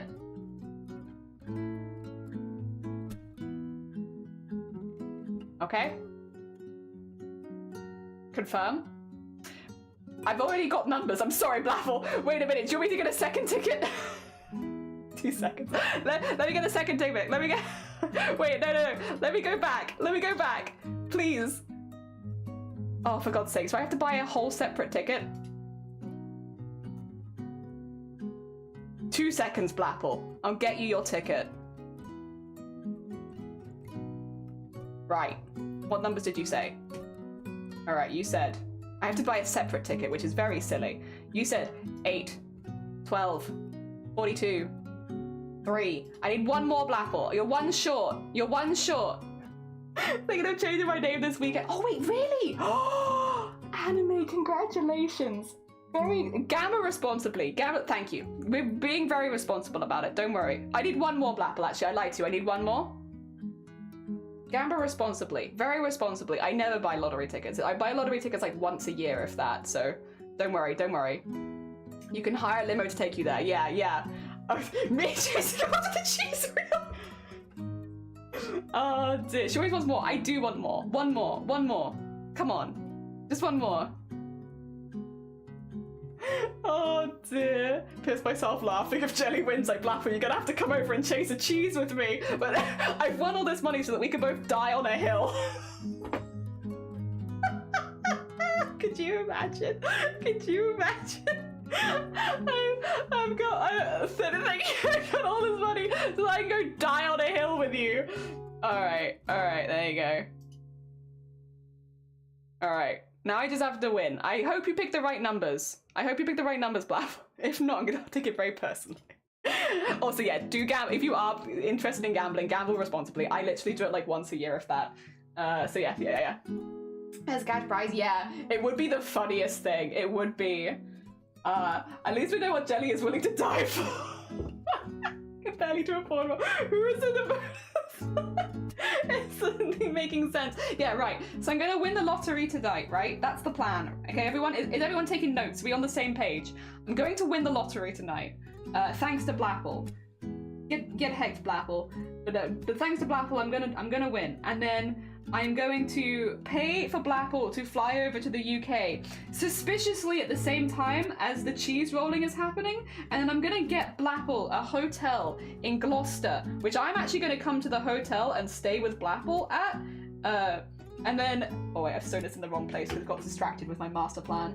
And then I'm gonna be like, hey Blapple, we're both at this hotel. Oh, what would you know? They're rolling cheeses next door. So we're gonna go look at that, right? And then we're gonna go look at them. But like, Blapple, actually, I know I said we were gonna go look at the cheeses, but I actually signed both of us up. So we're now both gonna roll down this hill. Come on. And that's how it's gonna go. We'll both die on the hill. I love the new. Thank you, very cutesy, very demure. Thank you. And Cyphers, good morning. How are you doing? Welcome on in. I hope you're doing well. Oh, they're incredibly scary. Oh, dude, am I used to pay medical bills? Yeah, I'd use it to create medical bills. You're using it to pay medical bills. I'm gonna use the lottery winnings to create some medical bills for my own. Oh, hey guys, what brings you here? Wanna roll some cheese? What a cool inky dunk. Smaller prizes too. There is, yeah, but I need to win the jackpot. I need to win the jackpot to convince Blapple to come over. Oh, accidentally signed a waiver and tripped. Ah, shoot. I hate it when I trip and sign waivers. By the way, Jenny, you're allowed to announce things right now. Are we allowed to announce things? What are we allowed to announce? Wait, what are we announcing? What's happened? Are we going and rolling cheeses together? Have you had a change in heart? Do I not need to win the lottery anymore?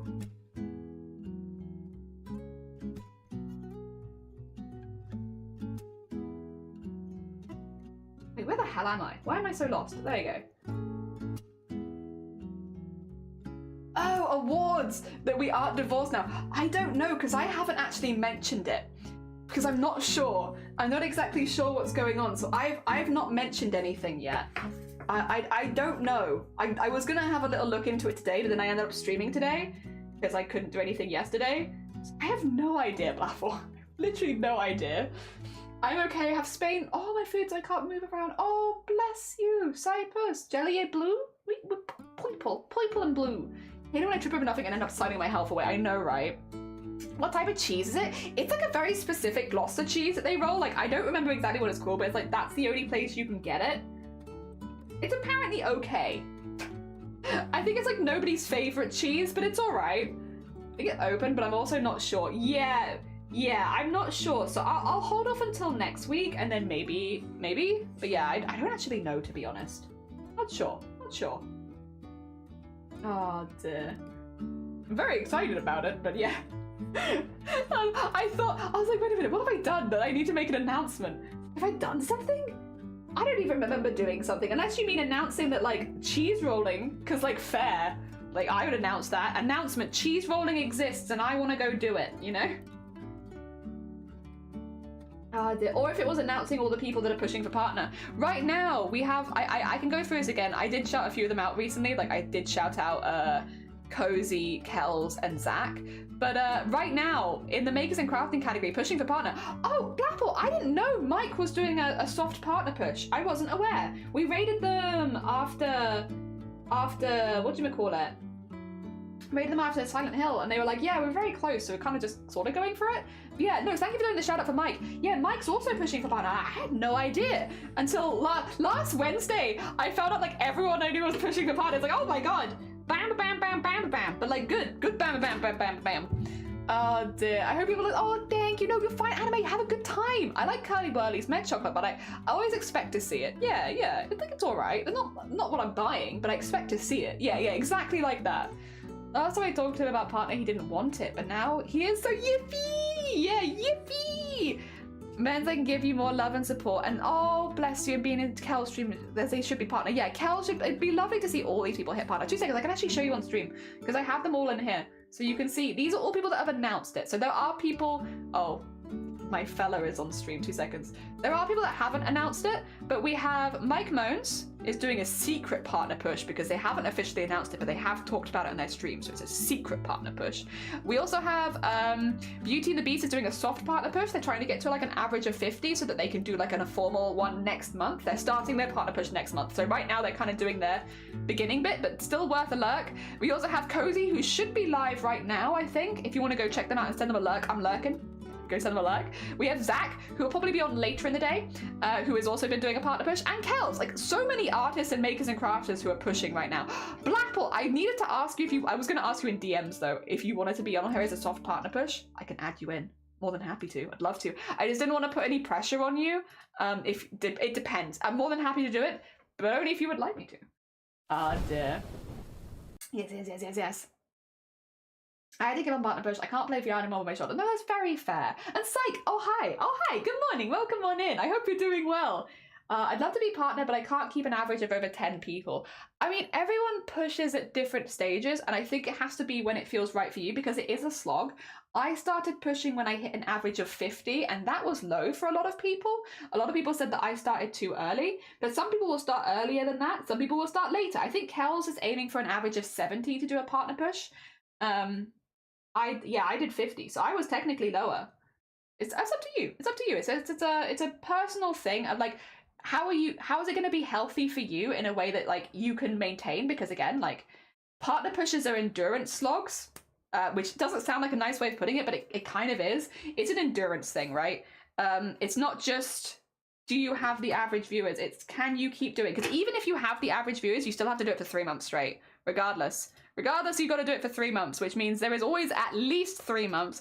The other thing is there's a fair chance it's going to go longer than 3 months because for a lot of people it does. I think for us, we did like a 5 to 6 months, and it's exhausting because as soon as you take like a week off or like you have a bad week, everything starts to go downhill and you have to push doubly as hard to get it back up again. So it's like, it's part of the reason I would only ever shout someone out who's doing a partner push if they themselves have announced that sort of thing. And it's not as an offensive thing, as in like because I'm like being judgmental or anything like that. It's just a pressure thing of like, I don't want to put that pressure on people who aren't necessarily looking for it because it is a lot. It is a lot. That's the best way to keep a secret. To say it on stream, Apple for partner. I would love that. And does Zach, yeah. Been streaming since 2019. Hey! There's nothing wrong with that. Hell yeah.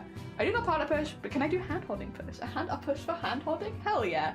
Don't even have regular peep subbing. Must be doing it wrong. Well, I don't either. We have a relatively low sub turnaround. I think it really depends though. What do you want from streaming? And how can you get that? And partner might be in the cards for some people and not in the others, and that's fine. It's why a lot of people, you might see them with a lot of viewers, but they've never been interested in a partner push. And to be fair, I wasn't interested in doing a partner push. I unlocked partner 2.5 years ago on Twitch, and I never did a partner push, and I never showed any interest in it because I wasn't interested. It didn't align with the things that I wanted from Twitch. I wanted a chill place which I could hang out and do my crafts and enjoy myself. The only reason we ended up doing a partner push was for the added opportunities for the charity events that I run. Literally that. And that's it. That's the only reason we did it, because being a partner these days does not mean that you can suddenly have streaming as your job.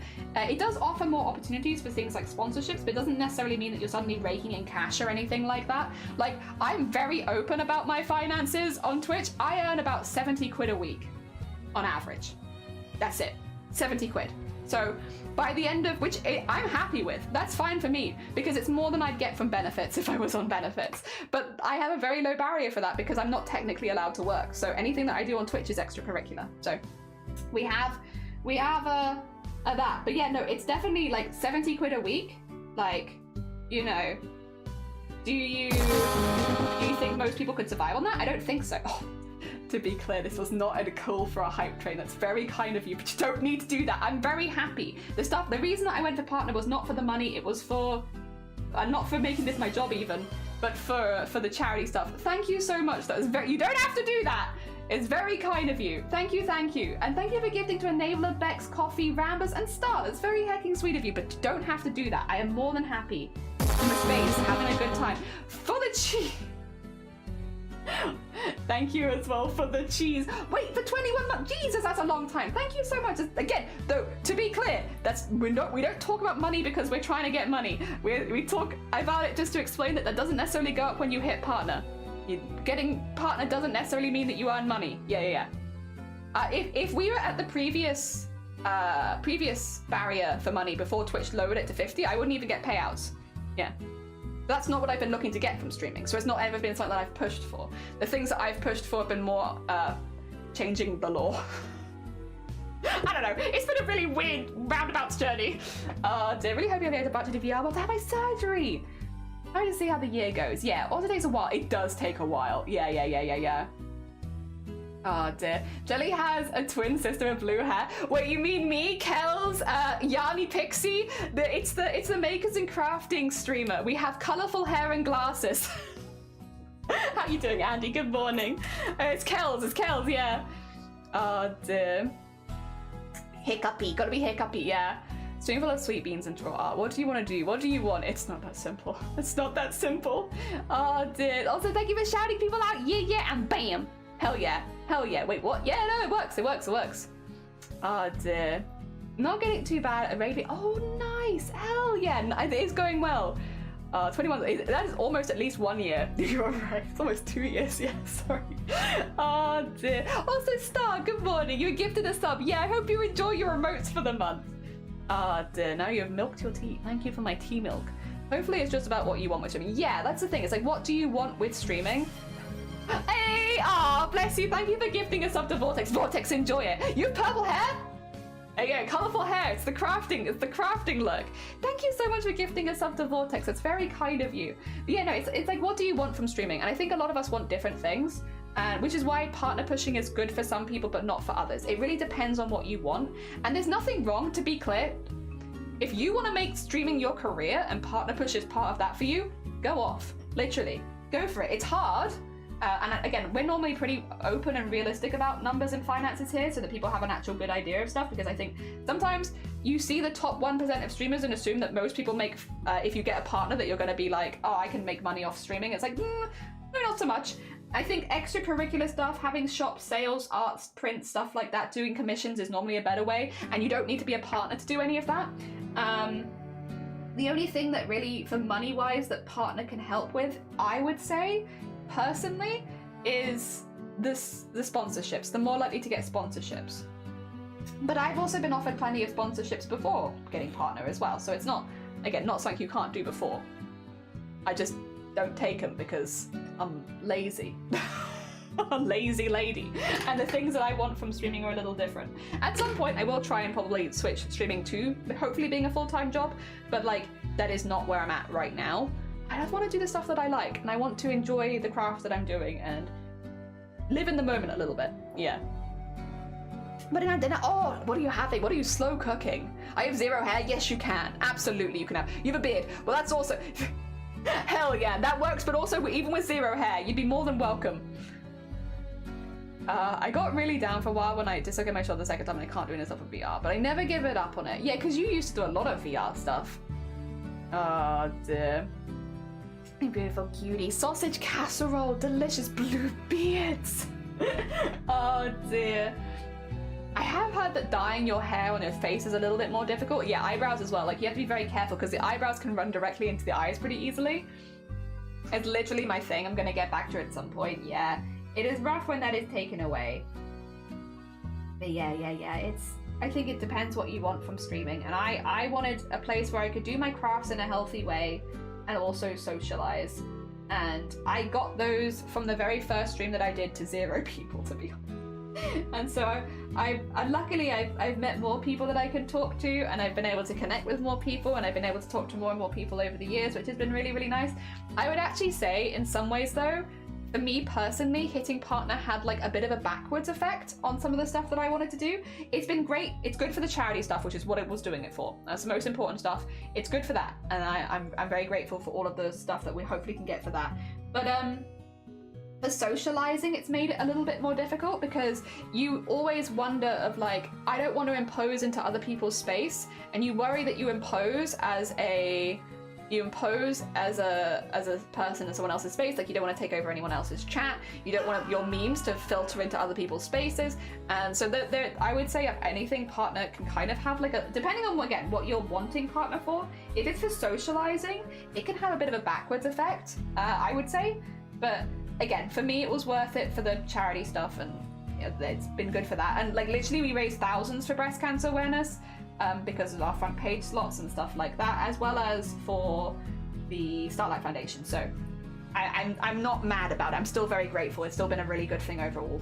But yeah, no, it definitely adds an extra layer to socializing that I'm not super keen on. It's why if you see me around on Twitch, I'm normally hiding my partner tick though, because I don't want people to know that I'm a partner, because I don't want it to change the dynamic of the chat. Also, Shifty, thank you for the 100 biddies and that's very kind of you. Thank you. Being a crafter, a gamer and crafter, people hate it when I get into a crafting binge, but like, you have to do what you enjoy, and if that's what you enjoy, then that's the best thing. Oh wait, it wasn't Shifty, it was Ginger Squid. Why am I thanking Shifty? I'm so sorry. Ginger Squid, thank you for the 100 biddies. I am so sorry. I'm getting confused with my alerts. Thank you very much. You can take over my space anytime. I stream for company and I like your company. That's very kind of you. Thank you. But yeah, it definitely is like a consideration, isn't it? Especially if you're going into like new people, for instance, like meeting people that don't know you already. I don't wanna take over. I don't want anyone to look at me too much. I again, that was never my intention. So it's like, yeah, there's definitely mostly positives. Again, I'm very, very grateful, and I don't want to seem ungrateful for it. But I also think depending what you want from streaming, again, if you're like me, as someone who wants social interaction, that it might not be as useful as you think, because it adds like an extra layer of social anxiety to everything that you do. Because now you're not sure if people are putting up with you because you're a partner, or because they actually want to talk to you. Do people like you, or do they like the help that you can give them? Do people actually want to talk to you? Do people like having you in their space, or do they think that you're a pain in the ass? Like, are you imposing in other people's space? I already had social anxiety in online spaces, and I guess I'm just saying that it didn't make it any better, that's for sure.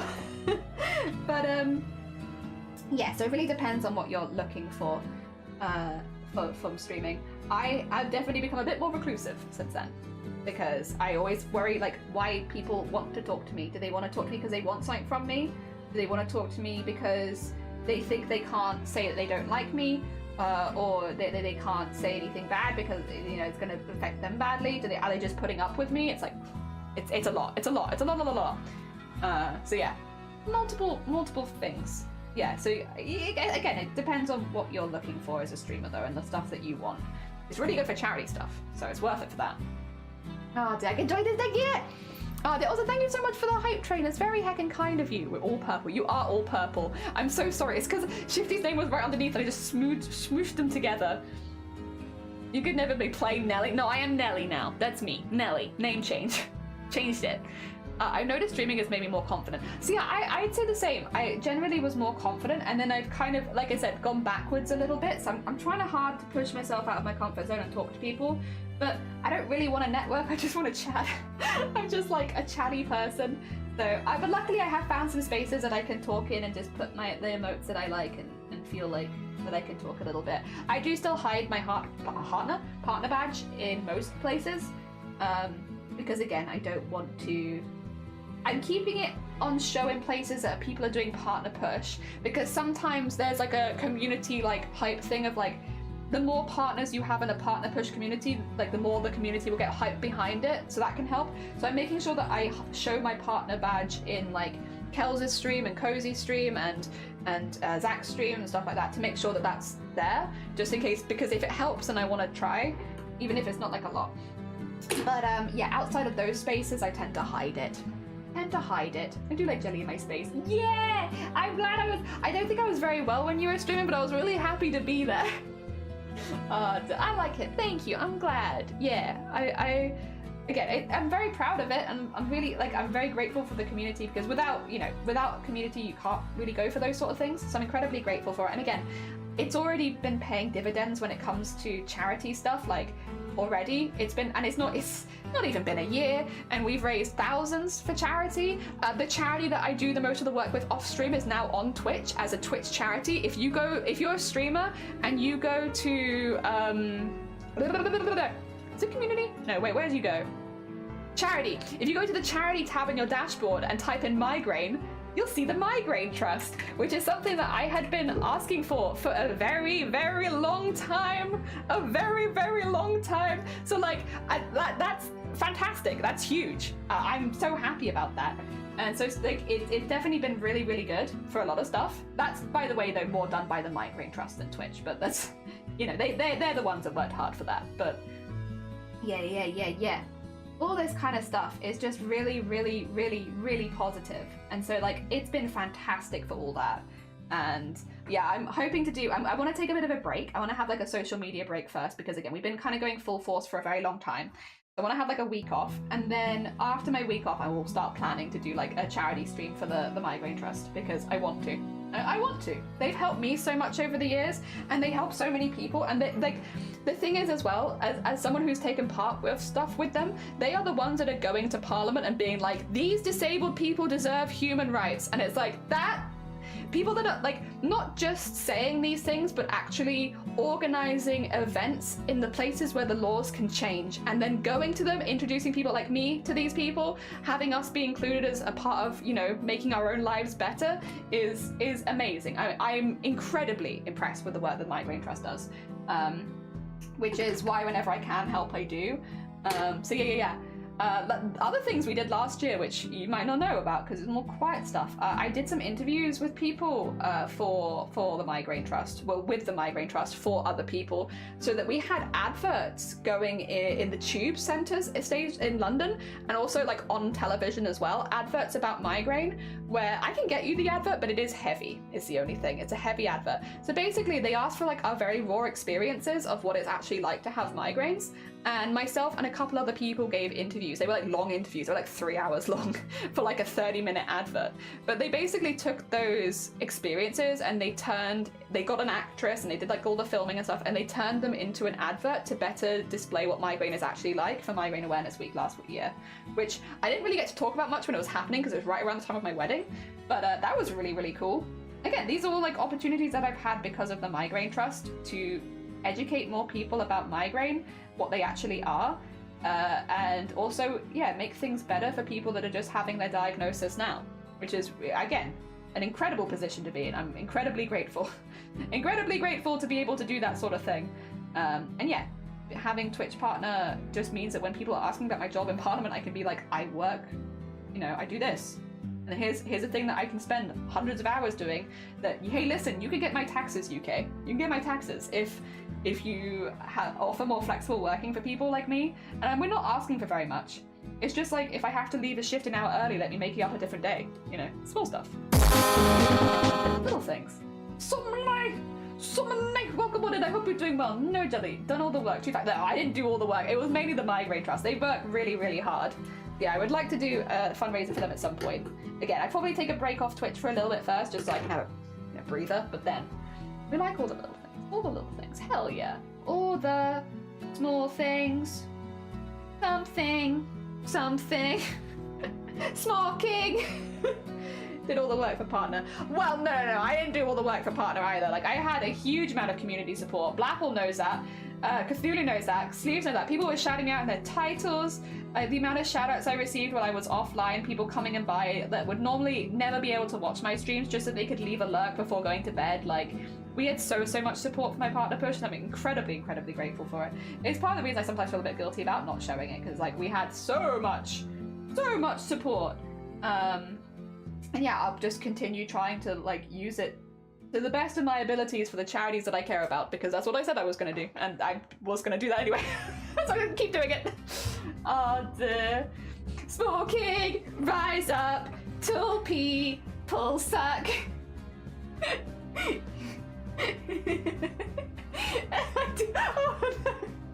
Oops, sorry. Oh dear. Say my name so I will not grow short kings for life. So that took me a minute. Say my name so I will not grow. Oh, that's how that's what that bit is. I was like, wait a minute, I'm getting confused. No, it's say my name so I will not grow short kings for life. Carry me home. I don't know the rest of the lyrics. Oh dear. No.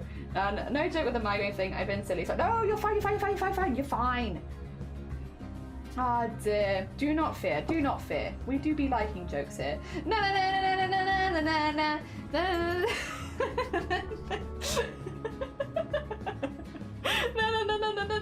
na. Oh dear. Yeah, no, tis silly, but I'm really looking forward to fundraising for them.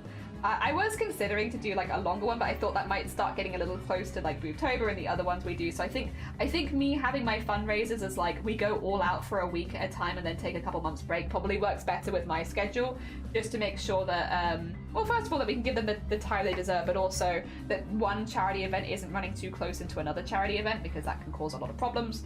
Yeah, I think it works well for me. So far, I've had so many. You like it? Are you having fun with it? Are you enjoying it? Are you having a good heckin' time? I hope so. Ah dear. So yeah. Hell yeah, Somane. Ah dear. I walked up a hill with a dog, and it was good. My life is consumed. Yeah. That's what I've heard. That's what I've heard from all the people I know that play Baldur's Gate. It's like, nope, there it goes. My life. Woohoo. Off it flies. Oh dear. We have been slowly but surely making our way through smocking this, because again, this is going to be the other half of this. This hasn't had its edges trimmed, which is why it's very messy, but yeah, we're getting there. Progress is being made. 'Tis slow progress, but progress is progress, and it is slowly but surely looking more like the other side, which is nice. We can have both sides of this cardigan. Very heckin' cool. All I've done in January is have migraines and play Baldur's Gate. Listen! Well, that's one way of putting it. You've also, technically though, go with the migraine side, been fighting one of the most painful conditions, like as listed by the World Health Organization, fighting one of the most painful conditions in the world. I feel like you're not quite giving yourself enough credit. Dear. And you've been playing Baldur's Gate. Now that one is fair. I'm not going to deny that one. The Baldur's Gate bit accurate. Yeah, chronic migraines or consistent migraines are listed up there as one of the most painful conditions to live with. So, if you're living with it, do it. It's not fun, but it's definitely more than just like, I've just been having migraines. Like, are you though? Even fighting a heckin' battle you have. Oh dear. Literally, insanely difficult to live with. Oh dear. Like, you wouldn't say, for instance, like, I think this is a bit, oh, I've just been playing Baldur's Gate and breaking my legs, because everyone would be like, what? Nah, you know, I've not really done anything this January. I've just been playing Baldur's Gate and dislocating and reconnecting my foot. You know, I'm passing kidney stones, because people would be like, oh my god, well no wonder you've not done anything else. But then you say migraines and people are like, ah, yeah, that's nothing, and it's like, but is it though? But is it though? Haven't had a single migraine this week. Good. I am hecking glad to hear it. Migration to Baldur's Gate? Yeah, it's time. We must migrate to Baldur's Gate. It's time. Were you not ready? I thought we'd had the memos. Everyone knew we were going to Baldur's Gate. Oh dear. I have had... The beginning of January wasn't as heavy for me. The end of January is becoming more dramatic, I must say. I've had a very dramatic week for migraines, but it's been alright. We've been getting by. Oh dear. Like 1.5 hours in Baldur's Gate. Is it mainly the character creation? Oh, I see. Okay, no, you mean the area. I was like, have you done 68 hours of character creation? Because, like, fair. Impressive. Honestly, I'm only impressed. No, that makes more sense, yeah, that it's been in the outside area. I just really like the idea that it's like, no, I just did, yeah, 68 hours of character creation, don't worry about it. 1.5 hours of gameplay so far, I'm really liking it. I feel like I have seen people play it like that though. I mean, it's not unlikely. I feel like I've seen it. With a cheese wheel. Yeah, we've been talking about cheese rolling today, Somane. We've been having that kind of morning where I've been slowly trying to convince my community that it's a really good idea. Really good idea that we follow the cheese in the direction that it goes, which is down with gravity. We're going with it. I'm getting there, I think. I'm making some significant progress in convincing people that it's a good idea. We've also been live for 4.5 hours, which is quite a while considering. I wasn't expecting to go for, I don't know, it's probably about 5 hours feels good. But then 5 hours and then maybe a Discord art share. So maybe like 5.5 hours feels good. Just because I'm a bit tired, because I have had like a few days of migraine in a row, so I'm like a little fatigued. But yeah, no. We'll go because I'm not quite finished yet. I'm good. Still got some left in me. 15% of hours played in Baldur's Gate is spent in character creation. That's kind of amazing. Very funny, but unbelievable, which is impressive because the game can be 100 hours long if you don't go completionist route. And a lot of people do multiple playthroughs as well. Oh, but then I guess if you're doing multiple playthroughs, then you would be making multiple characters, right? I do want to play Baldur's Gate, but I think Baldur's Gate might be one of those games I play off stream. All of D&D stuff that I've ever done has been off stream, really. So I'm like, I know it's not quite the same, but I'm probably gonna maybe play off stream. I don't know. We'll see. Maybe one day. I've got like a lot of other games I want to play first, so I'm not like in any particular rush. It's just like, you know, I think as many people have heard many good things about Baldur's Gate, so it's like, I'm curious. Curiosity is peaked, but we'll see. I have a few other things to play first, for sure.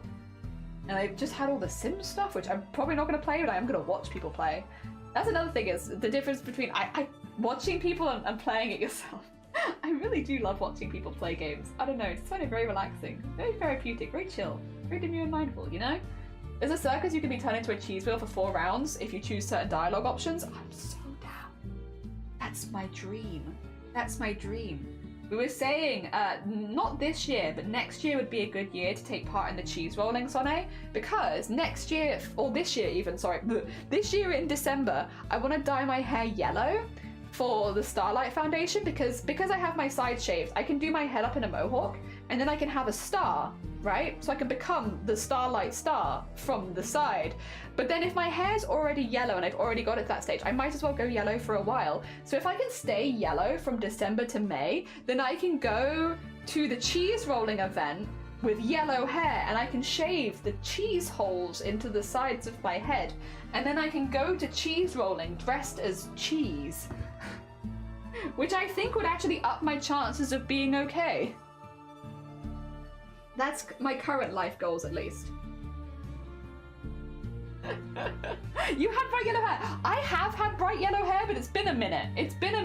And I liked yellow. Yellow was fun, actually. I just like brighter hair colors. Very fun. I went like highlighter yellow. I also had the yellow and pink that we had on stream. That was good as well. Oh dear. Hell yeah. So we're gonna become cheese. Yeah, becoming cheese. I still think my favorite bit of the interviews is the woman who won the cheese race last year, Sonne. Actually, wait, do I have it here? Oh no, I don't have it to hand. There's the woman who won the cheese. They're all interviewed afterwards. They're all interviewed after they do the cheese rolling to see how they're doing, you know, all that kind of stuff, catch up and everything. And the woman who won cheese rolling was like, Jesus brought me here to catch the cheese or something. She was like, you know, Jesus or God was like, watching me do the cheese. And it's like, were they? Like, again, this is no dig on religion. Very, very fair. And I'm glad that, you know, you have that, and, you know, it can be a really positive thing for a lot of people. So, like, wonderful. But of all the things to be like, God was watching me while I won the cheese rolling, like, was he? I'm not sure about that. I feel like of all of them, I'm not wearing it, Sloth, because it rubs against the desk, and it like, because it's like rubber, so it like, this bit like gets stuck, so it makes it really hard to like craft. So I don't have it on when I'm crafting anymore, because it makes it difficult. But how are you doing? Good morning. Sloth, have you ever done cheese rolling? Would you ever do cheese rolling? Will you join us for cheese rolling? Can we convince you? You should join us for cheese rolling. I don't think we're gonna go this year, but next year. I don't know if God to see good cheese wheel race. I mean, maybe, true, maybe. It is probably quite entertaining. Have I ever? No. Would I ever?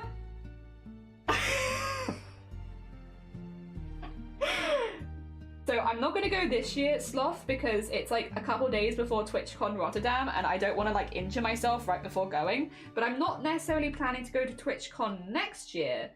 So maybe no next year. Maybe we'll go rolling. Twitch cheese rolling crew. Saki, good morning. Well, to be fair, like again, I forgot this until they showed up in the interview, but Speed did cheese rolling last year. I don't know if they've recorded a video of it. They probably have somewhere, but they did the cheese rolling last year, and so there might actually already be like Twitch footage of like cheese rolling out there. I'm gonna have a little peek for it after stream. I'm genuinely curious. I can roll a cheese. That'd be very kind of you. We do need that. Do I have to chase the cheese? Yes. You have to go after the cheese. Oh dear, but I'm not doing this year. I'm not doing this year because, again, too close to TwitchCon. I feel like that's tempting fate, that is. I'll wait till I've been to TwitchCon this year and then maybe next year. Yeah, also I have a lot of things to do this year, like weddings and stuff to attend. So I can't really be doing a big long-term injury. Oh dear. To be fair, handling the cheese is one of the most dangerous parts. So Sloth very brave. Sloth brave for handling the cheese. That's a dangerous job. Cheese is one of the most dangerous parts. Commit the blue hair team, but I'm gonna be yellow. No, I can't be blue hair team because I'm gonna have yellow hair so that I can match the cheese, remember? I'm gonna match cheese. Cheese tasting is too dangerous for my weak body, but we could go eat those melted cheese pasta dishes. Yeah, that sounds good. I love a good tummy ache. Good cheese is delicious, and I will take a tummy ache for cheese. That's fine. Oh dear. There we go. I also do want to have that at some point. I think I know what you mean, like when they like put the alcohol in the cheese and then they put like the pasta in that and then it's like all that one, is it Parmesan? I don't know. Whatever that is, I've seen videos and I do want to try that. That's me. Oh dear. Yeah, I do want to try whatever that is. I've not seen it, but then I also haven't been to a whole lot of Italian style restaurants, so maybe that's why. Maybe if I go to America, I can travel around and find that. Spraying my foot for race for cheese, but we do it for the team. Oh dear, I have no clue what cheese it is, but it feels like cholesterol city. Yeah, but they feel like if I'm going to a restaurant to have a cheesy dish, right, I'm already going for cheese. I don't want them to half-ass my cheese. I don't want to skimp on it. Like, you know, I've already settled in that I'm going to have a bellyache and it's going to be terrible for my body, but I want it. Like, give me the full shebang.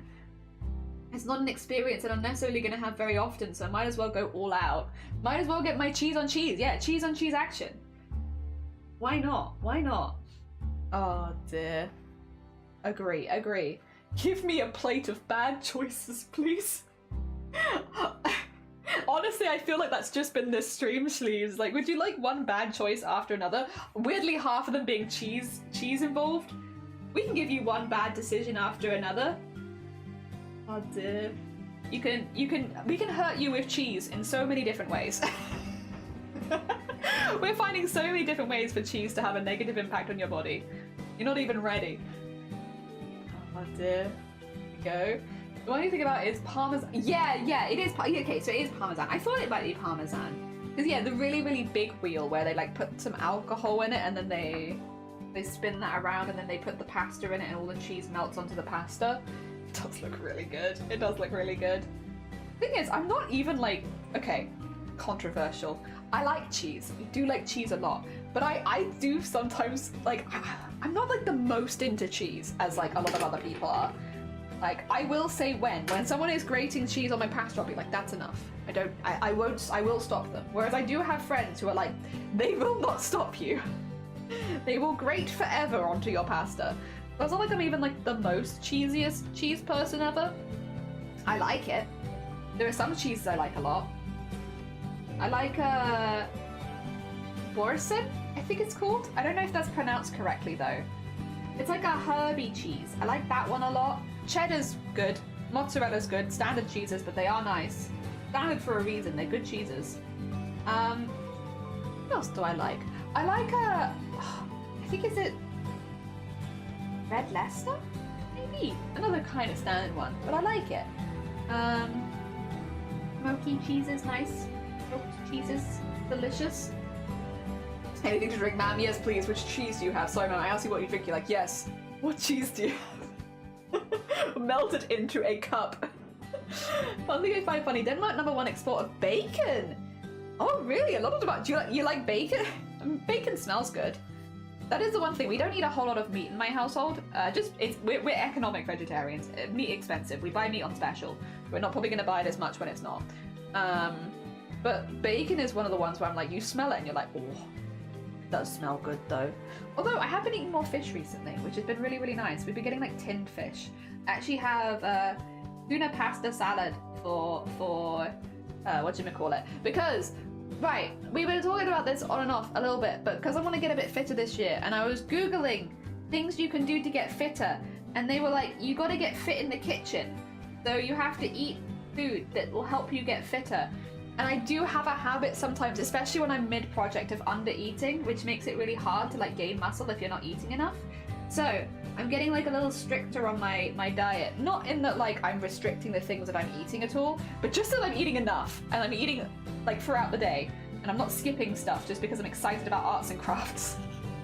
Which I think is actually just going to be generally like a really positive of life thing of like, I have scheduled my meals so that I do not skip my meals, so that I can gain muscle and not just be distracted by arts and crafts, because otherwise I do find it easy. I mean, literally, it's getting close to like, what is it, I was 1:30 and I haven't had lunch, and this is the thing, I get distracted because I enjoy arts and crafts, and so that I'm not eating. And yeah, so I have downstairs now a whole bowl of pasta, tuna, and broccoli. I like broccoli. It's like my favourite vegetable. And I'll eat that after the stream, and it's already prepared for me that I can eat it straight away. So yeah.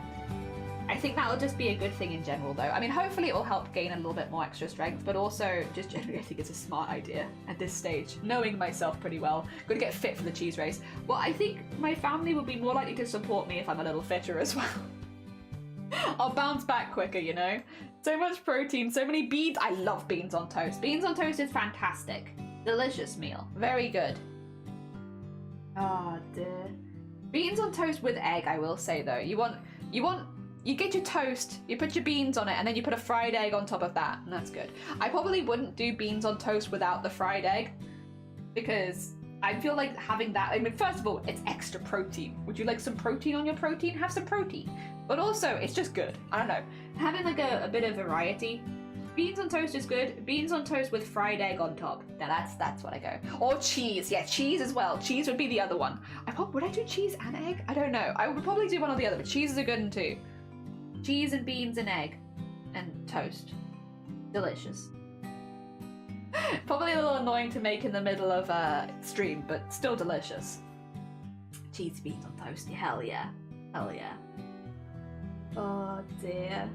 They do be good. They do be good. But yeah, gotta get fit for the cheese race. But also just generally like, I want to feel stronger. I like being strong. I want to be strong. And I also want to be able to craft for like 100 hours in a row without any negative detriment. So I gotta get strong. Beans on toast with egg? That's...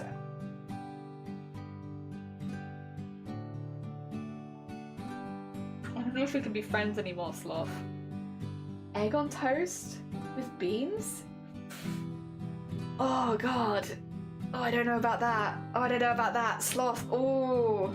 Oh. Strong opinions on a Saturday. Jesus. If you cook an egg, you get more protein out of it if you heat it. As heat the egg. Oh, really? I didn't know that. Also, wait. Holding. Hold. Hold. How long do I need to hold for? Can I unhold yet? Hold. Blaffles told us to wait. Hold. Okay. Someone gets beans on toast with egg. Clench. Unclench. We're safe. Everything's fine. Everything's fine. Oh dear. No, it's beans. Yeah, beans on toast with egg, not eggs on toast with beans. Like, what the hell are you thinking, Sloth? Terrible. It's completely different. Oh dear. I don't think we have an exclamation mark hold, but if you put hold in chat, I think it will just hold. Wait, where is hold gone? There it is. Yeah, hold. Oh dear. Poor Sloth. Didn't deserve. Unless. Oh dear. There we go. Oh, actually, do I need to do 2 for this one? I do. We'll do 2 then. That's fine. Pull it in. Just neaten up the edges a little bit, and then we'll do the whole thing. You're both wrong. You want beans, egg, and cheese. Oh, shoot. I'm saying I like frosting with my cake versus I like cake with my frosting. Wait, which one though? Wait. Which one of those do you agree with, Sloth? You like frosting with your cake, or you like cake with your frosting? Which one is you? Because I now I'm about to judge you a second time. Which one? I thought the cheese was assumed. Oh dear. I agree. I would assume cheese. Yes. I don't really like frosting that much. I don't know why I was like, pick one slot. I don't know if I like frosting that much. I kind of prefer my cake without frosting. I like buttercream a little bit, but like fondant frosting is gross. It's just too sweet. It makes the cake too sweet. I prefer just cake. Cream cheese frosting is maybe the only one where I'm like, I make an exception for cream cheese frosting, because that's like normally not too sweet. Outside of cream cheese, I'm like, nah. I take my cake without frosting, thank you very much. It's just not for me. Totally agree. Oh my god, okay, we're friends again. How do you shake your own hand? Friends again. 2 cream cheese wheel sandwich with beans, blood? Oh, blood sausage. The bottom of that didn't load in it with beans, blood. The most intense meal. No, blood sausage, black pudding, yeah, and fried egg on top. Beans, blood.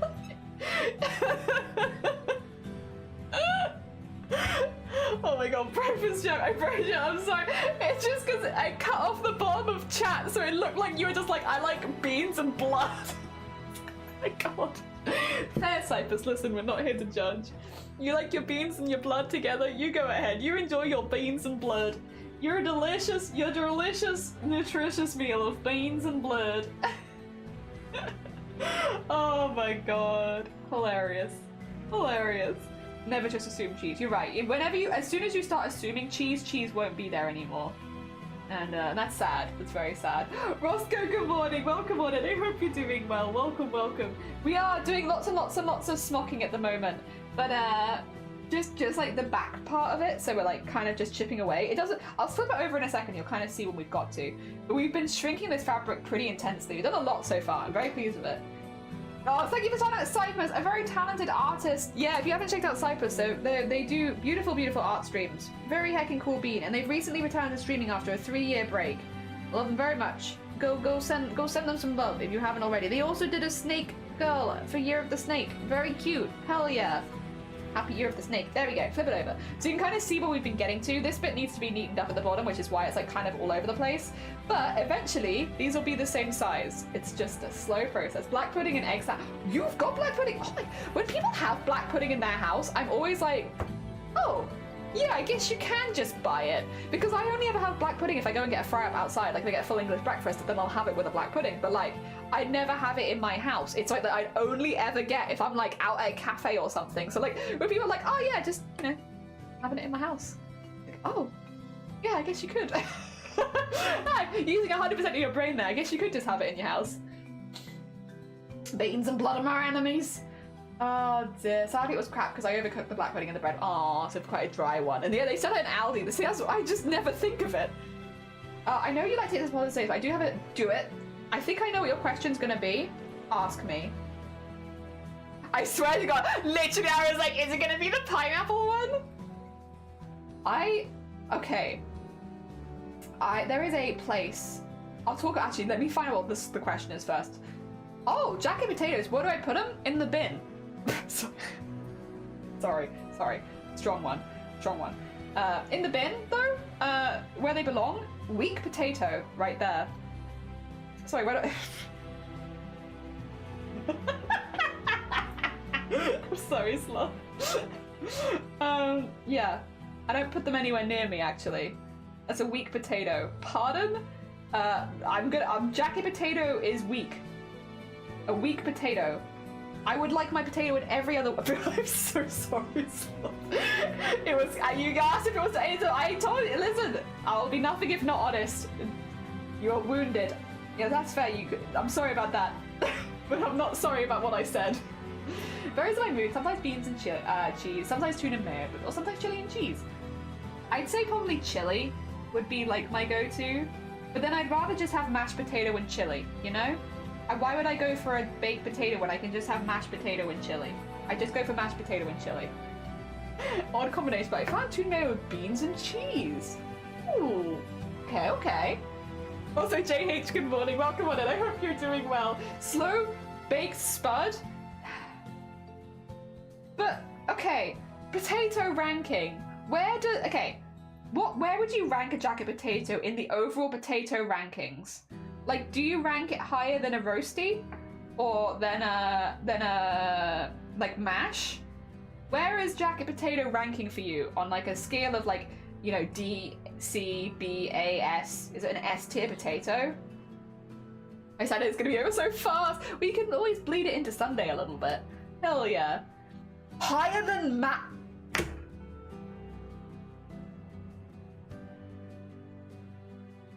What is... No, you're trolling. There's no way. There is no way you're putting a jacket potato higher than mashed potato. Roasties are patchy as hell. Good ones are stunning. Yeah, my mum makes really good roast potatoes, so I've grown up on the good stuff, and it is unfortunate. Nothing quite matches it after. When you have someone at home that's really good at making something, my mum's really good at roast potatoes, like phenomenally good at roast potatoes. I don't think I've had restaurant quality roast potatoes as good as hers. She's just really good at it. She's practiced a lot, but they are really good. So like, I grew up on good roast potatoes, so roast potatoes will always probably rank pretty high for me. But you've put jacket potatoes above mash, and that's the bit that I'm arguing here. How dare. Thank you for deleting it. It was upsetting me. No, I agree. Thank you for deleting that. I thought it was going to be diversive, but I didn't expect this diversive. I would put jacket potatoes in a D tier, not F, because it's still a potato and I do like potato, but D. Like, I would rather take that same potato and make anything else out of it, to be honest. I am not the... I guess, okay, the one maybe skins. I like potato skins, but then there's this potato's been scooped out of them. But I like potato skins. I'd maybe put those in like a B. Potato skins, like stuffed skins, I'll put in a B, but the yeah, no, the heckin' jacket potatoes in a D. And if you want to say different, sweet potato jackets, yeah, I think sweet potato is a C for me in general. I don't like sweet things though, and it is only mildly sweet, but I'm still more of a savory person. But I can understand why sweet potato is appealing to so many people, and we do have it in certain things like stews. But it's not so much for me. But that makes sense because I'm not really a sweet person. Mashed potato is. I just know just the skin. Just the skin. If you want something sweet, yeah. I roasty, then mash, then air. Last is jacket potato. Yeah, I agree. Last is jacket. Chris, good morning. We're discussing potato. Do you have any strong potato feelings? A crisp oven baked potato with lots of tuna, mayo, and sweet corn as a summertime comfort. Wonderful. I don't know, something about jacket potatoes just don't do it for me. I don't like sweet potatoes like someone put perfume on it to me. That's fair. I don't dislike sweet potato, I just don't think it's ever going to be as much for me as standard potato. But listen, you like sweet potato, that's fair. I think liking sweet potato is a lot more fair than liking jacket potatoes. I'm going to make a lot of enemies on stream. I can't wait to be mass unfollowed. Everyone comes in like, what the hell? I'm getting out of here. They don't appreciate potato. S tier for me, half-sweat potatoes are good. Yeah, those are good. Those are good. I don't know if I put them in S, but I would put them high up for sure.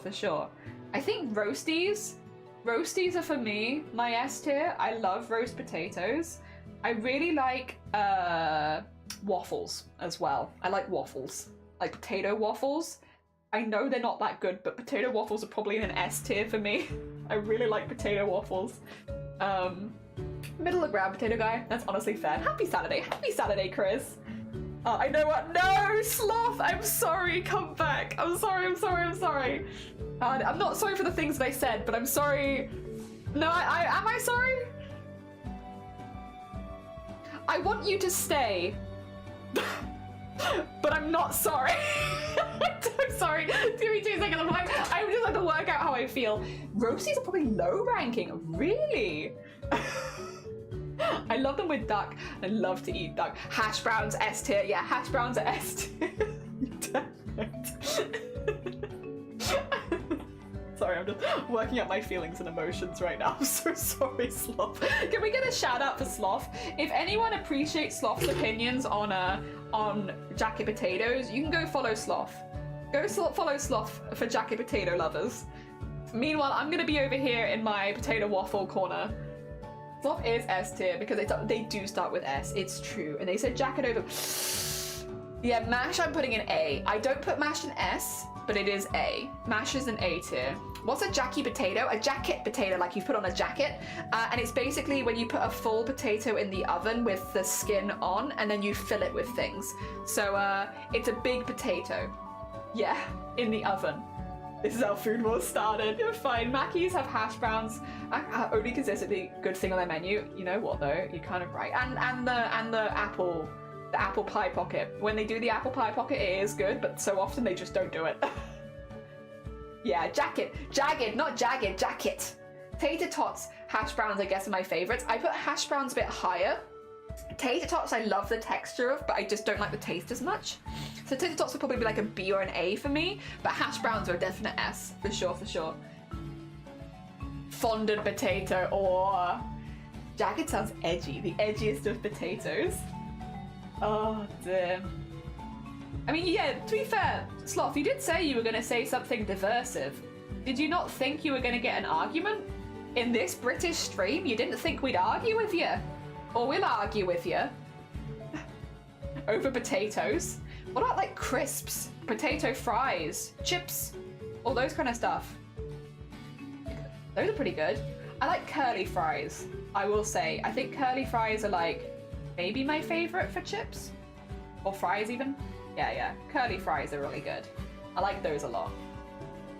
You know, a mash like a jacket is like mash presented with its skin. Premium mash. Tots are great for pocket stack buddies.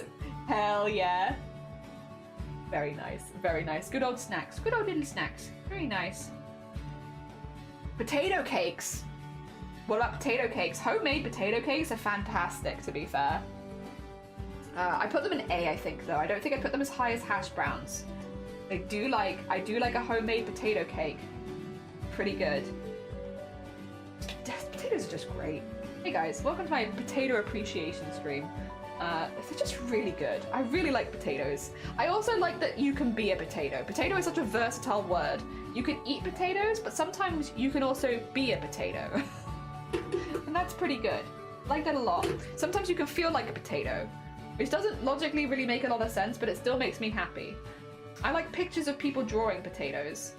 I like the way that potatoes grow in the earth. They're pretty cool. Ah dear, potato plants are pretty cool. Fairy Wings, thank you for the follow. A fellow potato lover, perhaps? Oh dear. Yeah, what else do I like that are potatoes? They're just so good. Oh, I like if you make like a stew or a hot pot and you're having it in the oven for like the last bit, putting like a layer of really thinly sliced potatoes over the top and like have it like a rose that comes to the center, and they get like really crispy at the very edge and like soft in the middle, and then you just have a layer of potato over the top of your stew or hot pot or whatever you've made. That's great. Those, I don't know what those potatoes are called, but those are really, but then they're also like flavored with the stew because it's like all above it, so it's like, I don't know, whatever that is, that's really good. Oh dear. I love dirty mustard mash with cream. I love mustard in my mash. I fully agree with you there. That is good stuff. Yes, yeah, but imagine mashed potato with cream mixed in, garlic mixed in, the entire thing has a nice creamy consistency. I will say mustard and mash does add something to it though, Blackpool. Like we used to as well, if we don't really eat a lot of meat anymore. This might sound gross to some of you because it involves fat, but we used to have it where like if we were having like a quick easy meal, my parents would make mash and they'd make the mash with mustard, so it'd be like a mustardy creamy mash, and then they drizzle the sausage fat over the mash. So you'd have like sausages and mash, or bangers and mash, very classic, but then like you'd have the sausage fat over the top of the, and it's really good. Also far I wasn't hungry and now I am. We've been debating potatoes. I mean, I think we've all agreed that potatoes are good. Just which potatoes are good. Oh dear. Hell yeah.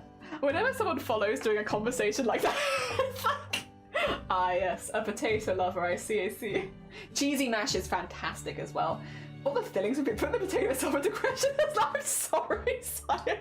I'm sorry, Slob. My defense, I went to cooking skill. Oh, I'm so jealous. I want your food. Put it in a skin. I don't think it's like fairy jelly. I think it's like fairy jelly. Fairy jelly? What? It does sound delicious. Glad I just put food in the oven. Yeah, I'm sorry, we're sloth on this. We called into the nature of, the very nature of potato. I'm so sorry. You wanted a debate on fillings, but what if, well listen, you can all go follow Sloth. I'm gonna change Sloth's shout out in this channel to be like, concerning opinions on potatoes. I don't know if I agree, you know. They've got some diversive potato opinions. So the next time we shout out Sloth, like what I'll be verbally saying is like, oh, Sloth's a fantastic artist. We really like the work they've done. They do some really cool stuff over there. But then what the text box is gonna be saying is, weird opinions on potatoes. I don't know, go ask Sloth about potatoes. They've got some weird decisions over there. I don't know. Please don't, but also please do. Oh, like Pharaoh! Am I mispronouncing? I'm so sorry. Oh, fairy! Right. Thanks, Flapple. I thought you were like saying that potatoes were like fairy jelly, as in like fairy jam, and I was like, what are you talking about? That's a very diverse opinion. Never ever in my life have I considered a potato adjacent to jam. That's new. Fairy, yeah! No, thank you, sorry, I need that sometimes. I need that sometimes. Oh dear. I appreciate you, Blapple. You're a good hecking bead. Also, like Jack and Potato is at least involved method of cooking potato. Oh dear. Please don't, but I could. You're right. No. It's almost always I'm wrong if it's a pronunciation thing. Sloth is West London. He's posh. Weird opinions on potatoes over there. Come on, over here in Wales, we understand potatoes. Over there, jacket potato above mashed potato is wild. What are you doing? Jacket potato above mash? Potatoes are that magical. They are. That's an OG. Are they? Wait, am I out of the loop again because I'm too shy? Well, listen, I'll go over and follow. I'll go over and send a follow for sure. Hell yeah. They did also join us during a potato conversation. I feel like it's the least I can do. Oh dear. I go through in line. Thank you. Oh dear. Also, determine how many potatoes we eat in my house. My spouse and I consider above the average. That's a really specific one, but honestly fair. Yeah, consider about the average amount from Poland. Good on you. You're doing a bit for potato farmers. Hell yeah. We love potatoes in this house. Me too. So many cool people to fair. I don't want another cool streamer to watch. Oh, I see. I was like, wait, why are we grumping now? I understand, it's the end of the week. Jacket potato is so good. Grobbit, you're my channel. You're a VIP. Sorry, I'm taking over to here. You're a VIP on my channel, Grobbit. You're a VIP. We trust you. We trust your opinion here. We trust you're gonna be spreading good things. What's that?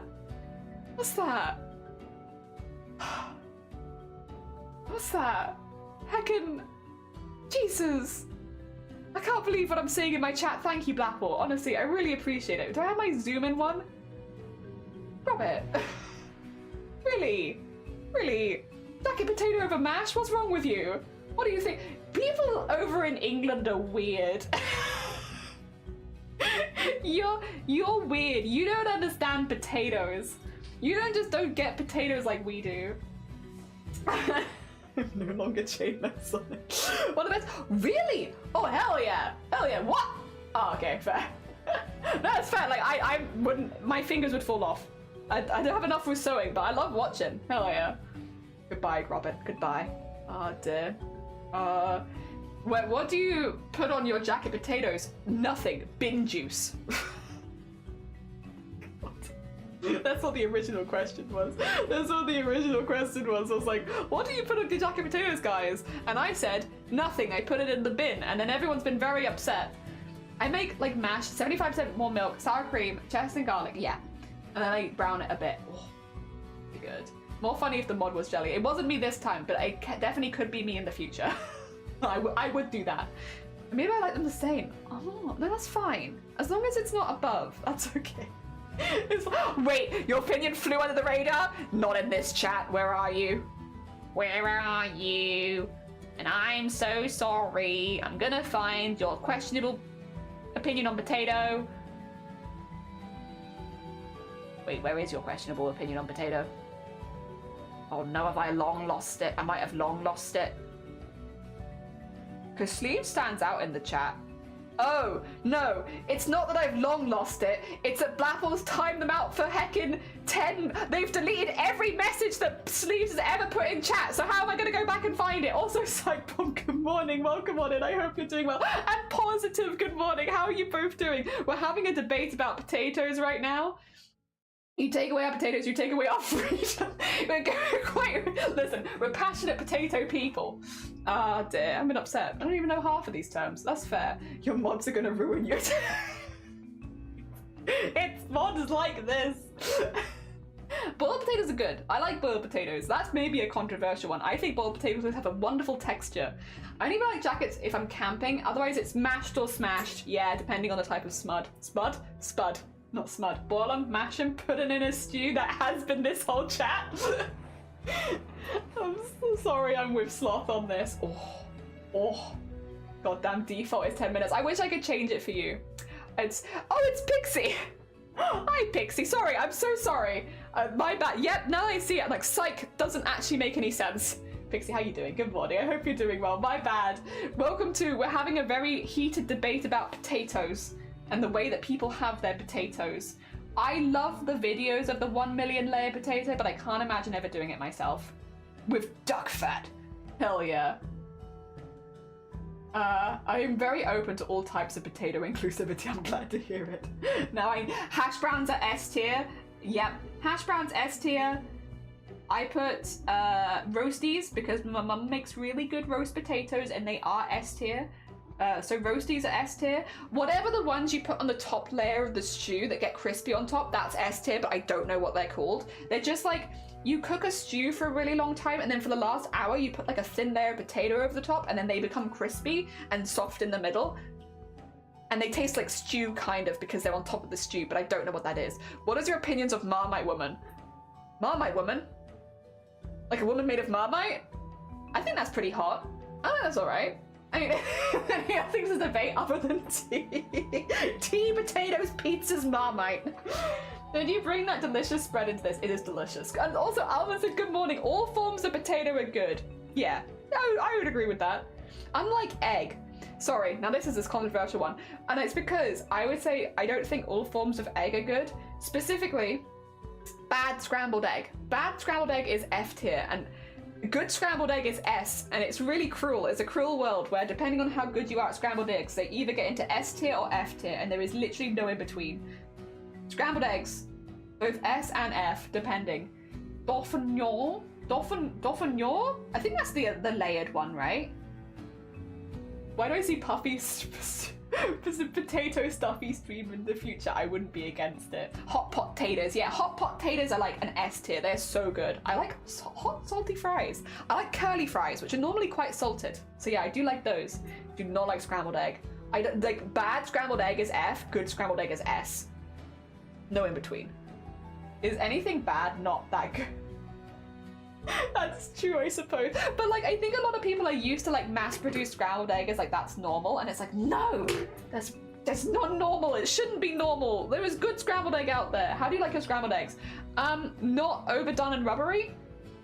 Smooth, soft, seasoned. Seasoned, smooth, soft, and not overdone and rubbery. Because that's the thing. If you do scrambled egg too long, it's rubber. You got, I don't want to have to chew. I want to be able to mash my scrambled egg with my tongue to the top of the mouth. I don't want to be able to have, I don't want to chew. I don't want to have to chew scrambled egg. Scrambled eggs shouldn't be chewable. Well, oh dear. Eggs can be either excellent or not so excellent, and you are very right. That's the correct terminology, and you're damn right. Easy makes good scrambled eggs. It is fluffy and cheesy. Cheesy is also good. Yeah, kind of obsessed with air fried gnocchi. Ooh. I haven't seen that, but I think I would get obsessed with it too. You like wet scrambled egg? I don't know if I can do this. Sloth, come on. I'm gonna get a picture of scrambled egg for you. Alright, hi Cooper's Hill. Lovely to see you. I need to get a scrambled egg.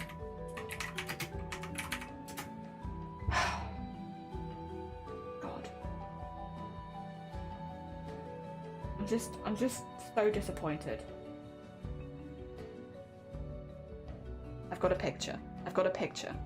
This is what I want my scrambled eggs to look like. All right, that's Cooper's Hill. This. Dripping. Wet. They should be wet. They should not be dry. They should be wet. Okay? We stand by wet scrambled eggs in this house, okay? Eggs are the easiest thing to cook, but they've never had perfect eggs. They've just had an egg, yeah. Pixie, if scrambled is chewy, you've messed it up. Yeah, I like my omelette scorched. But, like, listen, at least you know what you like, which is fair. My version of scrambled egg is failed omelette. I think Sloth needs to go. We need to go make some scrambled eggs for Sloth. It's important. Important eggs for Sloth. If it's wet, it's underdone. It's rubbery, it's overdone. Yes, so like this. Is that not a good scrambled egg? Yum. It's seasoned. It's yellow. You could put some cheese with it. Yeah. I think I need to replace Sloth's time. I'm not sure it's working. Poor Sloth. Poor Sloth. All they said was jacket potatoes. Sloth was chasing to the hills. Yeah, to Cooper's Hill specifically.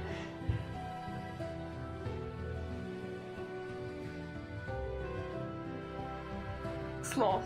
Sloth, don't do this to me. Sloth! Come on! Sloth! Oh my gosh!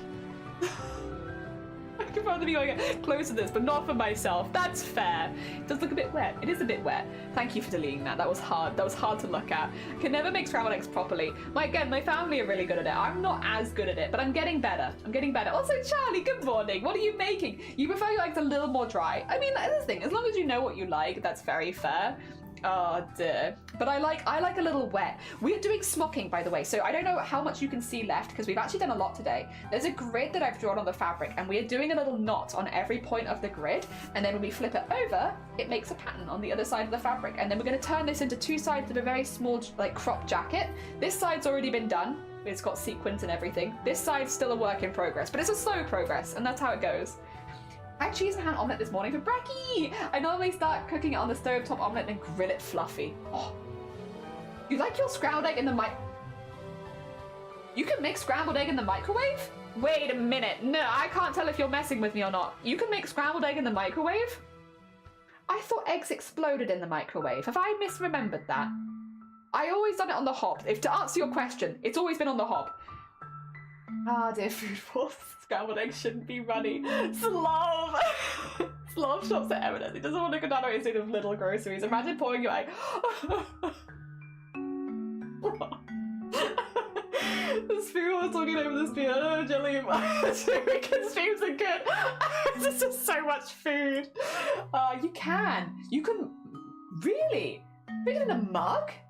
They explode if the yolk is intact. Oh, so if you mix it... Right. Also, Quinn, good morning. Welcome on in. So if you mix it up, then it's fine. Okay, fair. All right, that makes a lot of sense. If they're in the shell still. Unbroken eggs will explode in the microwave. Just the egg explodes. Cracked is fine. Toss in a glass bowl. Really? Huh. I'm just so used to like people saying like eggs explode in the microwave, so I just never done it. Well, that's opened up a new avenue, maybe. I'll try a microwave egg once. I'll give it a go. Might keep them moist and then have another mug of water. Okay. Yeah, I'm down. I'm posting a picture of Alright, guys. Alright. Well, listen. I'll look, but I'm not going to necessarily say that I'm going to support it. I'll look at it, but I don't want to say that I'm going to love it, you know? Put a full egg in the microwave, it will not pop. Okay. Maybe we can make scrambled eggs in a dishwasher. I feel like they might maybe know maybe or water. Is that so different? Okay, right. We might need to do a poll here, I think. I think we might need to do a poll. This is what Sloth considers perfect scrambled eggs. And this is what I consider perfect scrambled eggs. So do we want to do a poll? Should we do like a little poll?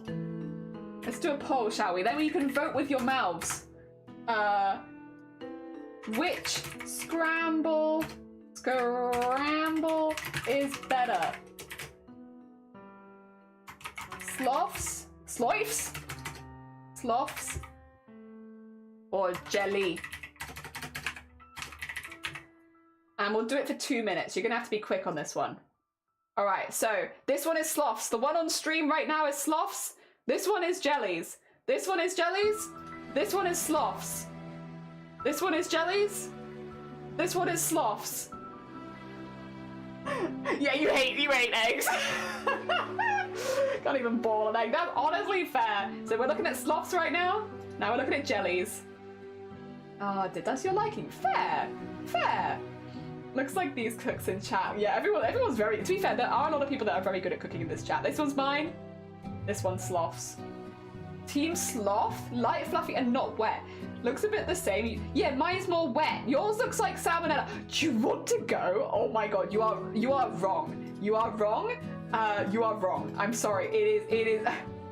Literally, this is peak egg, and this is overdone. This is overdone. There's too much. That's a dry cycle. Oh yeah, put them in a plastic zippy. That's fair. To keep them safe. Team jelly, wet egg best. You're damn right. That's my one. That's my wet egg right there. Right there. That's my wet egg. I love both. It's hard when you're like, listen, just give me food. That's all I want. I just want food. If you could just feed me, that'd be great. So this one's mine. This one's sloths. Oh, wet egg best. You look like you sneezed on my egg. I would never sneeze on your egg. I like my dippy egg in soldiers. I do like a dippy egg in soldiers. So I can only go with looks. Also, Leprechaun, how you doing? Good morning. Do you have a preference? This is sloths. This is mine. Sloth scrambled egg. My scrambled egg. Sloth scrambled egg. My scrambled egg. What do you think? Oh, I just looked at the poll. That's my one. That's Sloth's one. Sloth's one here. This one's my one. The wet one is mine. Sloth? No. That's what I make for dinner. I make my own bird. Oh, yay! Yahoo! That's the victory I wanted to see. Yeah. I didn't know sloth laid eggs. I know, it's kind of coming as a shock to all of us. Did you vote? No. Should I have? I can vote. Oh no, I can't vote because the vote is over. 2 seconds, I need to get rid of this. Heck. Oh dear, with one vote. Jelly can't, that's my one. Oh dear, yeah. This is such a silly... we don't normally stream on weekends, and maybe this is why the amount of productivity is just like, listen, I could do my work for the day, or we could yell at each other about potatoes and eggs. There was one vote missing, Jelly. Yeah, but I didn't vote either. So technically there were 2 votes missing, which means that the end result would have been the same, right? Because I can't vote. I don't think I can anyway. It was a draw. Nah, because I hadn't voted. So being silly is more important than being productive. You know what? I am inclined to agree with you there. I'm inclined to agree with you. I definitely didn't vote. Is that so, Sloth? Is that so? Also, at some point speaking of Discord, we need to do a Discord art share because I'm probably not going to eat on stream today. I'm probably going to eat after stream. It's still a bit iffy from migraine, so I don't want to risk a big meal while I'm still a little migraine-ish because I might feel a bit ill. So we'll do eating off stream today. So I think since we're probably going for about 5 hours, right? We should probably do a Discord art share at this point. So for anyone who's new here, if you want to share any art that you've been working on in the Discord, ~Discord will get you a link to the Discord. Anyone can post anything, any art and stuff like that, and we just have a little look at it and we cheer everyone on because a lot of us make art here together. Yeah. You have a Discord? Yeah, there it is. Yeah. We all kind of make art together and then we all sort of, have a look at the art that isn't mine. Not that I've been doing a huge amount today, but you know. No art? No, you're fine. Don't worry about it. Wait. Cypress, have you shared your snake, girl? Your year of the snake? Because I've seen it on Blue Sky, but I don't know if other people have seen it. That could be one. I just went home and finally, since November. Oh, lovely, Leprechaun, I'm really glad. Hell yeah. No, I've got pasta salad actually, so I can have some pasta. Yeah. I haven't been doing any art Well, you made the piece for your stream yesterday. That's a piece of art. Me. I haven't made any art. Yes, you have. Stop lying. I know you've made art. Liar. Do the James. I won't yell at you. Don't worry. I haven't done any art. Liar. Yes, you have. I've seen it. Oh, dear. Sudden childhood flashback. Dad used to take leftover mash and pan fry it like we called them potato cakes, but so did my dad. My dad did that too. And we'd have big potato cake. Oh dear. Whenever you speak in a poem, benefits of being well, or whenever you speak as a poem, true. It's art. It's a form of art, but it's a bit difficult to share that in the Discord though. Alright, speaking of, this is as far as we've got today. These will be equal. I need to trim the edges of this one. These are going to be panels to go across here so that we have blah blah blah blah. The front of a piece, hell yeah. We can always do the back as well, but I'm actually really pleased. I think it looks pretty neat so far. Pretty happy. Juxta, good morning. You're just in time for Discord art share. We can have a little look at the people that have been making stuff in the Discord and seeing what kind of stuff they've been up to. It is currently, don't worry about this. It's just the mashed potato. That being said, we'll nip down to the art category and have a look. I have not posted Snick. I'm stalking everyone's art constantly. I'm so sorry. All right, lovey nail binding. What? Oh, that's so pretty though. Oh, wait a minute. What is this? Is this a new craft, lovey? Are you doing a new craft? Oh, this is very cool. Oh, the yarn you've got for all of these tests is also gorgeous. Really, really nice. 2 seconds. I will try and shout people out as we go through. Doing this on stream, this is really, really cool. Yeah, because a lot of the people that do post stuff here do also stream their work, so you can go and watch them live, which again, if you see anything that you're interested in, we try and shout people out as we go through. I highly recommend going and checking people out, because yeah, Lovey is doing what I was doing. Oh, that's sick. Hell yeah. They caught the bug. They caught every craft bug, but it's really cool to see. Ah, dear. I've been doing some embroidery. Have you been enjoying it? Has it been good? Hello, I've been having a good time. I've taken a little break from embroidery, but I really, really like it. New thing and already productive. Yeah. That's just lovey. That's just lovey. You're like Regina George. I don't know. Has Blapple seen Regina George? Has Blapple seen Regina George? Really beautiful yarn. When my wife had left, the idiot forgot his new keychain. Well, that's a reason to visit again. That's the thing. That's the long-term plan. Keep leaving it's like at their house so you have a reason to keep visiting. I need to go collect that thing that I left. Yeah. Oh dear. Absolutely gorgeous. And once again, I always love Lovey's yarn choices, but they look really, really nice. You put the crochet down and build some IKEA storage. I mean, that is a craft. That's a craft. We'll cheer you on with your IKEA crafting. Also from Purple, an animal hammock. Is this so that cats can watch you from above? Because I feel like cats love that. Oh dear. I need to put the. Oh, sorry. Oh, I meant if Jelly had heard it before. That's where. Oh dear. He always had a visit. He has a reason to visit me. Nah, I'm glad. That's nice though. You join if you need the link, !Discord will get you the link. Anyone can join and post art, and we have a little look at everyone's art, and we're all like, oh, cool art. Also, Tony, thank you for the follow. It's very kind of you. The only streams we don't do this in is if I'm very ill at the end of stream, or if we're doing horror games, because I don't want people to have to come to the horror games to see the art, because a lot of the time they don't like that. During childhood, mash was so bland. The occasional love of butter was at it. Mash was generally a grey colour. My mum was an appalling cook. Oh no. It must be like a bit of an adventure then if you've like grown up with very bland food and suddenly you leave and you can cook your own stuff and you have so many options suddenly. Oh dear, that must be kind of wild. Also, that woman could and did cook the flavour out of an onion. Oh dear. See, my family love flavour, some at times a bit too much, like they go a bit too far. But I think I like that. It just meant every now and again we'd have something that was a bit too experimental and everyone would be a bit like, but we tried. It was nice to try things.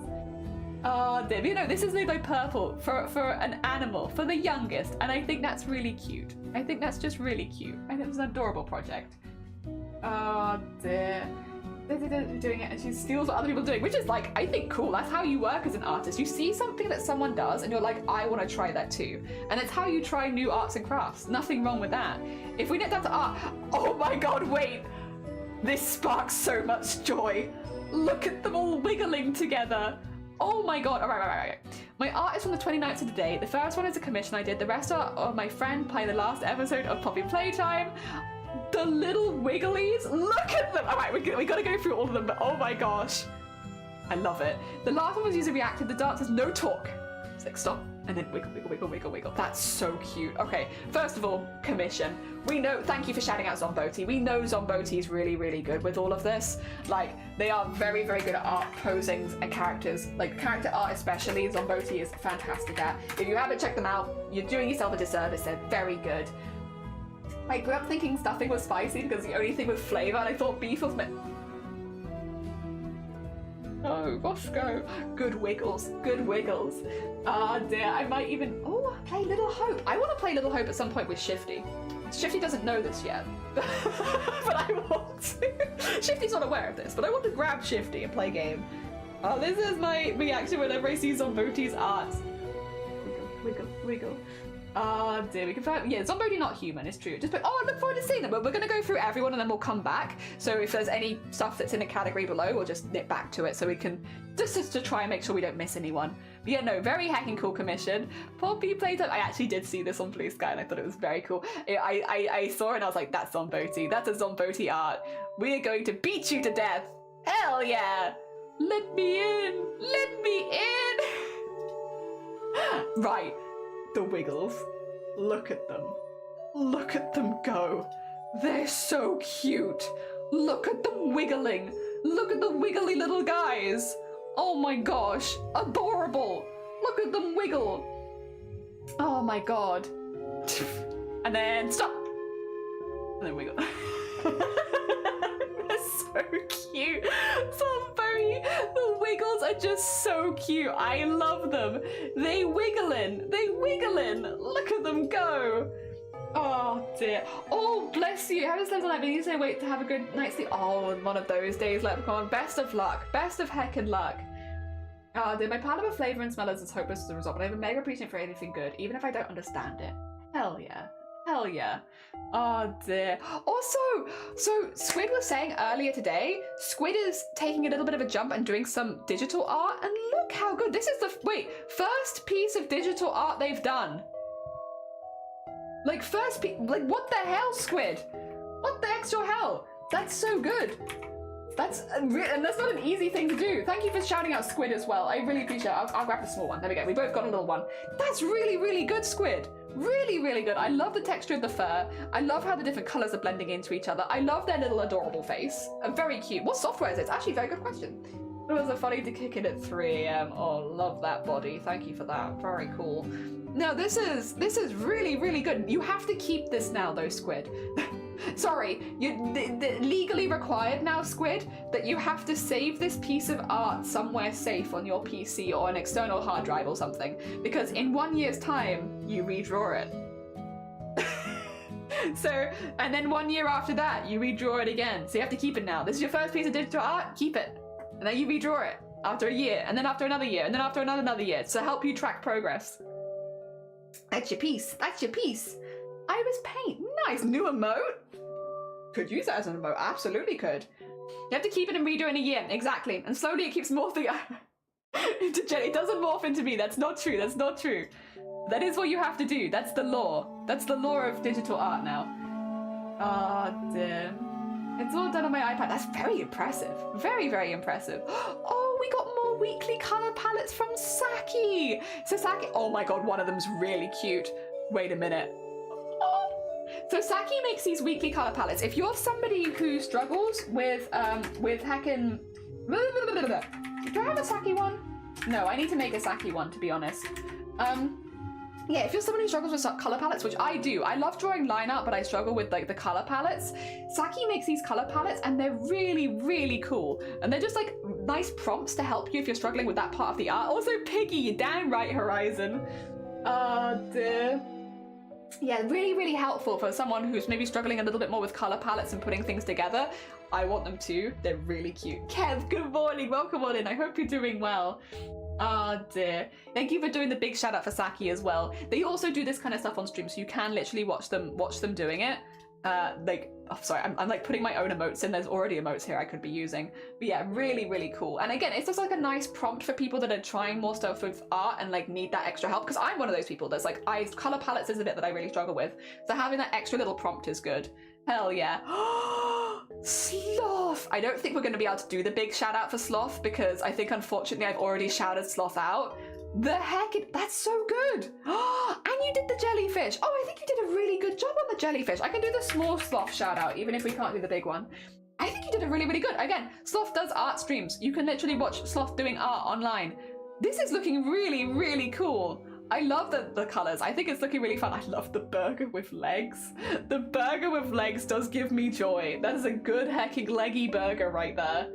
He also makes eggs. Do you want to go? You want to fight? You want to fight? You want to go? I was so scared to do the jelly. I think you did a really good job with them. I think it looks really nice. Really, really nice. Since I started painting, I consistently find myself looking at the horizon. Oh, Roscoe, wait, 2 seconds. I'm going to distract yourself. I was thinking of you the other day because I was like, I want to take aesthetic photography of the landscape, but I don't do landscape painting. So I was like trying to find out a way. Wait, not this one. Find a way where, where I could like, how does Roscoe do it? But the water was really far away. So I was like, Roscoe does lots of stuff with water. What if I get the water in the shot, but the water's all the way over there? It's really, really far away. But I tried. An attempt was made. Oh, wait. Sorry. Okay, there we go. An attempt was made. But the water was too far away. I tried. Oh dear, it's really nice. Come at me with a teaspoon. Hell yeah. Oh dear. Also, I have seen this one, but Cyprus made, for the Year of the Snake, they made a snake girl. Look how cute she is. Look at her, adorable. Look at her snaky long body. Hecking adorable. I know we've also already had the big one for Cyprus, but I can at least do the small one again. Like, look how cute. Is she being consumed? No, she is the snake. She's the snake girl. Girl snake, half girl, half snake. Adorable for the Year of the Snake, but she does consume the pillow. Yeah. This is really cute. I love it. I love the colors you picked. I love that you use like quite a detailed snake as well. I think it looks really, really nice. Very heckin' cool. And again, you can watch a lot of the art that Cyprus does on their own channel as well, because they draw this kind of stuff live, and they are also only just coming back to Twitch. So any extra support, go send them some love. And yeah, these are the two people I yelled at that they were liars, because Shifty did do some art, because look, they made their character pushing the ball up the hill. Adorable, and they used this as part of a promotion for a stream that they were doing. Have I shown you my artwork? I'm not sure, Horizon. You'd have to check in the Discord. I don't know. Because I don't know what your name is in the Discord. That's always a difficult thing when people have different names. I'm not sure. There's potential, but if not, I can grab you the link if you need it. Did those cheeks? Did the gradual comfy thing. It was just a rough sketch. I think it looks really good. No, I think it looks really finished, honestly. I think it looks really, really nice. Hell yeah, the booty is so unnecessary, but it's perfect. What do you mean? What do you mean it's unnecessary? What do you mean? What part of that is unnecessary? It's necessary. Yeah, fight Sloth again. Oh, Charlie, this is very different. This is not what I expected, Charlie. When you said you'd painted shoes. Oh my gosh. That's really cool. That is absolutely not what I was expecting, but it looks really, really good. Thank you for shouting out Shifty as well. Very talented artist. Oh dear, my shoesies. Yeah, this is really, really cool. I love how it looks like they're going from one shoe to the other. That's very cool. Pretty. Yeah, really pretty. Separate the landscape image into thirds or thirds. Don't have a focal point in the middle unless it's something like a close-up tree.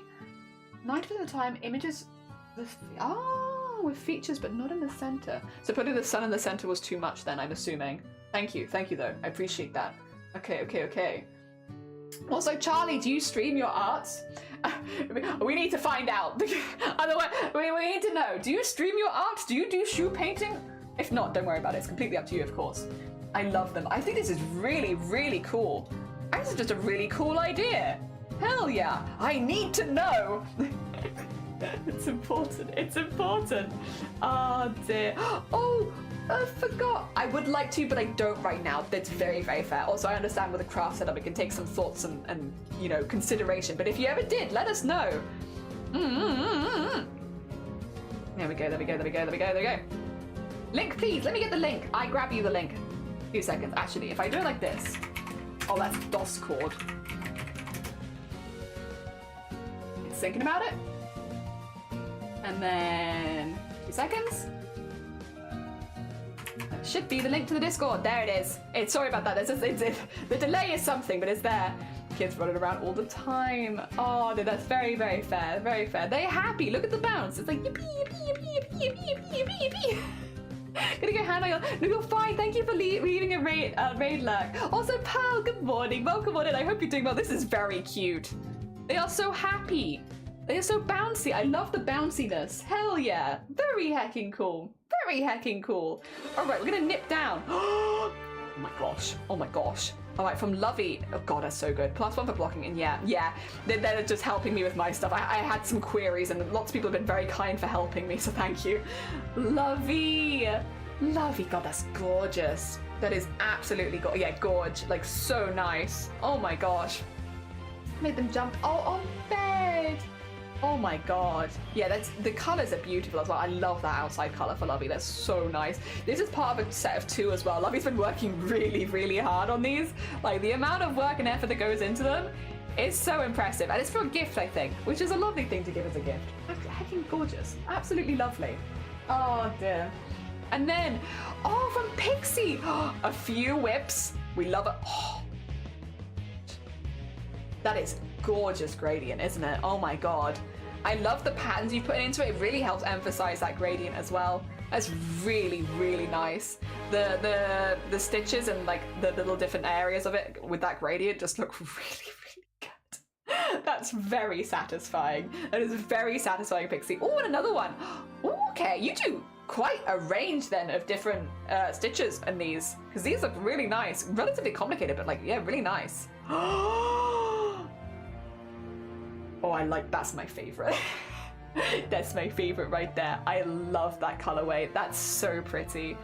Oh my gosh. That is absolutely beautiful. That's amazing. Yeah, trying to find a picture of my shorts. I freehand embroidered them. Yeah. Literally, no rush. We'll be back streaming again on Monday, so like, we do Discord art shares whenever we do craft streams, so like, if you want to wait till Monday, you're more than welcome to. Fear not, there is no rush. Oh dear. Yeah, the yarns are almost always, like, it's really nice. It's really, really nice. Incredibly pretty. Very satisfying as well. Oh my gosh. That one is also very good. Like, they are really nice. Wow. Really lovely whips. Oh my gosh. Gorgeous. Gorgeous. I want to eat it. You're right. Me too. Me too. Solid colors, and I love my variated stuff. Hey, listen, nothing wrong with that. Nothing wrong with that. You're good at it, so.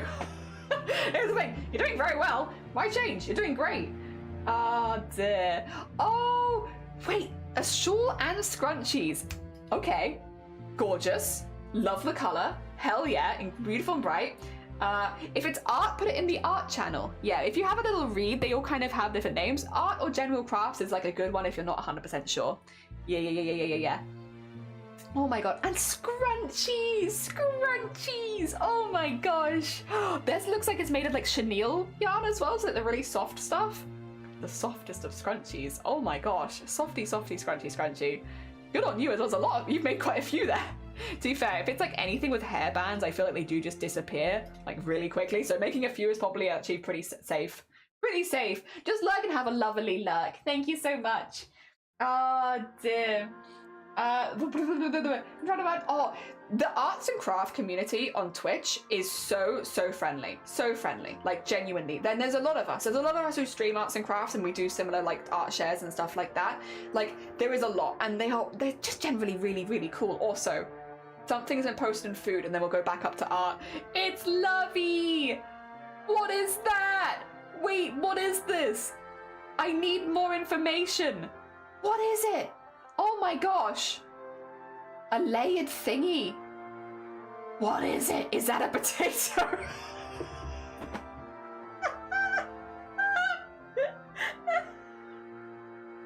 Is it? Oh, it's a velvet yarn. Okay, so it's got like a velvet. Does it have like a proper velvet texture when you touch it then? Sorry, is that a potato comment has kind of killed me.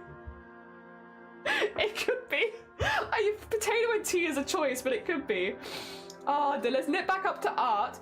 Oh, okay. So I won't be able to, with links, you can't, like, I've just clicked it and you can't see it, but I can talk through what I'm seeing here, even if you can't see it, because for some reason it just doesn't like to show this stuff.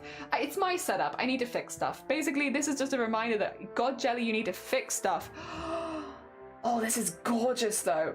That first one with the blue, what would you call it? Almost like a mandala pattern on the bottom is absolutely gorgeous. Oh my gosh, you can see that in the preview, to be fair. That one is stunning.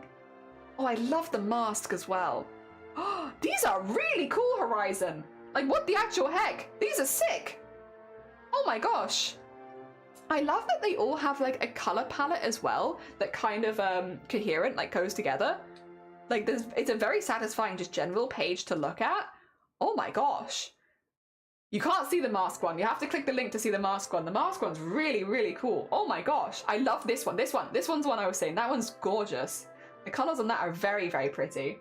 It does. Okay, it does have the velvety one. And about another pick for crochet. Listen, no rush. It's a lovely community. I haven't been able to stream yet. I stream you stream music, Roscoe? I want to listen because Roscoe's been posting music clips and it's always very impressive. Wait, did that not work? Oh, it's because I just put their name. I didn't shout them out. Ignore me. Professional streamer knows how to shout people out. There you go. There you go. Hell yeah. Hell yeah. Sorry about that. Embarrassing. Embarrassing could be me. Sounds like me. Hell yeah. No, it's been really, really cool to hear the music things you've been doing. Very cool. Post some pics. Hell yeah. Hell yeah. All right. We're going to nip up to... We'll do embroidery, then we'll do knitting, and then we'll do pet... Oh. That's such a fun idea. That's just such a fun idea. Like the little... Oh my god. Oh, see, I love stuff like this. Like, there's small things that make them really personal. Like, make outfits really, really personal to you. I love that. That's lovely. That's a really nice thing. Also, thank you for doing the big shout out for Roscoe as well. You found it? Hey, nice. I'll look at that in a second. A Brahmin cake? Maybe. I do guitar and drums. I'm still new to drums. This is so cute. Yeah, it's just a lovely idea. Like, it's the little things that make them really personal. Those are my favorite. I'm not surprised. It's really, really nice. I think you've done a really good job of like balancing between the bigger stars and the smaller stars there. They look really, really nice. Really, really cool. Hell yeah. That's sick, Charlie. That is awesome. Hell yeah. I do love, I think as well it goes really well on that grey colour. That looks really nice. I love the stars. Yeah, I think that one in particular goes very, very well. Like, it's good colour choices on a slightly darker one. Yeah, the Fred glove. That's very cool. Wait, so your trousers will come in before you if you're in a dark room. That'd be amazing. Hell yeah. Or if you're like sitting at a table and you can look under the table and it's just glowing stars. Pretty cool. Pretty cool. I like that. Oh dear. And then if we go down to knitting and crochet. Oh! Oh! Oh! Oh! Oh! Oh! Big! Big! Big! Look how big! Oh my gosh! That is dang impressive. That is dang impressive. That is heck. Go Fed Embroidery is most terrifying. Yes, because I did a glowing Mr. Blobby. It was an accident though. What is that? Like a blanket? It looks like a blanket. That's blanket size, right? Who is this? This is a pixie. There we go. We can shout them out. Do you stream? Do you stream? Well, we'll see. We'll see. It says they do. Sorry, I'm outing you. My bad. It says they do. That must have taken months. That is a huge project. It's absolutely gorgeous though. Really, really nice. I love me and Blapple just yelling at each other. Let's go! So big. That is stunning. Stunningly beautiful. Hello, more crafters. Hello. That is absolutely stunning. Really, really nice. Incredibly impressive. I love the colors again as well. Really, really nice. Oh my gosh. All right. As is customary, when we can. Oh wait, did we check out? Sorry. Dag on. I'm gonna do the same thing again. I'm gonna do this wrong, and it's okay. It's okay. Aha! I wondered. Sorry. I found another one. Blapple, I found another one. Sorry. You poor people. You poor people. You didn't ask for this. Also, Wicker, good morning. I hope you're doing well. Get him! Oh dear. Gotta make sure we double check. Whenever we can, we'd like to finish Discord Art Share by having a little look at some of the pets in our community. This was our family. So it's not my puppa. This is family puppa, who is being looked after by my parents right now. But they went on a walk in South Wales and we took them on a really long hike by the ocean, and it just had a beautiful view of like all of the valleys and such. Poor puppy was very tired by the end because it's a lot of vertical walking. But no, they were very good. They were very good. And then we have from Crip. Look at the Right, anyone here who is interested in more cosplayers, you need to go check out Sunkoi. Sunkoi is such a talented crafter, such a talented cosplayer. If you've not gone and checked them out, you're doing a disservice to yourself. They're very, very good. Go send them some love. I think last I saw them, they were working on a Fizzle costume from Dungeon Meshi. I don't know if that's what they were doing today, but that's what they were doing last time I saw them. But yeah, no, if you haven't gone and checked them out, very talented bean, very sweet bean as well. Welcome on in, Sunkoi, and Rai, welcome on in. Thank you for doing the big shout out for Sunkoi. What do you mean you found another one? We were looking for people that had streamed crafts. I'm so sorry. Oh dear, how goes it? I hope you're doing good. I will say, Sunkoi, we are about to wrap things up here in a minute, just because we've been streaming for a second. You know, we just wanna. We're getting near the end. We've been streaming for a minute, so we'll be looking to raid somewhere else. I'm just going to double check to see if any of the people that are partner pushing are currently live, because if so, we will raid into a partner pusher, someone who is pushing for the partner. But if not, then I have a few more options. Because when we can, we are trying to raid people that are trying to aim for partner. But I think, yeah, I thought that unfortunately, yeah, we just went a little long to raid into Cozy. We'll try and raid Cozy on Friday, because I do want to raid into Cozy again and support them for their partner push stuff. But that's okay. That's okay. You got her to 175. Oh, I'm so jealous. I still haven't got her. I still haven't got her. But heckin' well done. Heckin' well done. And you started Silent Hill. I hope you're having a good time with it. And thank you for the hydrate here. I appreciate it. Push those partners. Yeah. More cute little beans. Took a little rest from Fizzle to make some plan. Oh, nice. Hey, listen, nothing wrong with a nice planning stream. Can't tell what is guinea pig and what is blanket. That's the best kind of cuddles. Also, I see that we have another very cute bean from Pixie. Look at this. Look at this bean. Just, oh my god, the cuddles. So cute. I hope you get it too. It's heckin' good but stressful. Yeah. Can't, oh my god. Sorry, it's hard to talk about stress when there's just adorable creatures on the screen. Like, look how cute. Look how cute and precious and cuddled up they are. They're helping you with your sewing. They are so cute. For anyone who's just come in with a raid, hello, hi, my name is Jelly. We're also doing cosplay stuff. We're working on the panels for the front of like the cropped jacket, and I've just been working on smocking the second one. So the first one, it's been sparkled. I'm pretty happy with it. Looks pretty good. But we need the panel for the opposite side. So we're slowly working through the smocking and getting there. Yes, we're getting there. Can't cope with the cuteness. They're so cute. No, thank you so much for joining me. I'm sorry that we're raiding you. We just got raided and we're just about to raid again. But stick around. I will find a sweet bean and we're gonna send you to somebody else. In fact, do you guys want to watch The Sims 2, which has just been re-released? We were talking about this earlier because you know what amazing bean is playing The Sims 2. It looks like the partner pushers are not live right now, which is fine. It's fine. We are gonna go raid into Little Messenger, who is playing The Sims 2. Is it Blapple? It's not Blapple, it's Messenger. Very, very cool bean, a very, very sweet bean streamer as well, because they are playing The Sims 2. I was playing it today, it's amazing because they've had the re-release of 1 and 2. So we have, we have cool things. If you have nostalgia for The Sims, you're gonna love this. They're currently doing the character making and I see it in the corner of my screen and it is so nostalgic. It's Messenger time. Messenger's a very, very sweet bean. We absolutely love them. They do lots of like cozy games like The Sims and like Stardew Valley, Fields of Mysteria, all that kind of stuff. Just a sweet bean all around. Also lots of charity stuff. Very cool. So much nostalgia for The Sims 2. 1 and 2. Yeah, I'm looking forward to just watching a lot of people play it because it just gives me the goodest of nostalgias. Dear. Thank you, Mr. No, I'm glad it was nice to have you right, and I'm glad we met you as well, Charlie. Thank you so much, everybody who popped by. It was lovely to meet you all. Yeah, we'll be not live tomorrow. Tomorrow we are going to an opera sale, so I'm not going to be live because I'm going to be looking at costumes because opera sale. But I'll be live again on Monday doing more cosplay and crafting stuff. So we'll have another crafting stream on Monday. Yeah, that will be our next one. Otherwise, send lots of love to Messenger. They're a really, really sweet bean. And thank you so much, Sunkoi, for the raid at the end. It was very, very kind of you. Thank you so, so much. And anyone here who hasn't checked out Sunkoi, go check out Sunkoi. They're amazing and they make amazing things. Otherwise, I will see you on Monday. Have a lovely, lovely rest of your day. Take care, everyone. And the YouTube people as